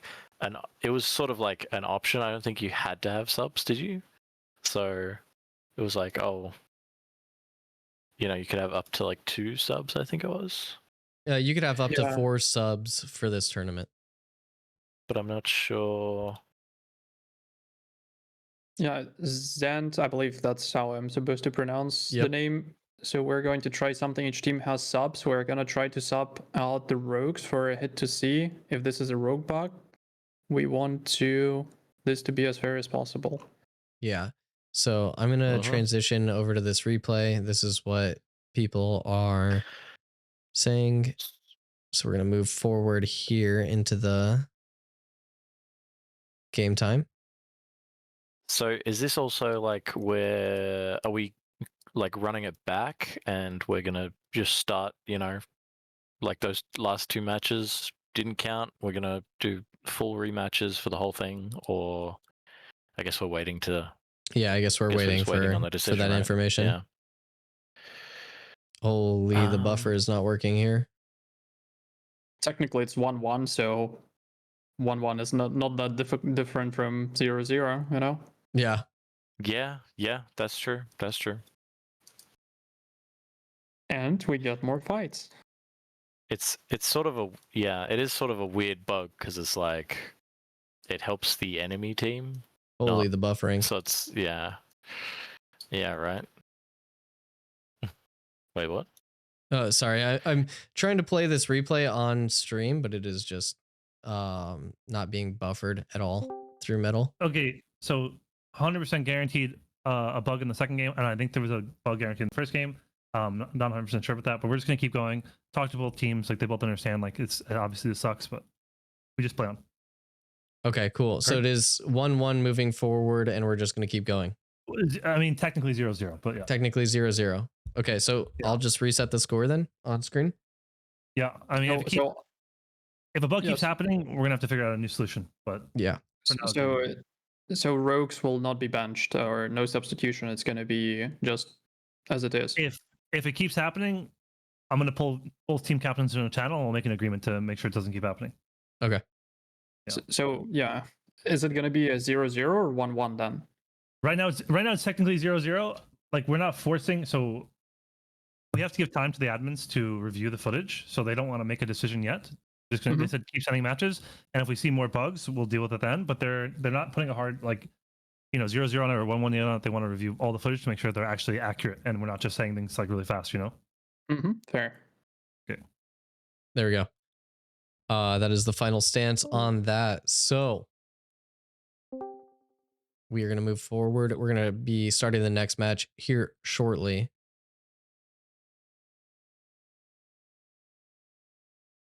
Just do whoever wins the first match without bugs wins all. That's going to be hard, buddy. I'm pretty sure you could watch any single one of these matches and you can find a bug somewhere. This is the cost of playing a tournament in an alpha state of a game. Things will happen. It's okay. We're just going to roll with the punches. And teams are allowed for subs, but not necessarily all teams have those substitutes. So that is another thing to consider. 30 seconds, be right back. Heard. Okay, so if I were to look, Holiday actually has Smasher, Gigi, Brother Moses, and Yamato. Two of those being rogues, unfortunately. And then on Cartel side, they only have one, which is 721. He's a tank.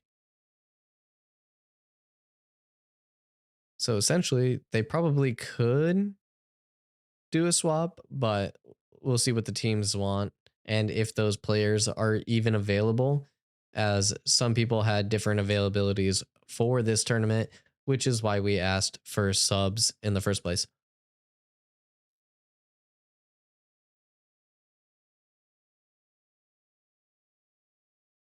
Oh, 721 is a mage. Correct. Yeah, my bad. I have the wrong graphic. That's my bad. He might identify as a tank. You know, if you have enough HP, you could be tank. That's the way I look at these things.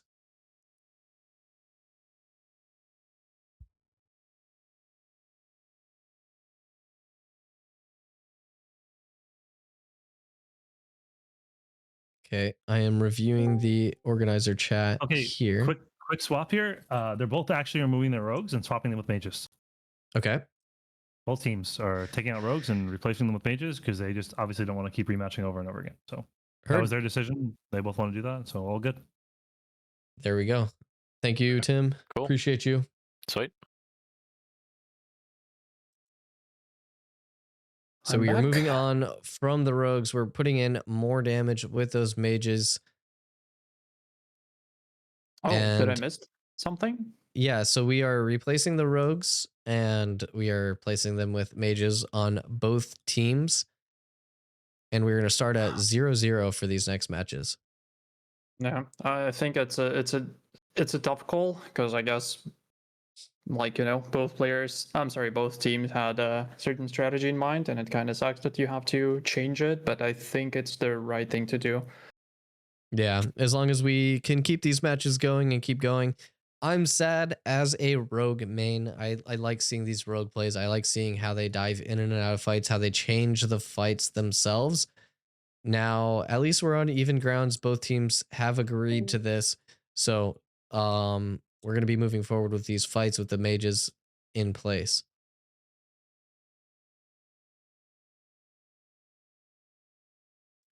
Hey, that means we're gonna get Sjokoladen. Yeah. In the finals. And for the chat that are saying, how is it allowed? Well, the players allowed, and they had not made any previous sayings against this. So it's going to be allowed this way. That we're not going to call back the whole tournament because a single play. That we are just going to keep moving forward. And this is the first time the bug that has actually been mentioned from either team, from any of the teams in the tournament. So we're just going to be going on with this information. Yeah, we have a conspiracy theory. Let me get this straight. Europe wants to use rogues to get to the final, then remove them? I'm rioting. Redo the whole tournament. Well, the problem is they're damaging their own team by putting the rogue on their team. So I don't think that conspiracy holds up. Yeah. You're giving the enemy team extra power. You are not granting it for your own team. There is no way to proc it for your own team, which is what's happening here.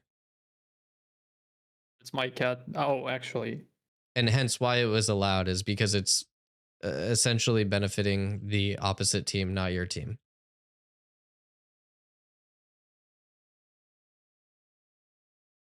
Yeah, right. So I think that's a main point to make as well. It's like it's a bug, but it's also a bug where if it happens, it's a detriment to your team. So it's like you don't want it to happen, right? But it's just something that you can. I mean, once again, I don't really. I haven't played Rogue, so you can't really, I don't know how easy it is to play around it. I've gotten hit with an 8k damage resonant proc, and man, my butt hurts afterwards. I will tell you, I am rubbing myself afterwards just with dirt and spit trying to get that blood out, but man. Someone says EU playing Rogue, so and they had a chance. Another conspiracy. Another conspiracy. That's a good one. That one's actually fire. Good comment. Good comms. Damn you, Miraku.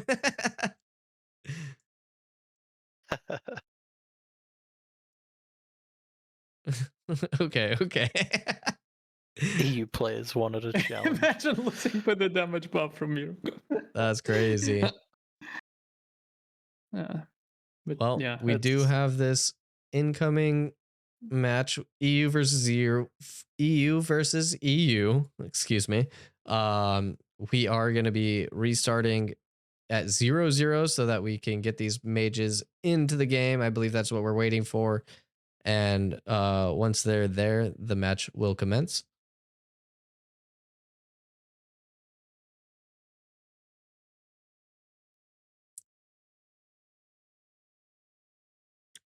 How do you think these comps will fare with the mages? We've had some comments that the mages are only there for that extra freeze, which if you have 2 now, then you're going to have that rotating freeze shatter combo, basically. But it's not doing a ton of damage. And we've had fights where mana gets completely drained out from both teams from these elongated fights. Do you think that's going to happen? Do you think mana is going to be a potential worry in the upcoming match? Hard to say. I'm wondering who. I expect Sjokoladen to be a mage for Holiday, and who's going to be the mage for Cartel? Is it going to be 721? Yes. That's pretty much no surprises there. I don't know. I think no matter what the group compositions will be, the mana in these fights will always be an issue at some point, to be honest. Yeah, my biggest concern is there may not be enough damage that's coming through that both teams will need before that mana runs out, and you have just mages auto attacking, and that's going to be a little bit hard to close out these fights if you don't get like major picks on like the clerics.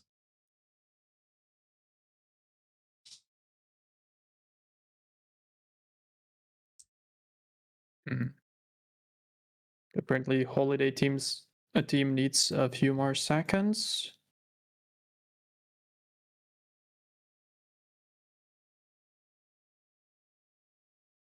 We have some chatters in Dusty's chat that they're people sick of calling things exploits when they're just bugs.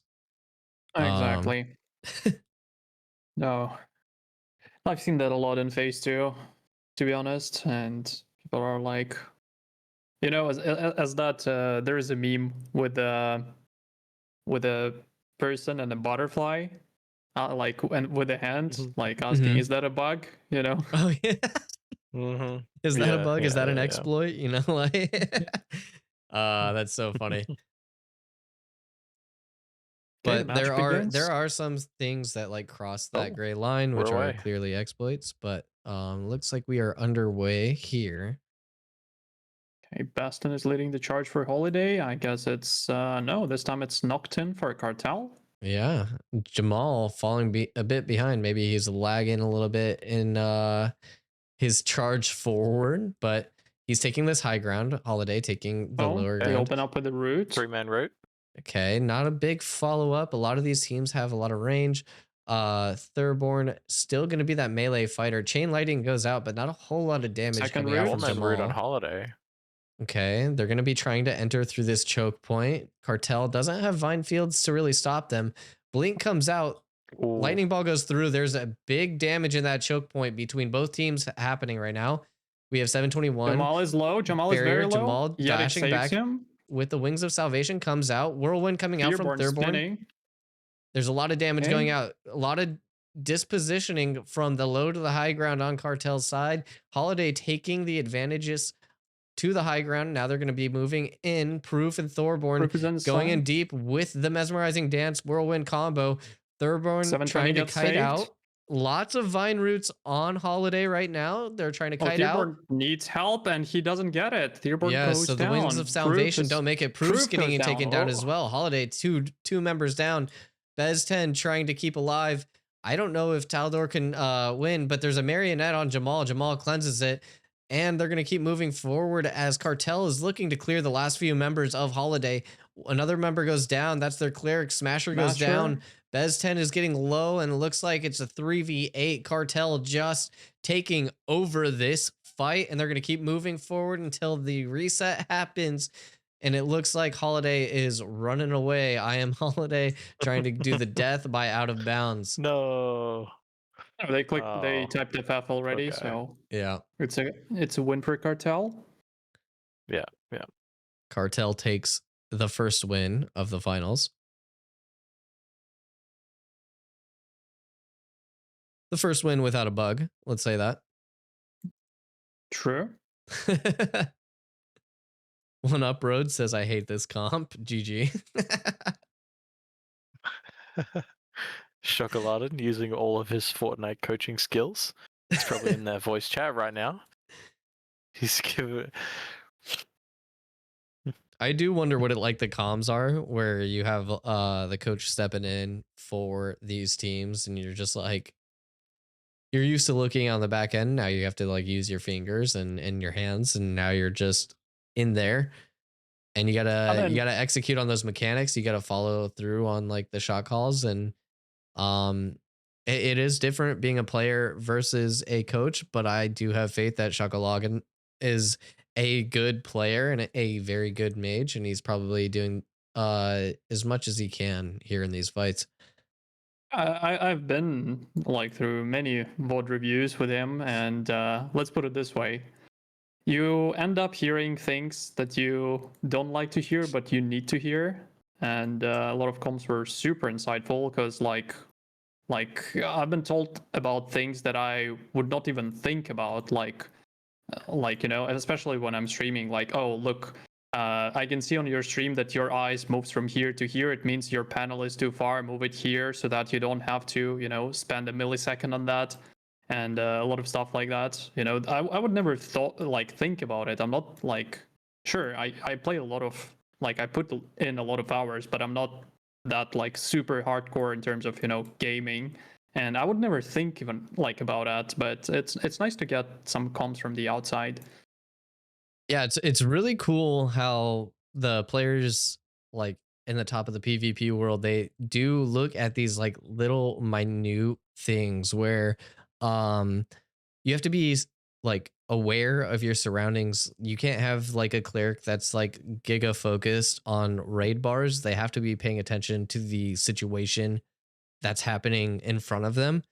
There's a lot of chaos that's happening. Your positioning has to be on point. There, like Hans in the last couple fights, he's been up on the high ground with full vision of his team, full vision of his raid bars, and being able to focus on healing while in a safe position. Meanwhile, you have bards like Proof who are diving in and using like mesmerizing dance, marionette combos and moving forward.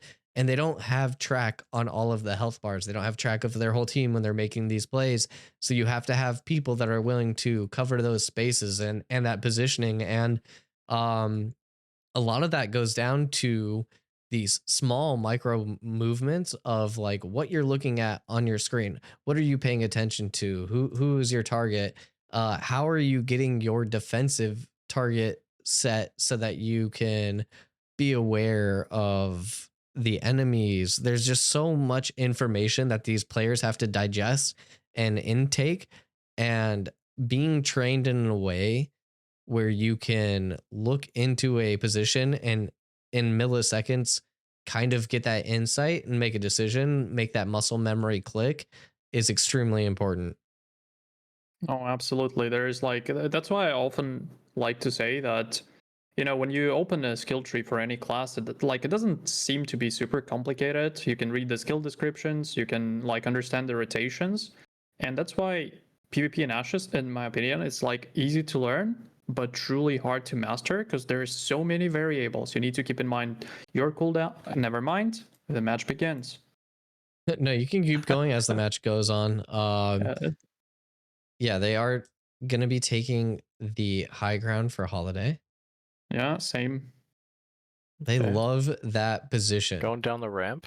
I think I need to investigate that location. Maybe there's something about it that I don't know. Like maybe, you know? I think you just have a little bit more high ground. It's open field. Absolutely. Holiday does like these open field fights. They're trying to stay away from these like heavy terrain fights from what I know. Oh, Bezten gets a grapple. Jamal dodge rolls out. Discordant notes coming from Roxas. Lots of damage on Sjokoladen. Some bear traps going down, trying to stop the engage from Roxas. Down. They can actually push now because like Roxas will not be able out of position a little bit. Yeah, it has to regroup with his team going around. Thurborn deep, Brexton going in. Thurborn in the ground. Consecrating Wave goes out. Wing of Salvation from Llewd to clear that debuff. Jamal getting counter push. Huge focused. Gets back into his team. Thurborn leap strikes in. Cataclysm misses. 721 half HP, but he's getting healed up. The Whirlwind is going out on 3 of them. Meanwhile, Roxas in the back with a mesmerizing dance on top of the Vine Root. Holiday trying to stay alive here. Taldor trying to keep these health bars up as Thurborn goes up, kills 721. He keeps pummeling through this back line. Thurborn is unstoppable. He just keeps going. There's a lot of damage going out from Sjokoladen on the prismatic beam. Maluno trying to stay alive as a ranger. As a ranger, it is really hard to kite out of these situations. And Thurborn is stuck on top of him. He trips him. Down. Huge lethal blow from Thurborn comes out. Sjokoladen trying to stay alive on the back end as the Vine Roots and the Cataclysm comes out on both ends. Now we have Jamal trying to kite out with that barrier from... Measure sniped Jamal, but Jamal instantly gets healed. Yep. Llewd and Hans doing their damnedest to keep Cartel alive. They are doing extremely good jobs on the heals. We have Thurborn going in on Jamal. Jamal is getting caught out once again. There's nothing that Cartel can really do, but he kites back into his team. There's not enough damage on Holiday's side. Meanwhile, Roxas in the backline gets a huge mesmerizing dance and Marionette. There's 3 of them just incapacitated. Massive by Roxas. Roxas playing extremely well here. Vine Roots goes out on Noctin. Noctin can't get out of this. There is no cleanse for him, and he goes down. As the fight continues on, Llewd trying to kite back. Sjokoladen, meanwhile, goes down as well. Oh, there it is. Roxas gets marionetted. He is out of this fight. Okay, gets nimbled by Stannis. Stannis trying his best to keep everybody up. Llewd getting really, really low. He's getting focused down. Looks like Holiday is on top of him. The temp shield Everybody is auto-attacking Llewd, but he is staying alive. The Rain of Death finally finishes him off. Jamal in the back lane trying to get Smasher. Smasher getting around. They're turning around the bear trap. Jamal is completely cut off from his team as Thurborn is in the back line trying to get down Roxas. This is absolutely insane from Cartel being able to keep alive. I don't think they have the resources to keep going, but Holiday is struggling to finish them off in this fight. Thurborn finishes them off with that blitz lethal blow combo, and they finally get everybody. Roxas played so well, but despite all of that, Holiday, better team play overall, able to follow up on each other and take this win, equalizing it to a 1-1. Oh, this is just insane. Like, I don't have like any other words to describe it. These fights, like in the finals, like all matches, even though like there were bugs, they are just, I mean, and it's a classic like Polar versus Asylum. I'm sorry, not Polar. Cartel versus Asylum like fights that all last very long, and they are all like, you don't know what's gonna happen until the last minute, because like there might be comebacks, that might be, you know, it's just insane. And once again, Thurborn was just like one-man army. It's insane. And people say fighter is bad. I mean, I think the community needs to make some meta adjustments, as Thurborn is just making it work, really proving himself and really holding a, you know, just kind of a statue to stand on for all fighters, and trying to show that guild leaders, hey, fighter's important, please pick me, you know, for these fights. Maybe Tanko should have been Fido, you know? No, I think it's pretty funny. Overall, the Cartel and Holiday have been playing out of their minds during this tournament, and especially in this bracket stage. I don't know what's going on in the currently in the heads and in the like of players and of both teams and in the comms. And I'm, to be honest, I'm not even sure if I want to know, but it's insane. Yeah. It does seem like the melees are really proving themselves. Bezten also going in there as the tank, getting those grapples, forcing people onto those tank walls, splitting up the team. The tank wall vine root combo is actually really, really strong, because even if you nimble, it is extremely hard to get out and back from the other side of the tank wall. And that could be detrimental to the fight if you get split out from your team and enough people are able to focus those that are trapped.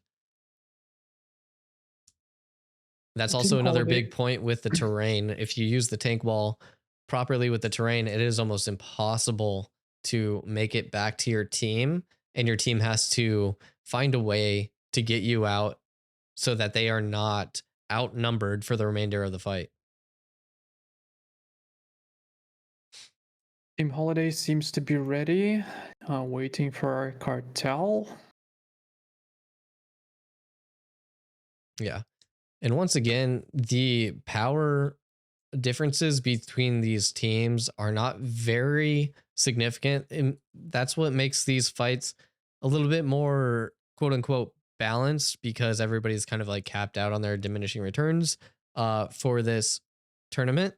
However, I think there is a little bit more nuance when it comes to like whether you're gearing up for damage mitigation or if you are putting more into crit power. It really changes on how fast somebody goes down, and it might be just healthier for you to build more HP and stay alive in these fights. Because HP is pretty much max health and max mana are the stats that do not have diminishing returns, pretty much. So, and the match begins. Well, I don't know who's going to win this match, but something tells me it's going to be, the score will be 5-4.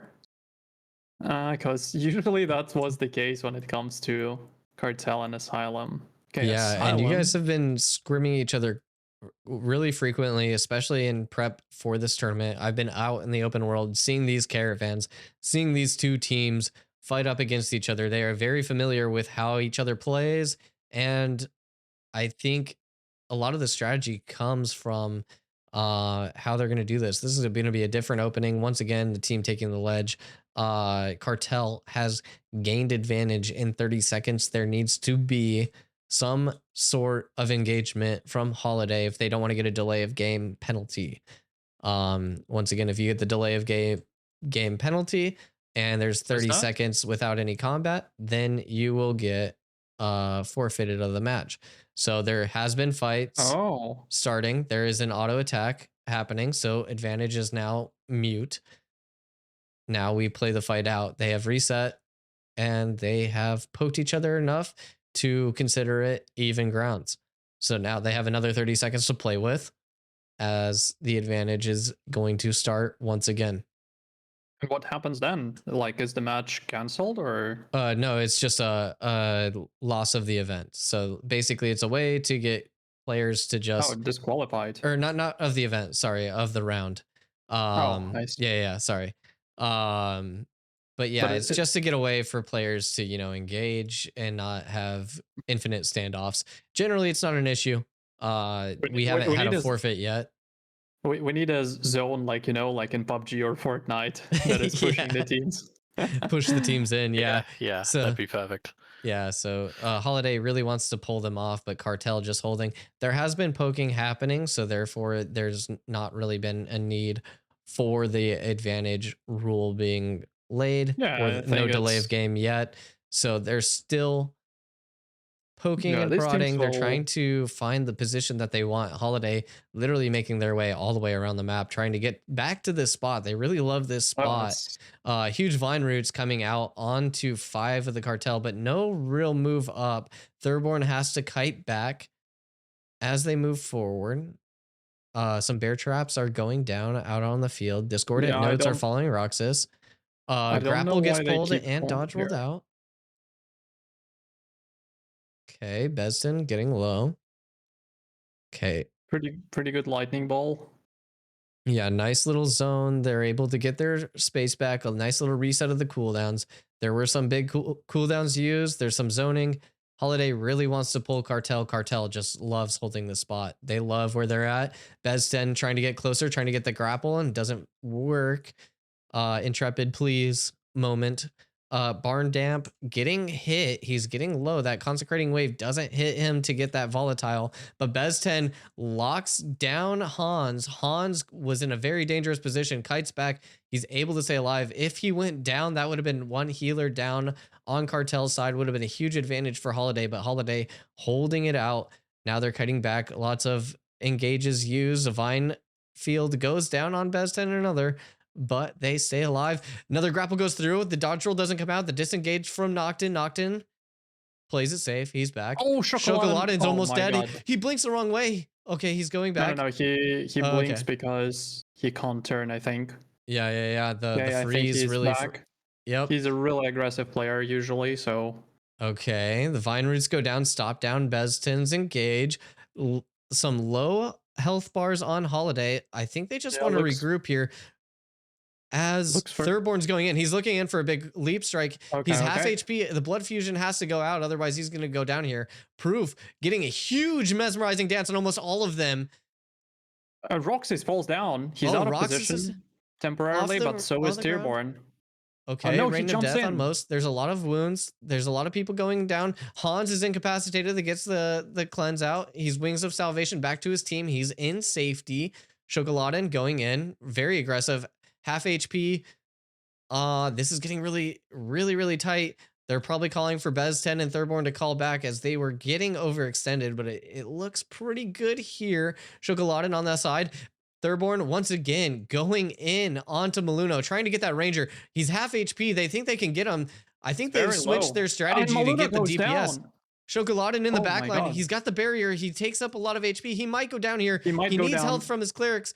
Thurborn also really low. Tildor, Wings of Salvation. Sjokoladen finally back up. They do have and keep that man advantage in this area. This has been an intense fight. They are just moving all over the map with this fight as well. And I think Rest should be successful, and Maluno gets back to the fight. Okay, Maluno up, Rain of Death, and he goes down. Good focus from Holiday. They saw that coming. Sjokoladen LOSing. It's the 37th case in this fight when he goes down and he survives. Yeah, so he's using that ledge as a way of protection against all of the enemy team. You usually think the lower ground is bad, but the Consecrating Wave, there's a big jambalaya of people inside here. We have Thurborn going into the back. He's on Noctin. Noctin gets the heals. The Gambit comes out from Stannis. Stannis trying to stay alive. He needs to get back to his team. Sjokoladen on the outside. Oh, Noctin goes down. Oh Jamal my god. Firing on Sjokoladen, but he is on the left-hand side. Noctin is down. We have 2 Rangers down. Stannis is down. The Gambit did not pull off for him as Thurborn is doing the maim onto 721. Follows through with a lethal blow and gets him with the rupture. And Hans now being focused down. He's trying to get a res, it looks like, but it doesn't look like he's going to last for long as he goes down. Jamal doing his damnedest to hit everybody in here. Thurborn following through. He is being an absolute menace on this back line, and there is absolutely nothing they can do to stop them. Llewd walking back, and this is going to be a Holiday win. That's just... I am absolutely loving. How long does the fight go? Like, was it like 3 minutes, 4 minutes, 5 minutes? It's insane. I don't know. They circle each other for like they use the entirety of the map. I will say that. So Holiday is very good at using this arena and utilizing all of its aspects, and I think that's how they've won. Cartel was kind of like just holding the advantage point. Holiday doing a really good job of not getting that delay of game by keeping the poking going and having some form of engagement. And they're just able to find the terrain in the exact moment that they need to get in. I'm really loving how Sjokoladen is utilizing the terrain as an LOS mechanic. As Cartel, we're up on the high ground. Generally, you assume that the high ground is better, but Sjokoladen able to get out of people's view by hiding underneath the ledge here and just kind of moving up, poking, and then coming up and going back down, really utilizing that LOS as a way to use his health bar as a resource and stay safe, keep doing damage, and keep the enemy's attention on him. So really, really well played by Sjokoladen there. Oh yeah. Yeah, it was... Someone says it was around 9 minutes. 9 minutes? 9 minutes. That's huge. It felt like eternity, not gonna lie. I will say that I'm getting a little bit of a sore throat from casting all this. This is amazing. We only have a few more games remaining. Whoever reaches 5 first will win in this best of 9. And I cannot wait.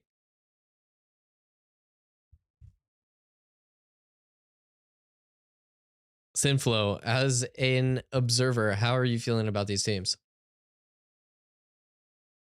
Yep. I mean, the fights have been pretty even so far. It's yeah, these yeah, definitely some of the best teams. You know, they definitely deserve to be in the finals. We're seeing a lot of different plays come out. Yeah, seeing Holiday go back to that hill a lot is interesting. I kind of want to understand like why they keep going back there. But yeah. Previously, it was on my understanding that the closer that you hold onto the terrain, it's better for the fighter and like the melee types because you can LOS these range.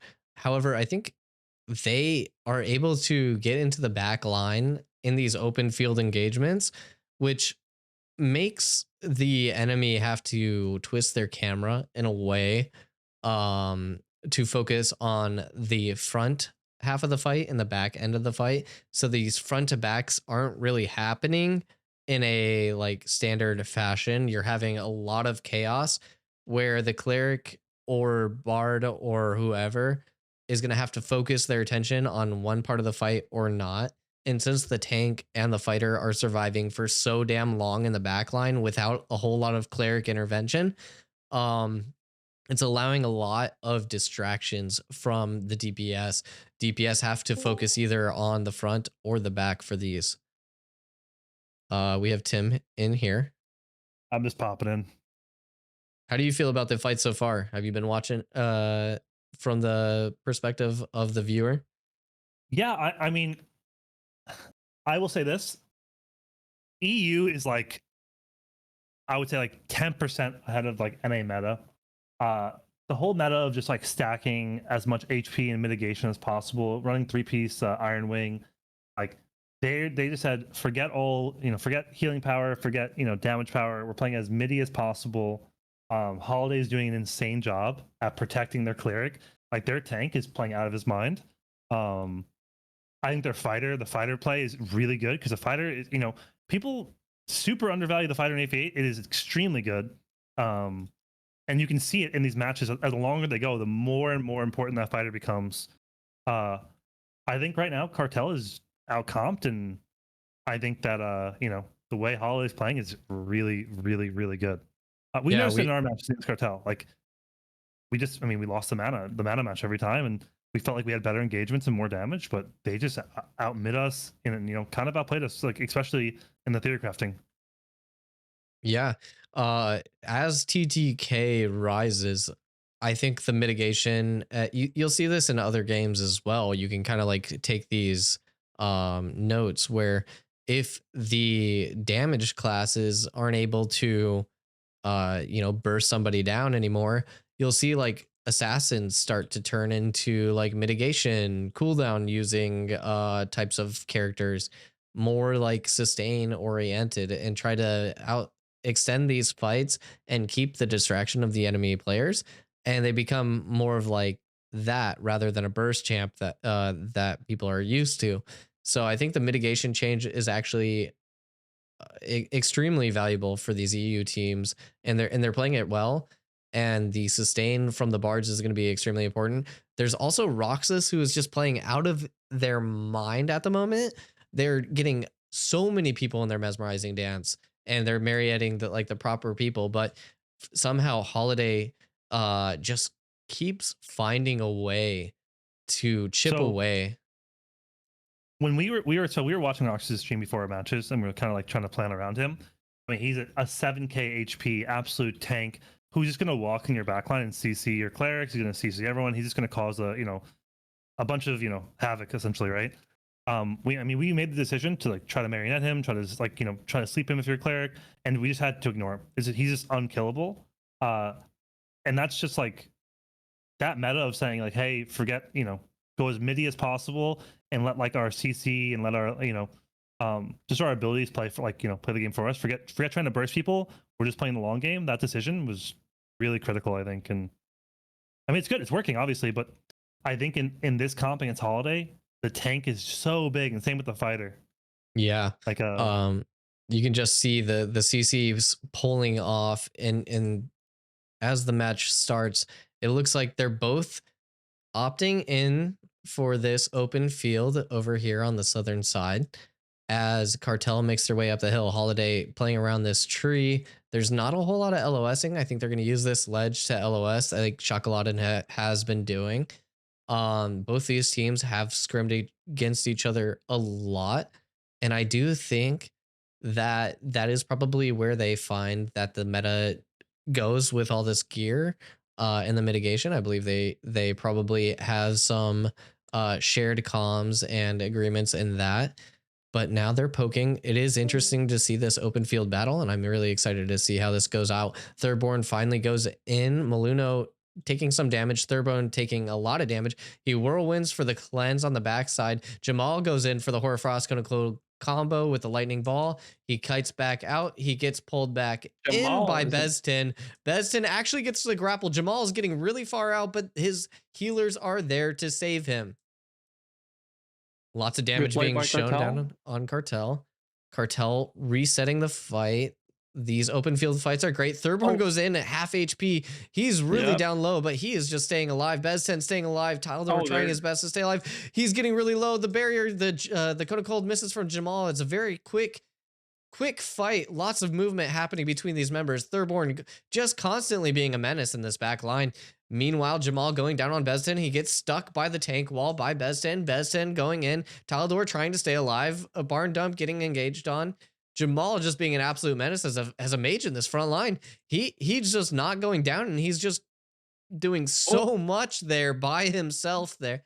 And Maluno getting caught by Thirdborn. Thirdborn hits that maim and gets back into his team. Tyledor trying to keep that up. The mana's got to be hurting on some of these members, but huge mesmerizing dance, freeze, Cone of Cold combo with Sjokoladen on multiple members, but he's the only one getting low. He's going down. He actually goes down. 4 are down on the mesmerizing dance, but I don't know if Holiday is going to be able to recoup. Tyledor maybe trying to get that res off, but he can't do it in time. Has to Wings of Salvation out. Bezten getting inside. Low. Will he be able? No, he can't survive. Unfortunately. There we go. Tyledor's down. Survive. Proof marionetted. I don't know if there's much Holiday can do. Cartel making a comeback here on the open field. Not a lot of terrain usage being used here. And Cartel just have the number advantage. They don't have a cleric to res anymore.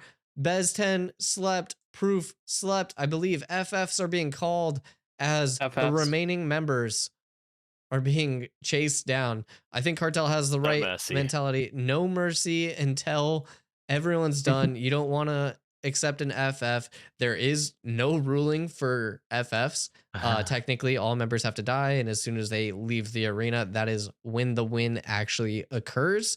And Holiday has left the arena, therefore that counts as a death. There we go.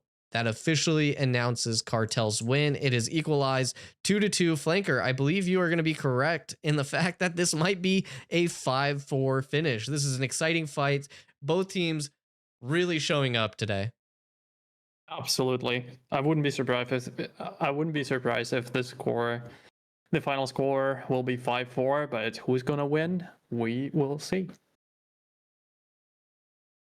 Yeah, lots of interesting mechanics. I'm loving the different terrain. I love the arena being utilized in a way where both teams just kind of accept, this is where we're fighting.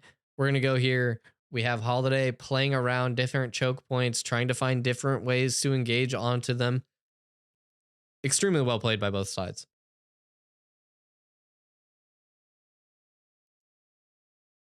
Absolutely. And I'm going to leave here for about 30 seconds. I'm going to get a reset on some water so I can clear my throat. I'll be right back. Yeah, that's good comms. I might do the same thing. I'm good. I'm prepared, so I don't need to go AFK this time. We have another spectator from Holiday. Mayor Ludocrat is here to enjoy the show.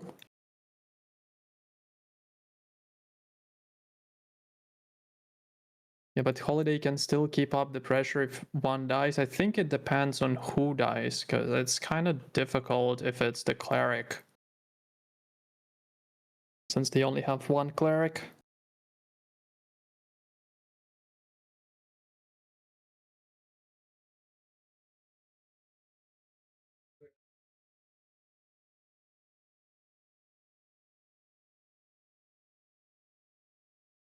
Where is Dusty, by the way? It's been a while since the last time I saw him. Oh yeah, he's here.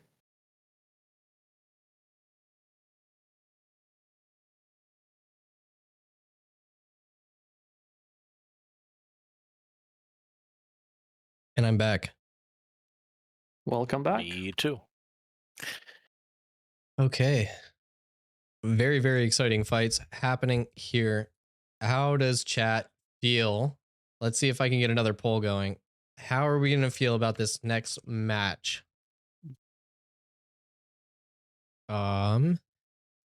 Match 5 winner. I'll Cartel say, or don't mind Holiday? me, a little quiet. It's I'm hitting that wall. It's like 4 a.m. where I am. So I'm 4 a.m. Yeah. Is that Australia? Yeah. I'm a little yeah. Let's get this done. I'm ready.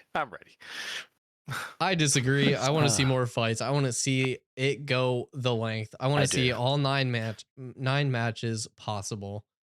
Actually, same though. Like these last few fights have been really, like it's not just like a clean sweep. You know, each teams are really fighting for it, which is like, you know, always the best kind of fights to see. So yeah. Yep. We do. I'm sorry, I don't even know where I was going with that. I had a thing. We have the Gamba up in chat. Holiday currently winning with 80% to 20%.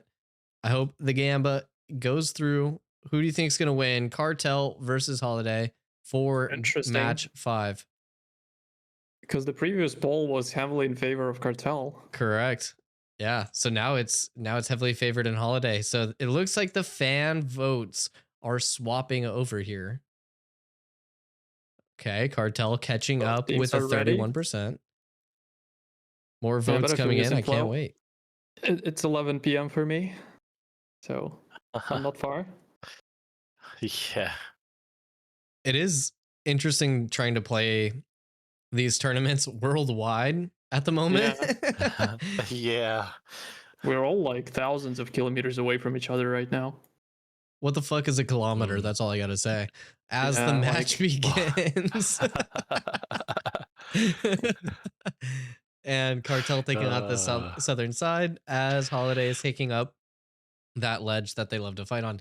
Cartel also taking the opposite ledge. Holiday moving up here to the advantage point. And they're going to keep moving forward. Sjokoladen in the front. Jamal taking his place. There might be some poking happening out here. Bezten maybe looking for a grapple. Maluna is at the top of the mountain trying to get Sjokoladen. Okay, they go all the way around. Maluna is leading the charge. Interesting. I don't think it's really a good position for Cartel to be in, but Bezten goes down. He's a little bit out of position. That might be risky a little bit, but we shall see. Okay, the votes are coming in. Holiday taking the win for the fan favorite as these big roots. Roots are coming out. And traps are being thrown. With this positioning, how can Holiday lose this? Interesting. Crazy.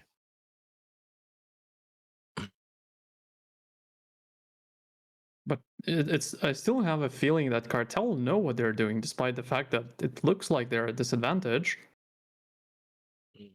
Wait, Bezten? What happened with Bezten? Oh, what's going on with Bezten? Is he DC'd? That's not good. Oh, it looks like since combat has happened, but even if he's DC'd, it does not matter that they have to continue on with the match. That's really unfortunate for Bezten. Yeah. No. The referee stops it. I mean, no casualties so far, so I don't know what the rules are.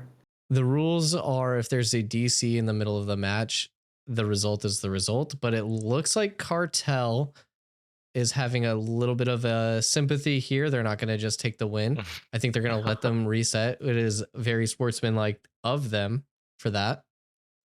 Yeah. I think there might have been something happening on the back end of the server because at that same time, Bezten also crashed. I did as well. So, interesting. Might have been a server thing. Okay. Well, someone says the match should stop if someone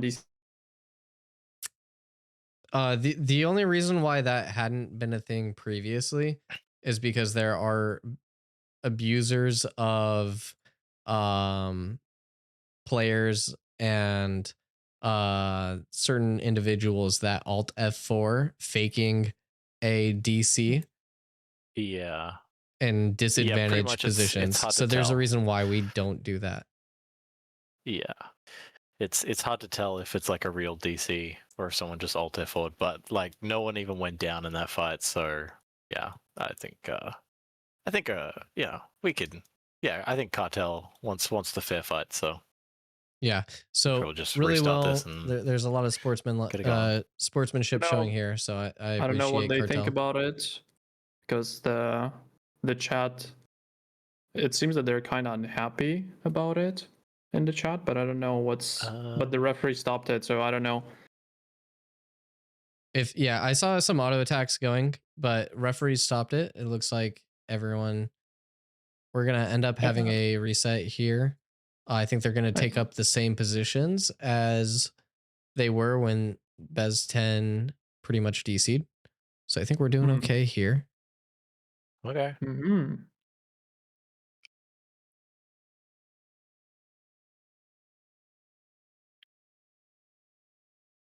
I think this is a little bit cleaner because nobody actually went down. Yeah, already, so everyone's sort of like, still okay, 8v8. So let's,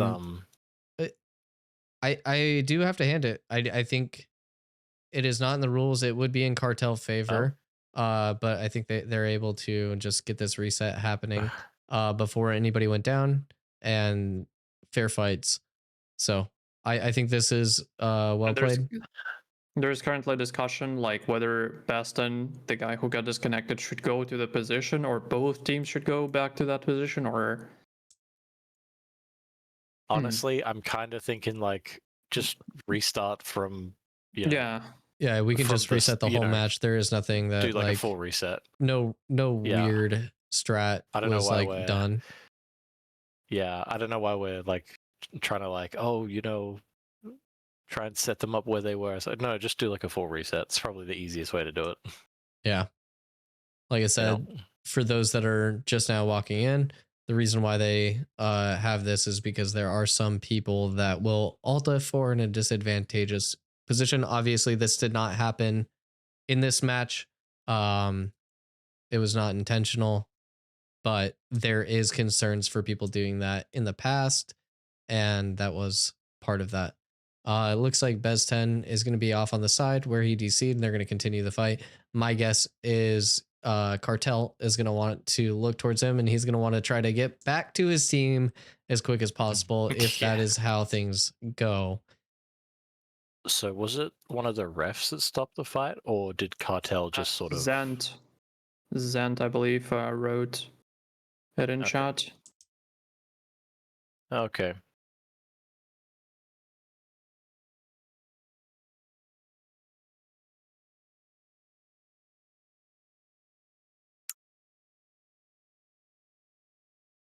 Okay, it looks like Zant is following the rules here. Panicked and called the stop. We will continue with it as a 7v8 as if the DC happened.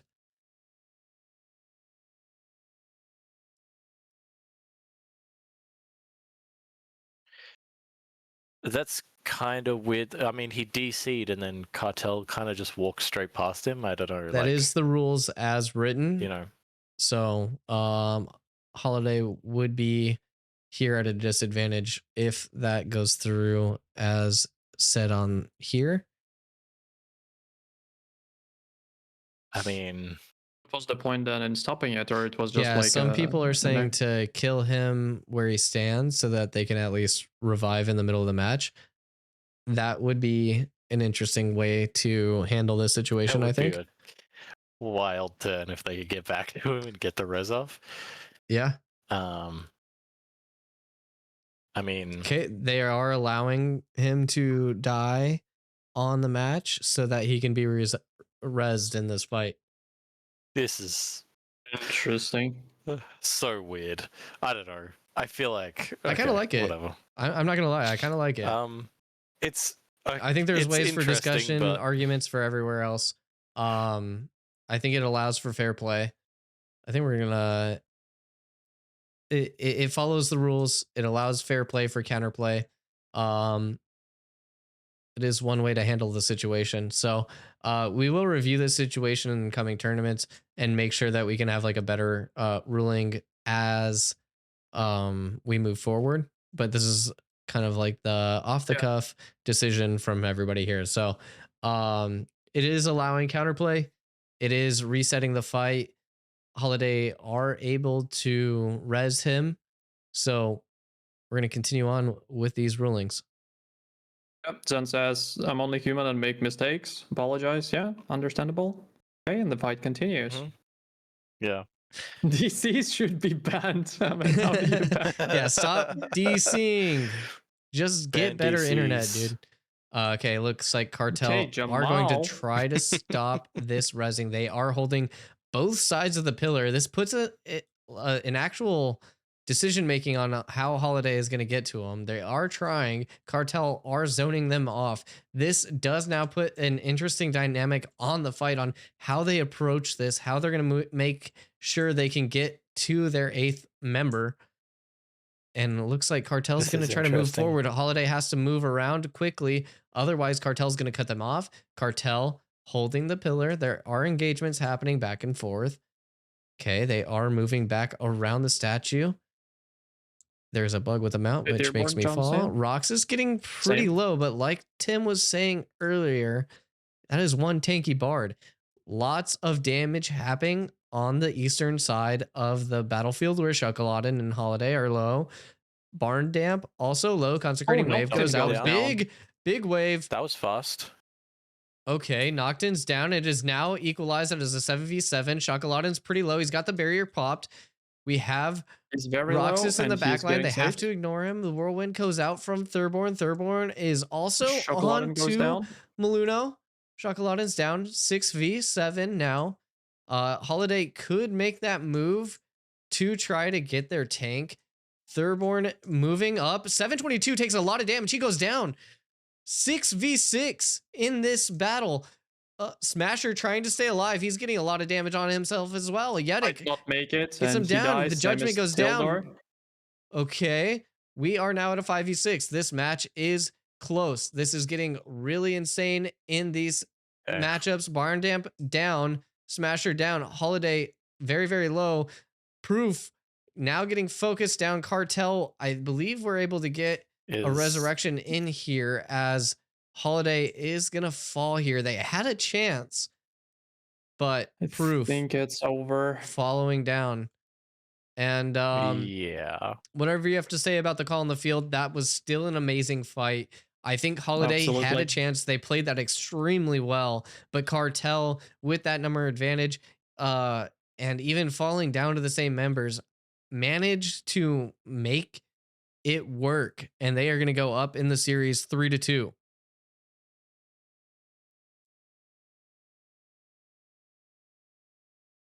Oops. Unfortunate that it happens, but it is what it is. Can happen to anyone.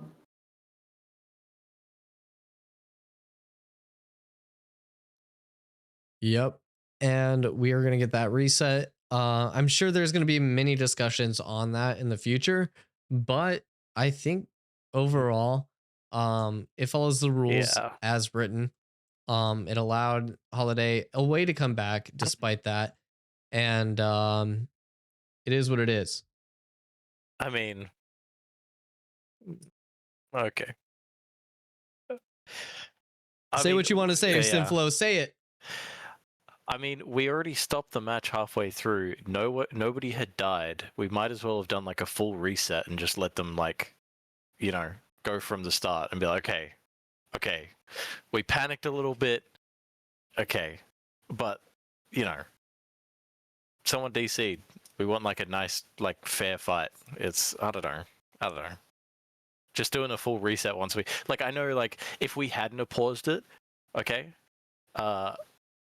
Cartel would have been well within their rights to kill Bezten and just push and keep attacking. But we did pause it, and so So I think there is an argument as well where you could have, since we had the referee intervention, since we have referees now helping with this and was able to call it out and stop it on the spot. It is very possible that we can just start with the same positions that the players were in with Bezten alive, since he was not killed on the field of play, that could be another option as well, which also allows it to be safe. He's still kind of out by himself, and he still has to regroup with Holiday, which allows Cartel, that advantage. But it is something to note for future tournaments. If you have an opinion, please put it in the chat, put it in the comments down below on YouTube or in the Shoal Discord PvP, or the Shoal PvP Discord.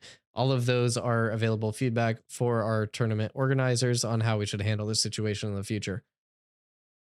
I think the only thing that you can potentially do is just to, make notes about possible outcomes that might happen that are not in the rules yet, and just adjust the rules. Yep. Like what happens if it's a DC normally? What happens when it's DC when nobody, like, there were no casualties yet? What happens if it's like a bug or a desync?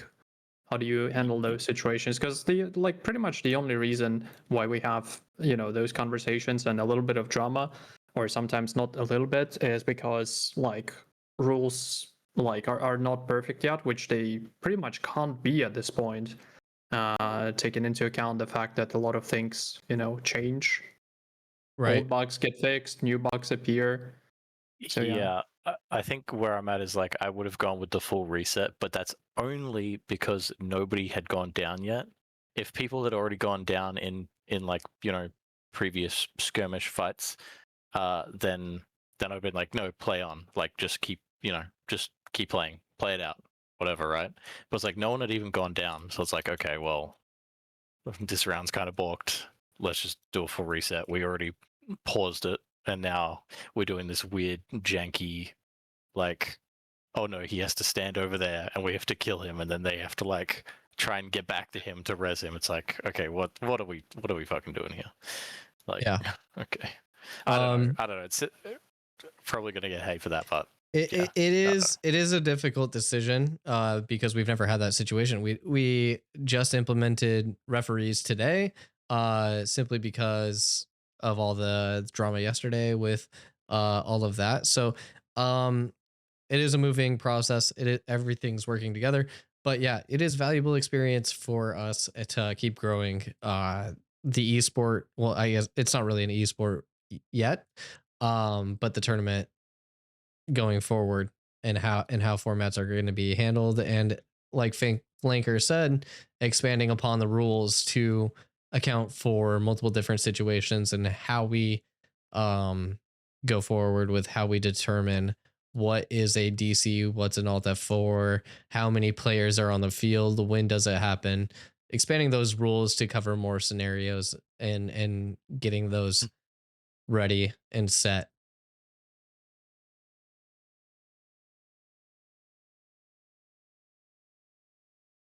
All right. It looks like the teams are getting started, and it looks like they're almost ready.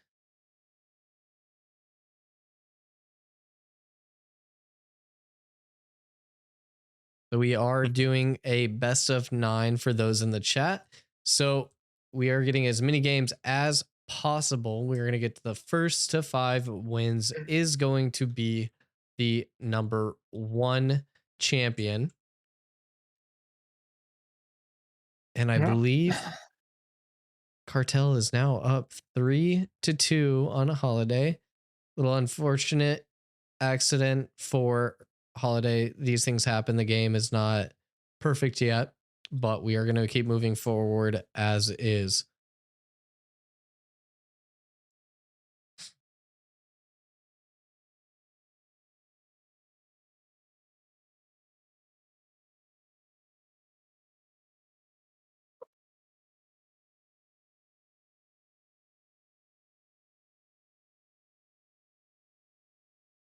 Honestly, from Cartel's side, Hans is sneaky. He may be the most well-positioned cleric as well that I've seen in this tournament, as he is always in a position to help his team, but never in danger. Llewd seems to be on the more aggressive healer side, following in, helping out Thurborn, who's diving in, or sorry, Thurborn's on Holiday. Llewd is following in on his mage with Jamal. and he ends up in some situations where he has to like peel back, use Wings of Salvation backwards. But Hans is just always in a safe place, always keeping his team alive with Men's and Flash Cures. So that is something I think I do want to touch on for Hans, playing extremely well this tournament.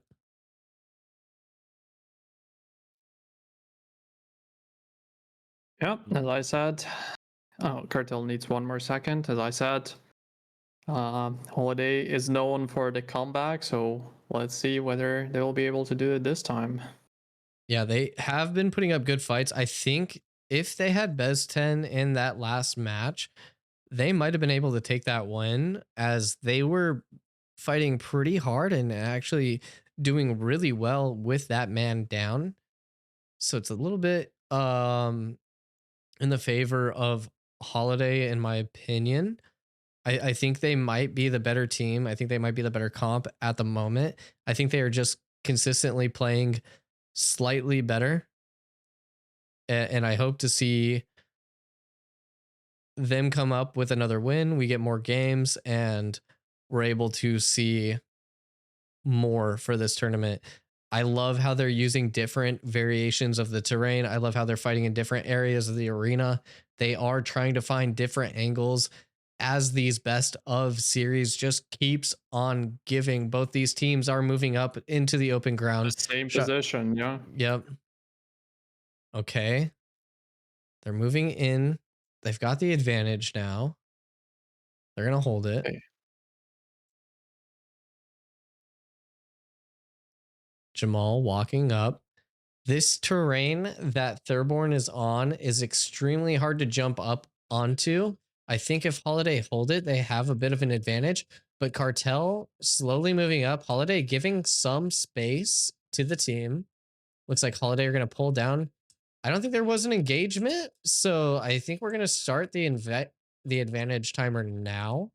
30 seconds before delay of game. What's going to happen if something happens? Because I'm not even...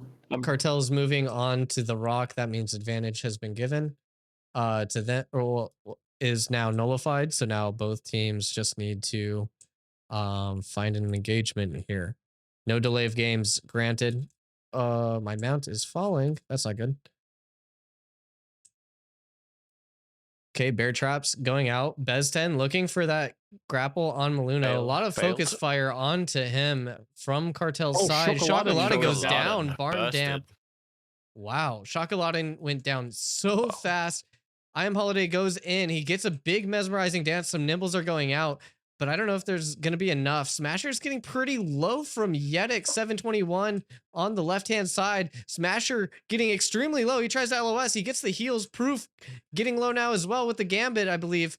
And now Cartel really pushing their advantage. Thurborn on the backside. Bezten is trapped on the backside. It looks like he was CC'd or incapacitated there. Now Teldor definitely being focused down. The cleric cannot get the Wings of Salvation out in time as Cartel are wiping this fight here. They are moving forward and they're going to keep going. Smasher getting really low. They have no more heals except for the Bard heals on Holiday's side. Bezten trying his best to CC, but it looks like Cartel is just massively ahead in this advantage. Maluno fighting it out. He gets Barn Damp off on the side. They are now fighting 3v8. Cartel is just going to try to wipe them, and it looks like Holiday's running for the reset. Proof gonna follow down here at the end there as he was trapped in all of the Cartel members, and Cartel with another win. GG's, the score is now 4-2 in favor of Cartel.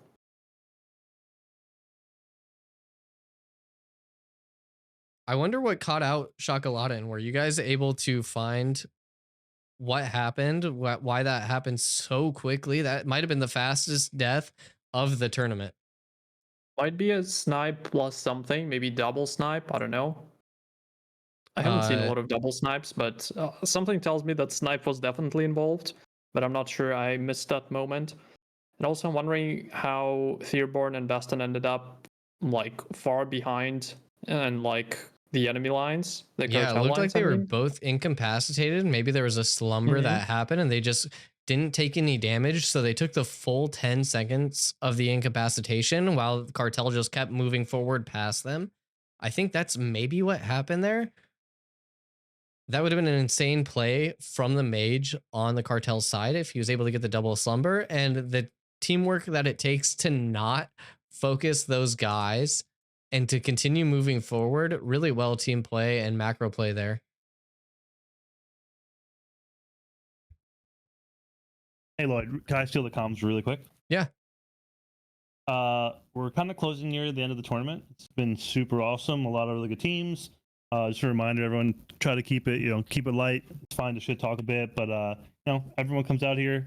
They put a lot of time and effort in. We have thousands of people who watch this tournament over the last 2 days. It's been really insane. This has been the biggest tournament we've done so far. We have a great prize pool. Thanks to the sponsors. I want to really quick shout out to all the admins and everyone who's been putting in their, volunteer time to help with the event. Rosetta, Nighthawk, Z.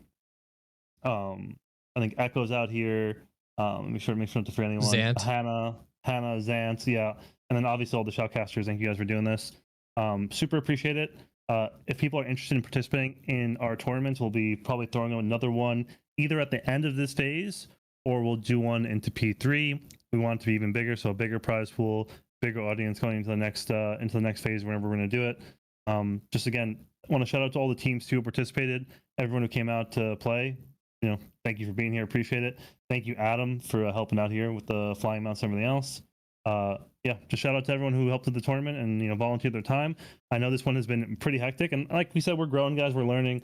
We'll definitely edit some rules going into the next tournament. But yeah, appreciate everyone who showed up, everyone who participated. Just keep it, be good sports. In the end of the day, guys. Like it's tough to get out here in front of a shit ton of people and play and put yourself out there. So just lots of respect to everyone who did that. So thanks again for everyone who showed up. Appreciate it. And if anyone's looking for a guild, apply to a Polar guild, discord.gg or .org. Check it out. And thanks again everyone for participating, and thank you the shoutcasters especially for being here and doing this. Yeah, and I want to give a special shout out to Flanker, obviously. Here, let me do a shout out on the chat. Literally just showing up and being willing to put himself out onto the casting desk. Very short notice. So if you're in the chat, I'm sure you know who Flanker is. Go ahead, give him a follow.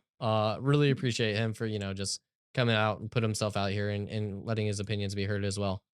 So thank you for having me. Yeah, dude. I always love your takes. I think you have like very logical positions on a lot of this, on pretty much everything that you say. And you come at things from very neutral perspective. So it's really nice to have not only just like an EU representative, but also somebody that's really knowledgeable about the game. Thank you. Oh my god, I have notifications. My OBS is opened. There you go. Yeah, thank you for having me. Yeah, of course. I believe we're going to be waiting for the game. Bezten's getting ready. It looks like the players are getting onto the proper sides. This is match point for the Cartel. Holiday has to win 3 in a row in order to come back. I think if Cartel wins this, they do have a say that this was done and they did perform. I don't think there's any shenanigans that anyone could say if they win this match. However, the closer and closer Holiday get, the more and more it leaves open for speculations over the call that happens on the field. Hopefully, like Tim was saying, try to keep the comms clean, the chat clean. We are working through this, but man, I know how people work and people will say whatever they want. There is a lot of propaganda that happens in Ashes of Creation. And, I just want to say, keep things as clean as possible. Try to not spread that propaganda, please. We do want to help the scene grow. We want to make sure that all of our players who are participating really get the credit that they deserve, because they do put in a ton of hours. They've been working, grinding their ass off all phase to get this gear to figure out their meta, their champions or not champions, archetypes, and they're really putting in the work to get these mechanics down and play properly. So give credit where credit is due. I believe all the players here are fantastic, and they've been doing their utmost to perform.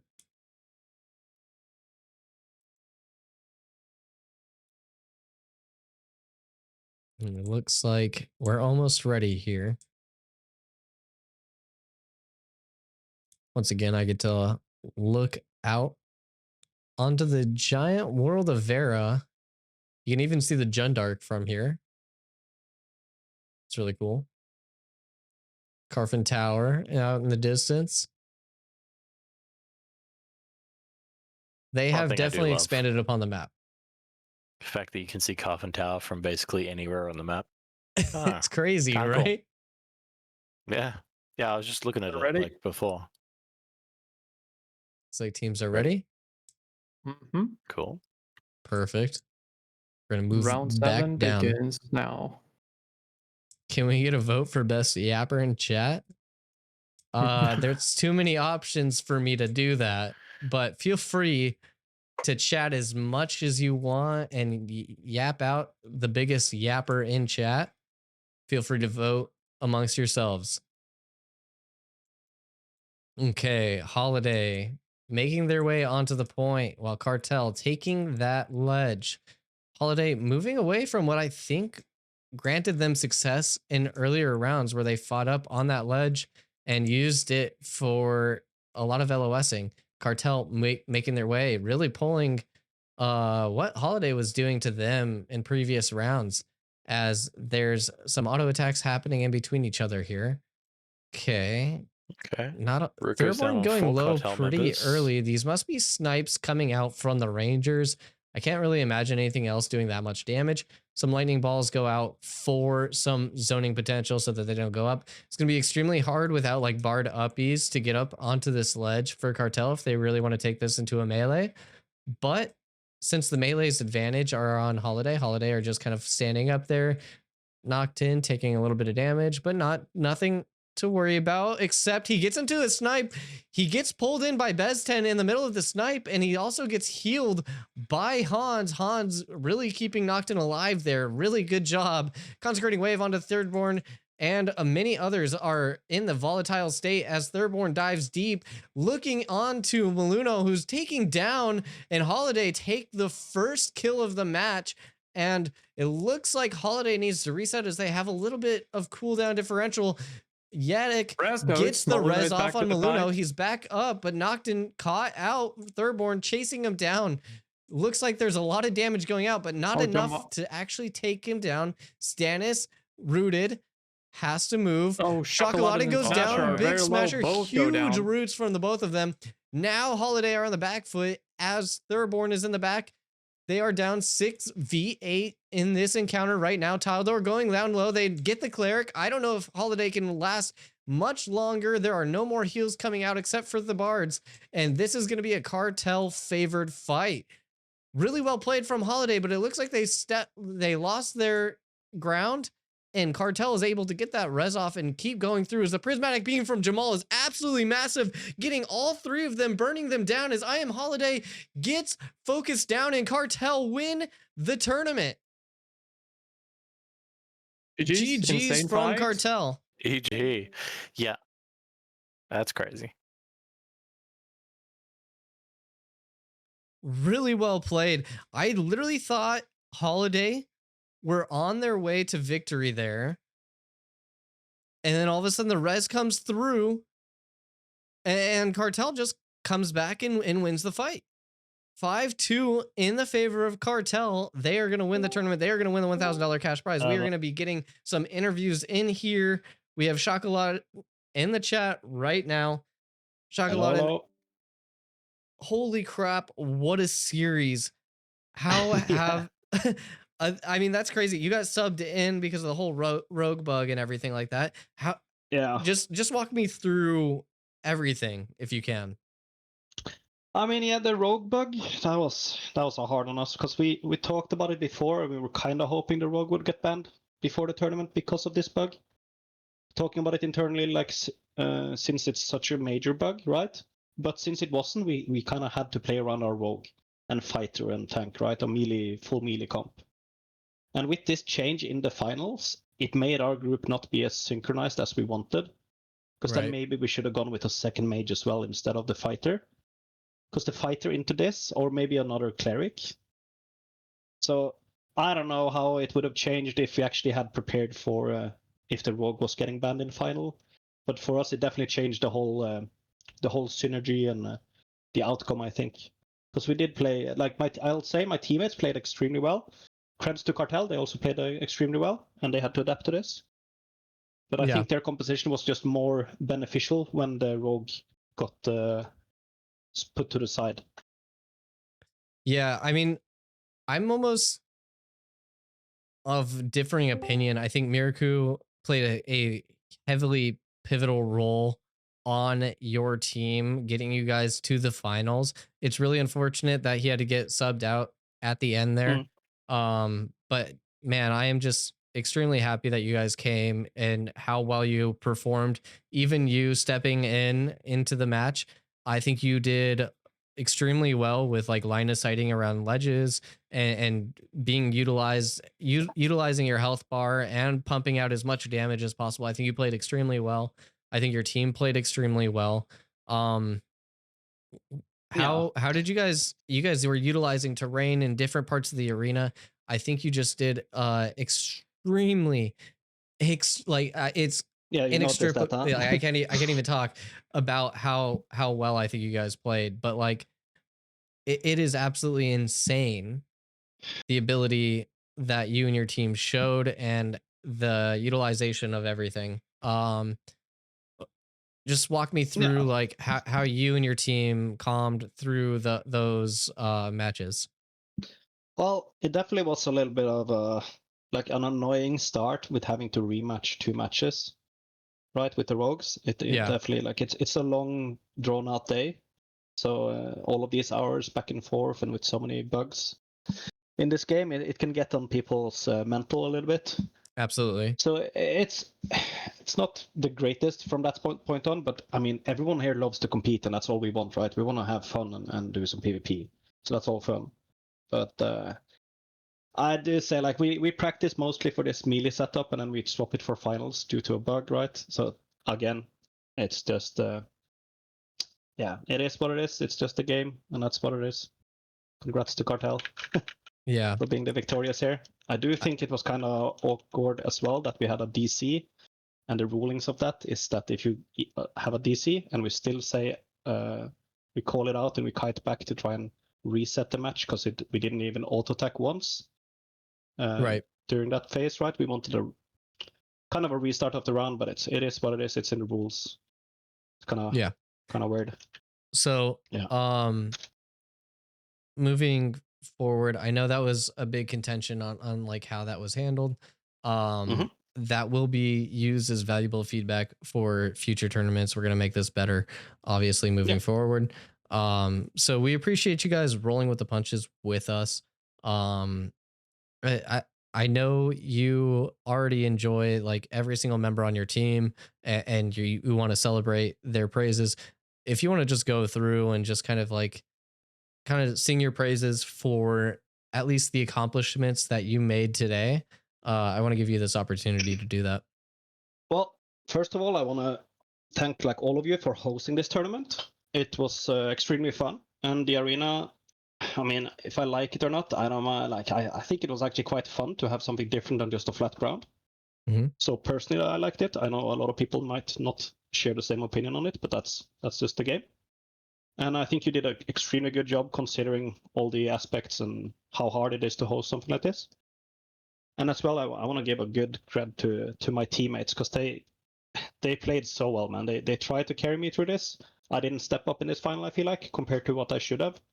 But I'd say it's because I haven't practiced enough with these teammates in terms of this current team.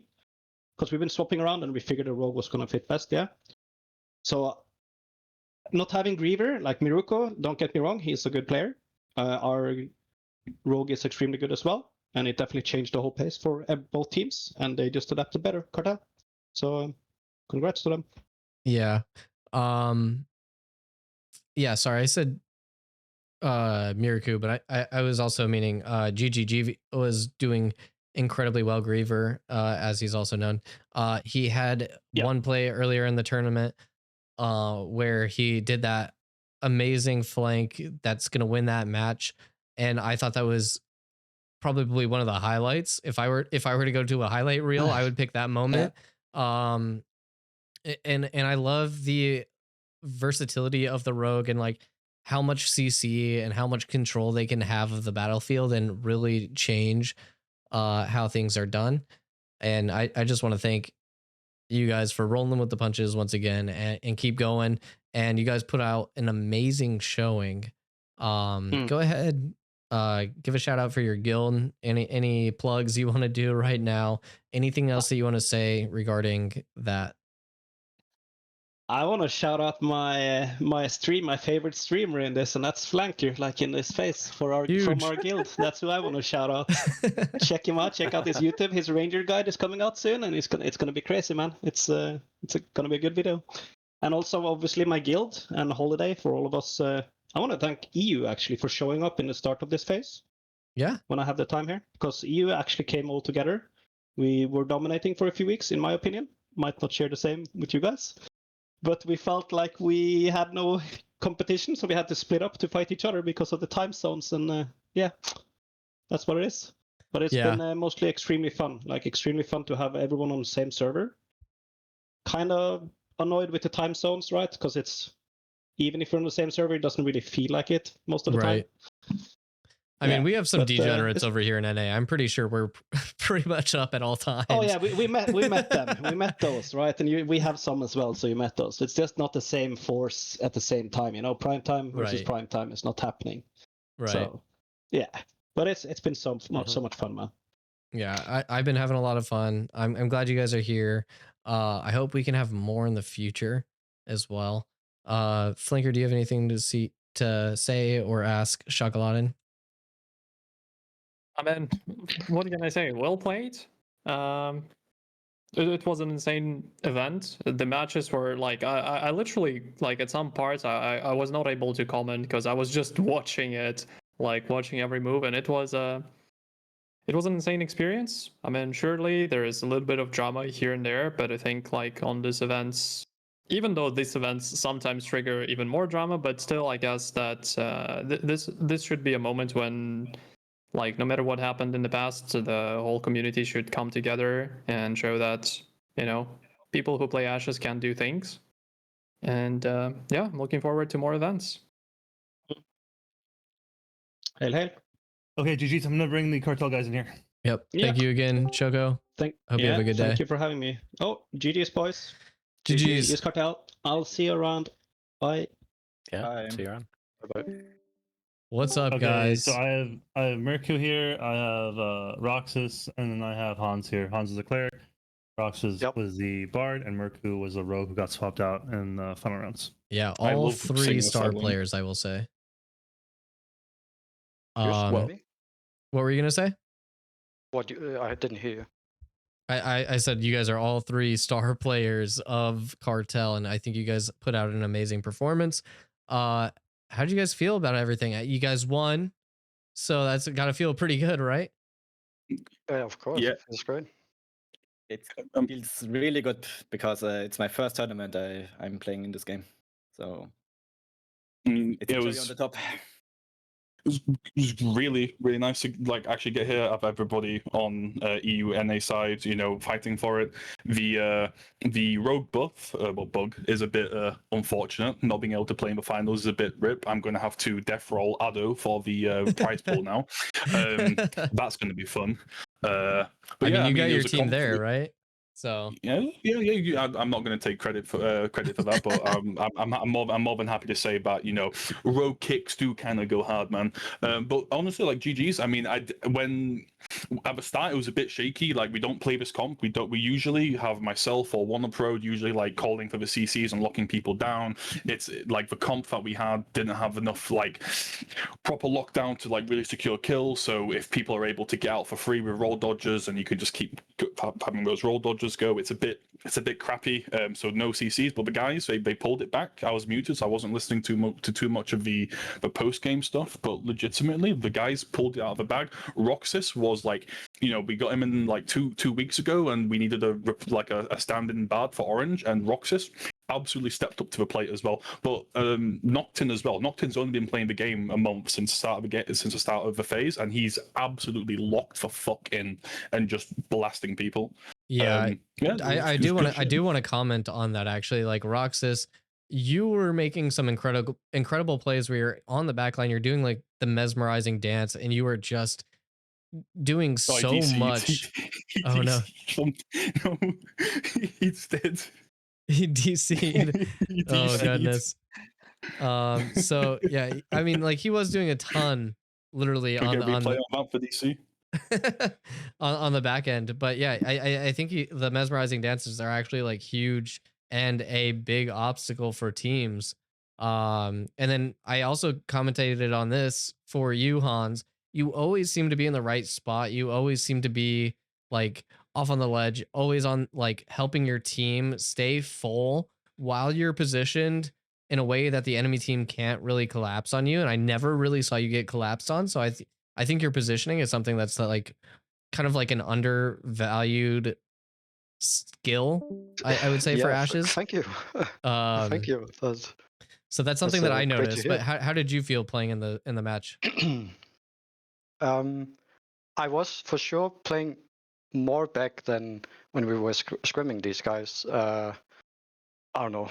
It just had to be done, and yeah, I don't know what to say, honestly. I've never really been a part of this stuff, so yeah. But it's been fun for sure. Yeah. I can't sure really like say anything different. Like, you guys performed amazing. You guys made a run pretty much lossless throughout this entire thing. You've maybe like given up like a match or two, but you were even able to take out our guild Polar with a decisive 3-0.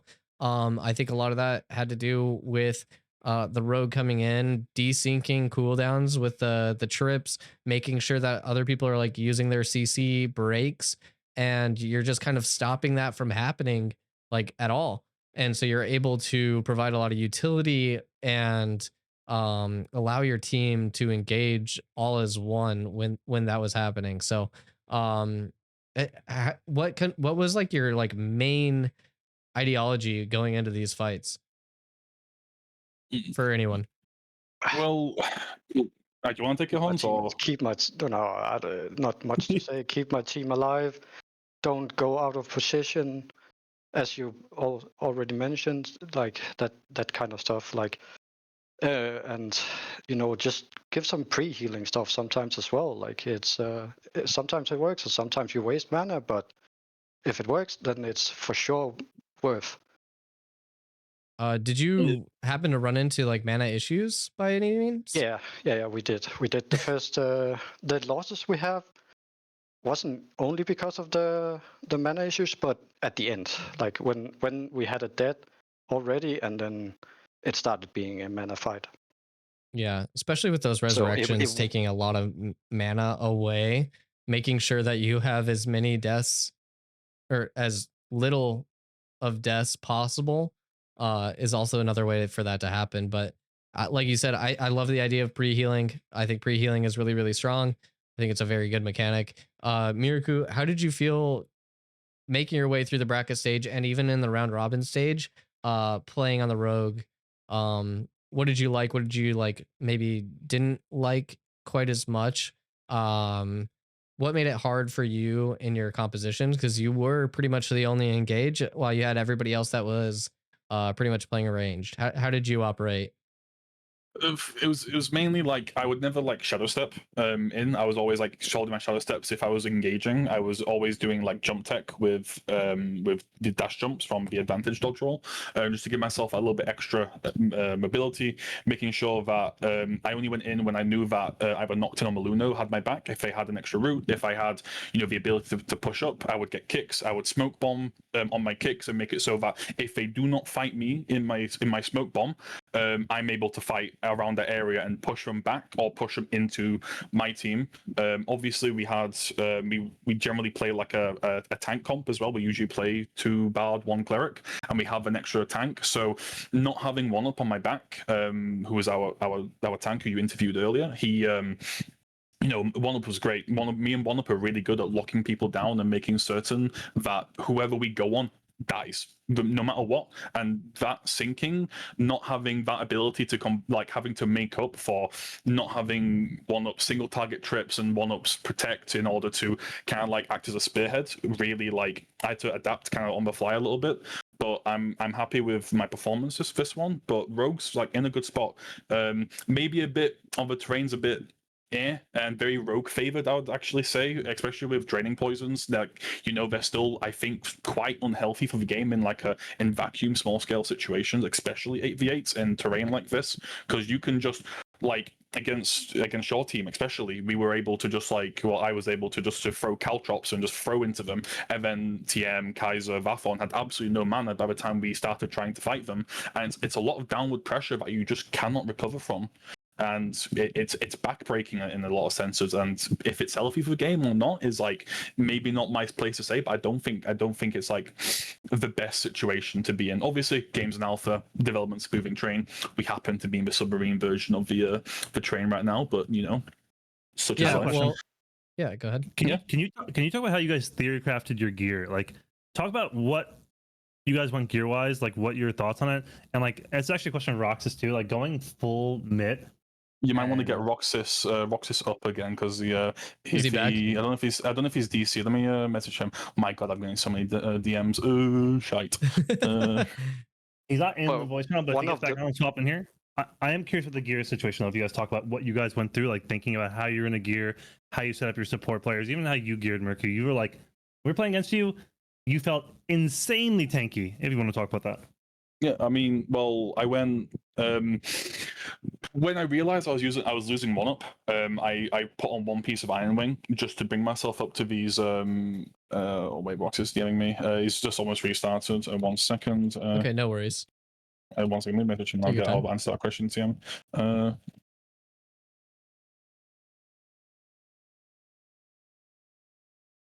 For like the gear crafting situation, we have an internal gear planner, which kind of like makes it a lot easier for us to basically like prioritize things. We have weights and shit we can put on to give different gear pieces, which is big shout out to Astu War, absolutely insane.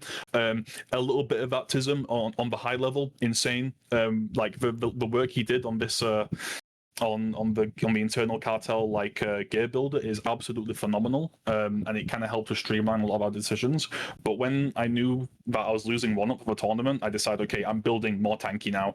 I was using more damage pieces, like when I fought Polar in the first scrims against you, I was like 217 power and I was hitting a lot harder. I was using Iron Greatsword, and then I swapped over to like more health pieces and mitigation because I knew that I was going to have to frontline and tank a lot more for my people, and kind of like it debates people a little bit because you have a rogue in you and you think, shit, this rogue's going to hurt, and I'm maybe not dealing as much damage as I possibly could, but it wasn't necessarily my goal. I had to open up for my guys and make sure that they were able to get in, but I could sustain these fights, because if I can sustain and play with drain mana and make it so that the downward pressure on any team we come against that tries to man fight us is just non-existent, and kind of be that pseudo frontliner with a bit more mobility. Obviously, it's not the perfect scenario, but I mean, we obviously with DRs, hitting in quite heavily around that 200, 210 mark,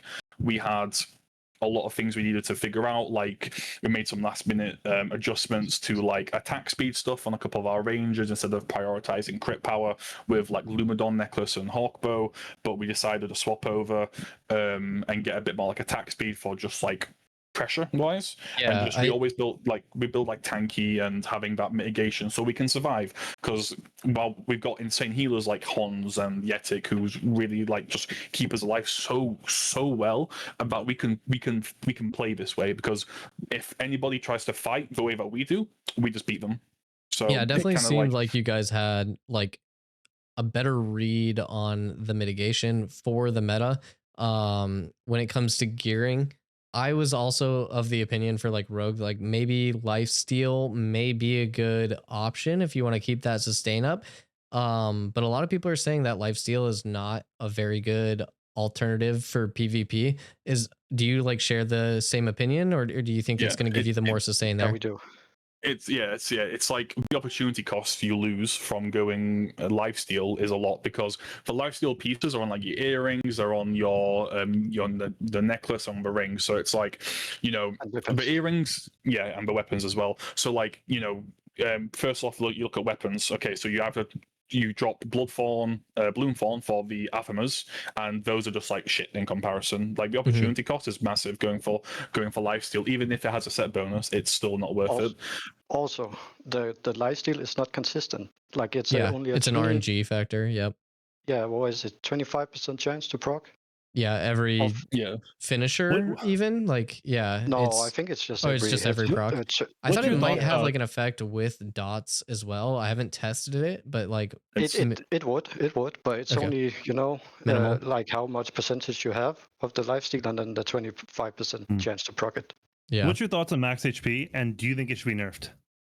I think with the way the game is now, if we go above like 30 and it kind of stays the way, eventually, like, I mean, I played ESO to a very like massive like group stuff, and in ESO we had a similar problem where like I kind of made a different thing with like max HP stacking, and it ruined the game.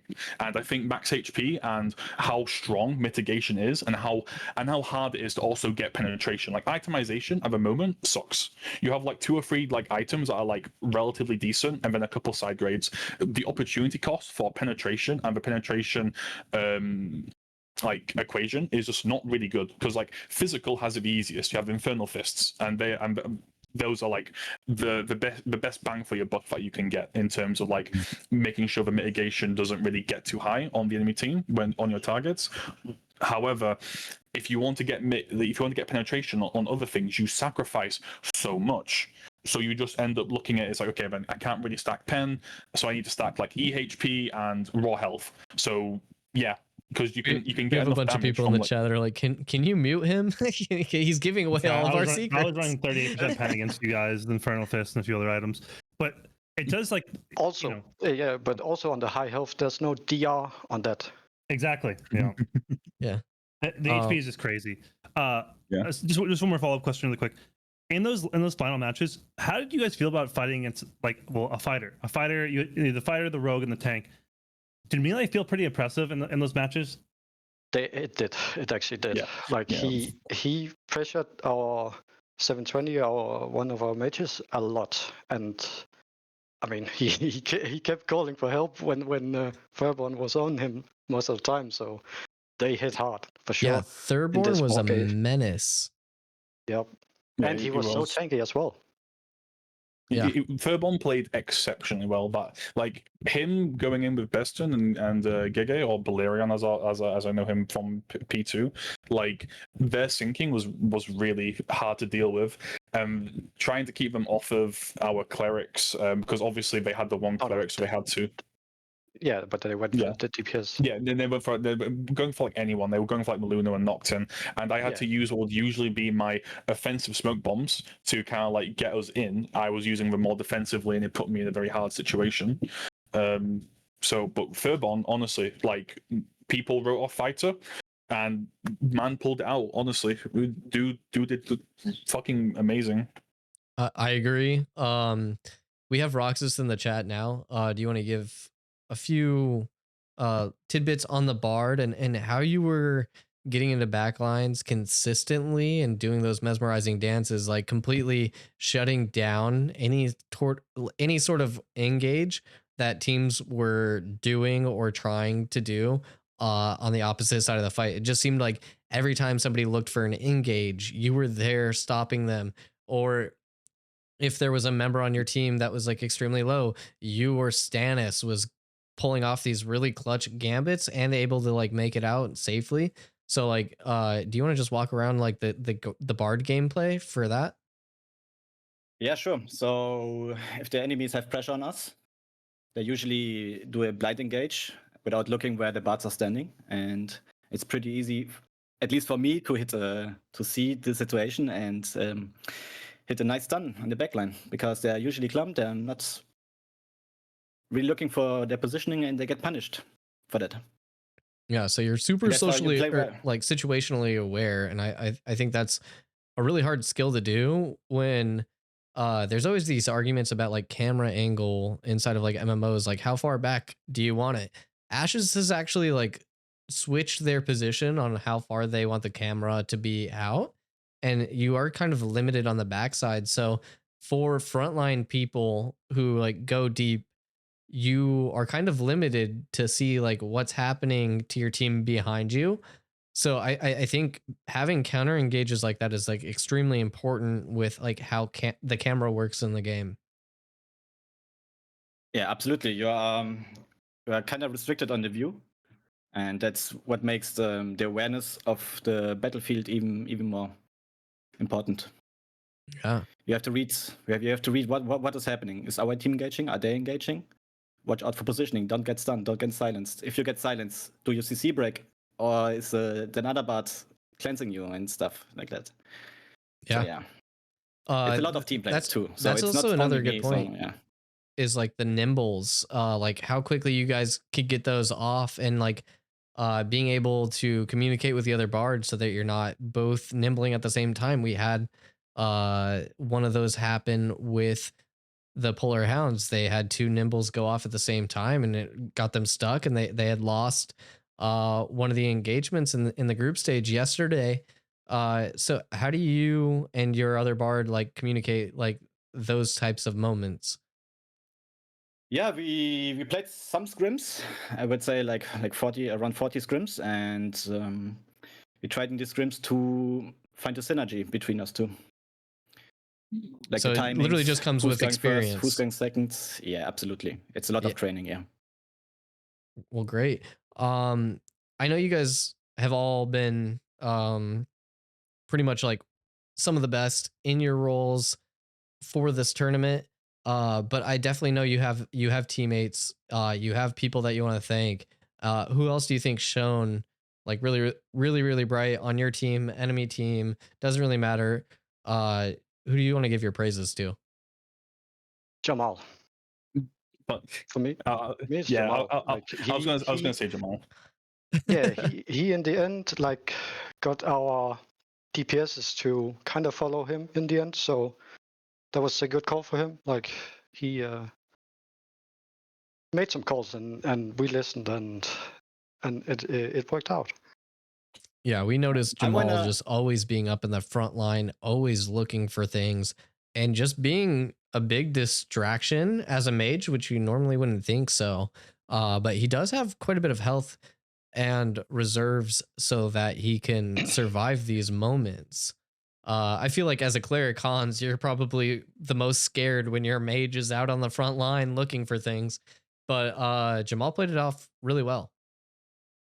He did. Absolutely. I want to give a shout out to the bards from Holidays. They played phenomenally. They played so good. Proof and I Am Holiday, I think. Yep. They played so well.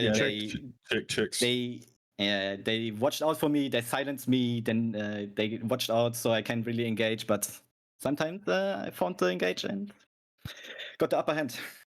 Yeah, a lot of think bards can have like this unsung gameplay, forgive the pun, but they do a lot without a whole lot of flashy mechanics outside of like that mesmerizing dance marionette combo. Really, they have like the flourish to move, they have a lot of temp HP, but they do a lot of these like silences and things that are very quiet, that are not very easily discernible from the viewer perspective.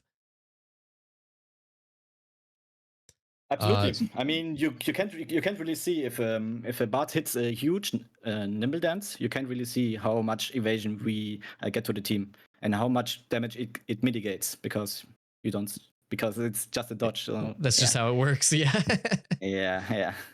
All right. The bards are definitely good bards are really clutch. Yeah, absolutely. Yeah.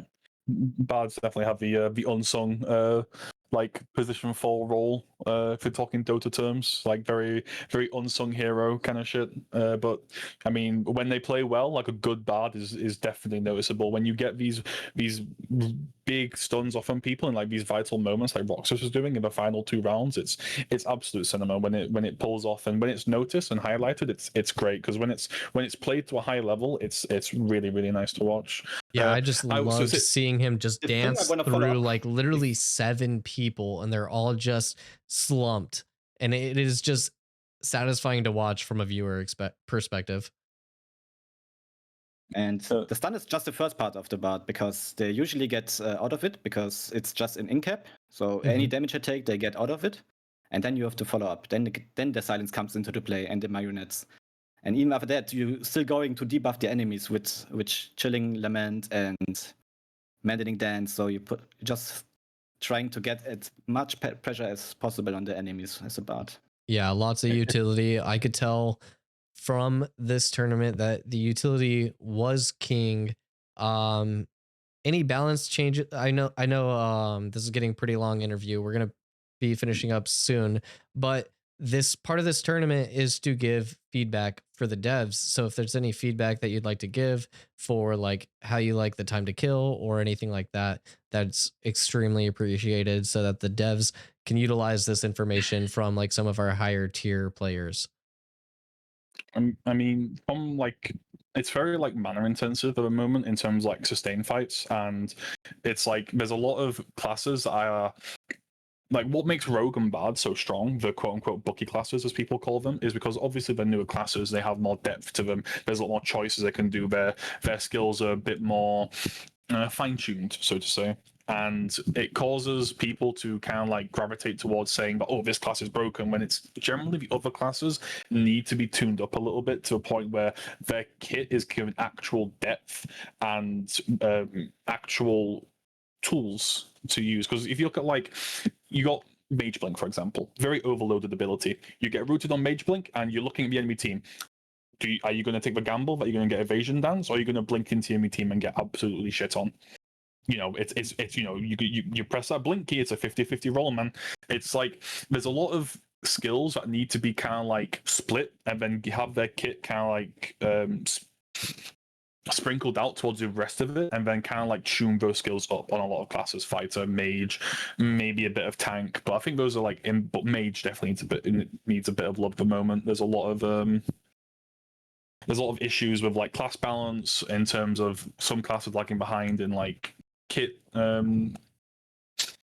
wise, like I've already said, but also like itemization at the moment. It's like the opportunity cost and like the generalization of items is not very good, as I said like before, with like penetration and mitigation. The opportunity cost for mitigation is that it's on mainly defensive items, you know, chest, helmet, and then your gloves and your cape for generally more offensive stats. So you make a bit of a trade-off there, but you already get so much with one Iron Wing chest like I was running. Like you get so much on one, so your opportunity cost is not really, you know, that bad really. You're not sacrificing all that much in comparison to people who want to build more damage or want to build pen. Or need to build pen because of the way how strong mitigation is. You just can't. So it's kind of like a split between some of the classes lagging behind and then itemization also being a bit too standardized in terms of like opportunity cost of what stats are good, and some stats are being a bit overtuned. But you can't really counteract some of these like really heavy stats without having items in the game that allow you to counteract these stats, because there's no choice for it. So it's kind of like you need the game to evolve a little bit more before you can start making properly informed decisions on these. But there's a lot that can be learned from like the baseline at the moment. Cool. Hans, anything on your end? About what? About feedback for the devs or no? Oh,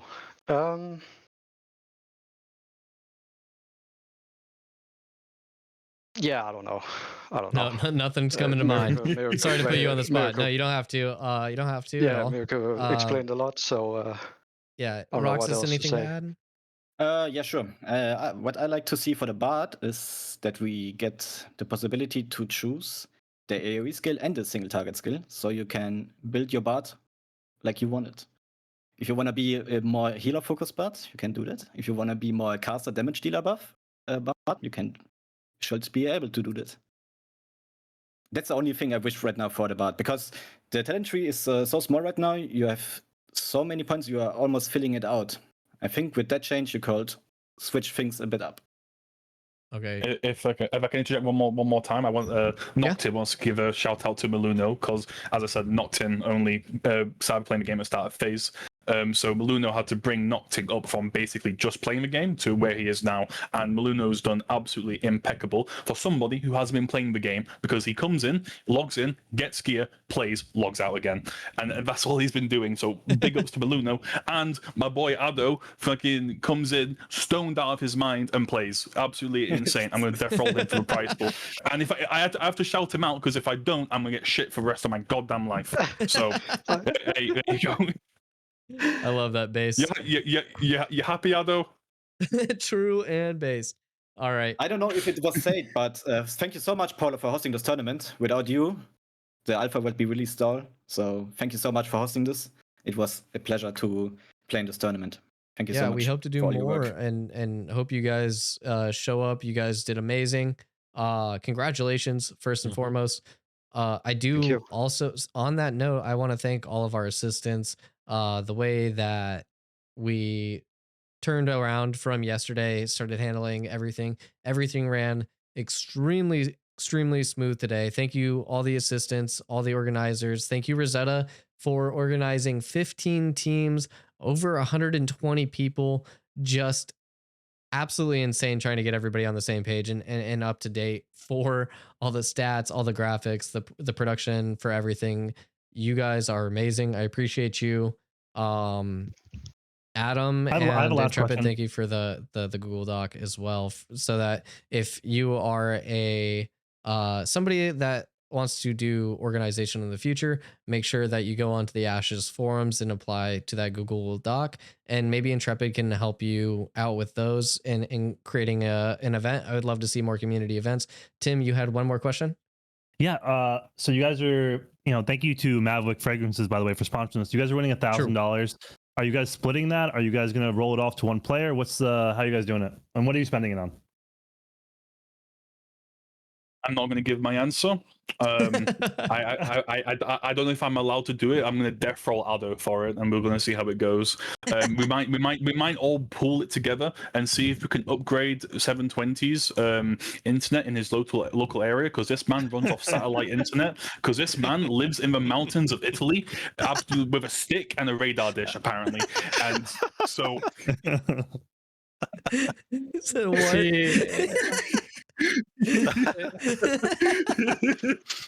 I have a question. When it's prime time, is Ado still cooking half of the time?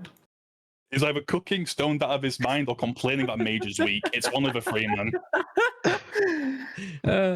That's beautiful. I love the team camaraderie. I love the internal shit talk more than the external shit talk, because it's usually feistier because it's all on friendly grounds. It's like one of my favorite moments of being in a static and you're just grinding for hours, and all of a sudden you're just like shit talking all of your friends as you're leveling. Like, I can't believe you dodged there. Like, I've been working for like 16 hours. And I'm just still grinding, and I am doing the same repetitive stuff, and I'm just tired, man. And the shit talk just gets worse and worse the more tired you guys get as you grind. I'm sure you guys have experienced that as well. So I love it. Yeah, that's one of the core memories in this phase will be leveling up, and then the Moon Island tower that Flanker showed up to. And I won't go into details, but the legendary piss rotation. You could infer from that what you wish, but the piss rotation came in clutch. You may have to you may have to DM me that, because I am super interested. That sounds hilarious. Yeah, but what last thing. Since if I don't do this, Dan will get mad at me. Cartel Recruiting, winners of the EU 8v8 tournament and the now Shoal World Champ, well, you call it World, I don't care. Big PP, recruiting actual gamers who have hands. Possibly, maybe not have hands or good internet if you're Ado. It's completely fine. But that's Discord DG / Cartel EU if you are somewhat interested. And that's about it. Damn, he's taking strays. He's catching strays. Anyways, thank you guys. I appreciate you. You did an amazing job. Congratulations. Flanker, Tim, anybody else want to ask these guys questions before they get out of here?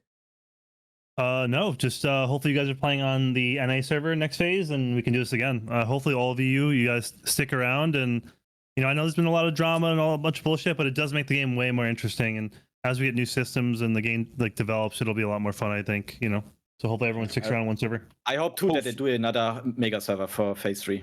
It's so fun to see all the people. I think one of the prio things, like this is something actually I'm really passionate about. If they want to keep a mega server, that's fine. But okay, I'm going to bring up a cursed name here. New World, spooky name, New World. New World with its settable siege timers was actually pretty good. Having it be set to the server time, making it basically so that it's 4 a.m. for us UK people, even though the island doesn't really exist. We can have to wake up at 4 a.m. for a siege is a bit scoofed. For lack of a better word, having the ability for each mayor to set their node timer for what they want for their siege is would be much better. If they want to keep this and they want to keep this level of player participation and keep us all together, they need that has to be a priority, is node settable siege timers. Totally agree. I think New World had a lot of great things they could pull from, and definitely how they do sieges, and definitely how they had multiple options that you guys could agree on was something we should take away very quickly if we can. Really nice. Yeah, we were discussing it previously about a submarine with a floating underwater servers in the middle of the ocean so that all players have the same ping. Steven? Easily done by Steven, by the way. No hardships there. Absolutely. All right. Well, I'm going to end this stream unless there's anything else. We're going to right over to our buddy Dusty, who was also shoutcasting the tournament. Congratulations, everybody. Thank you, assistants. Thank you, Intrepid, for the help there. We'll see you all hopefully at the next tournament. Mr. Sobaloda, I have a question for you. Yoink. No, that was good timing. No, that was good timing. I didn't move him. I think he moved himself. I think he DC'd himself. I think it's just a good joke. Okay, GG's everyone. I appreciate you guys being around. GG. Yeah, good stuff. GG's. Thank you, everybody.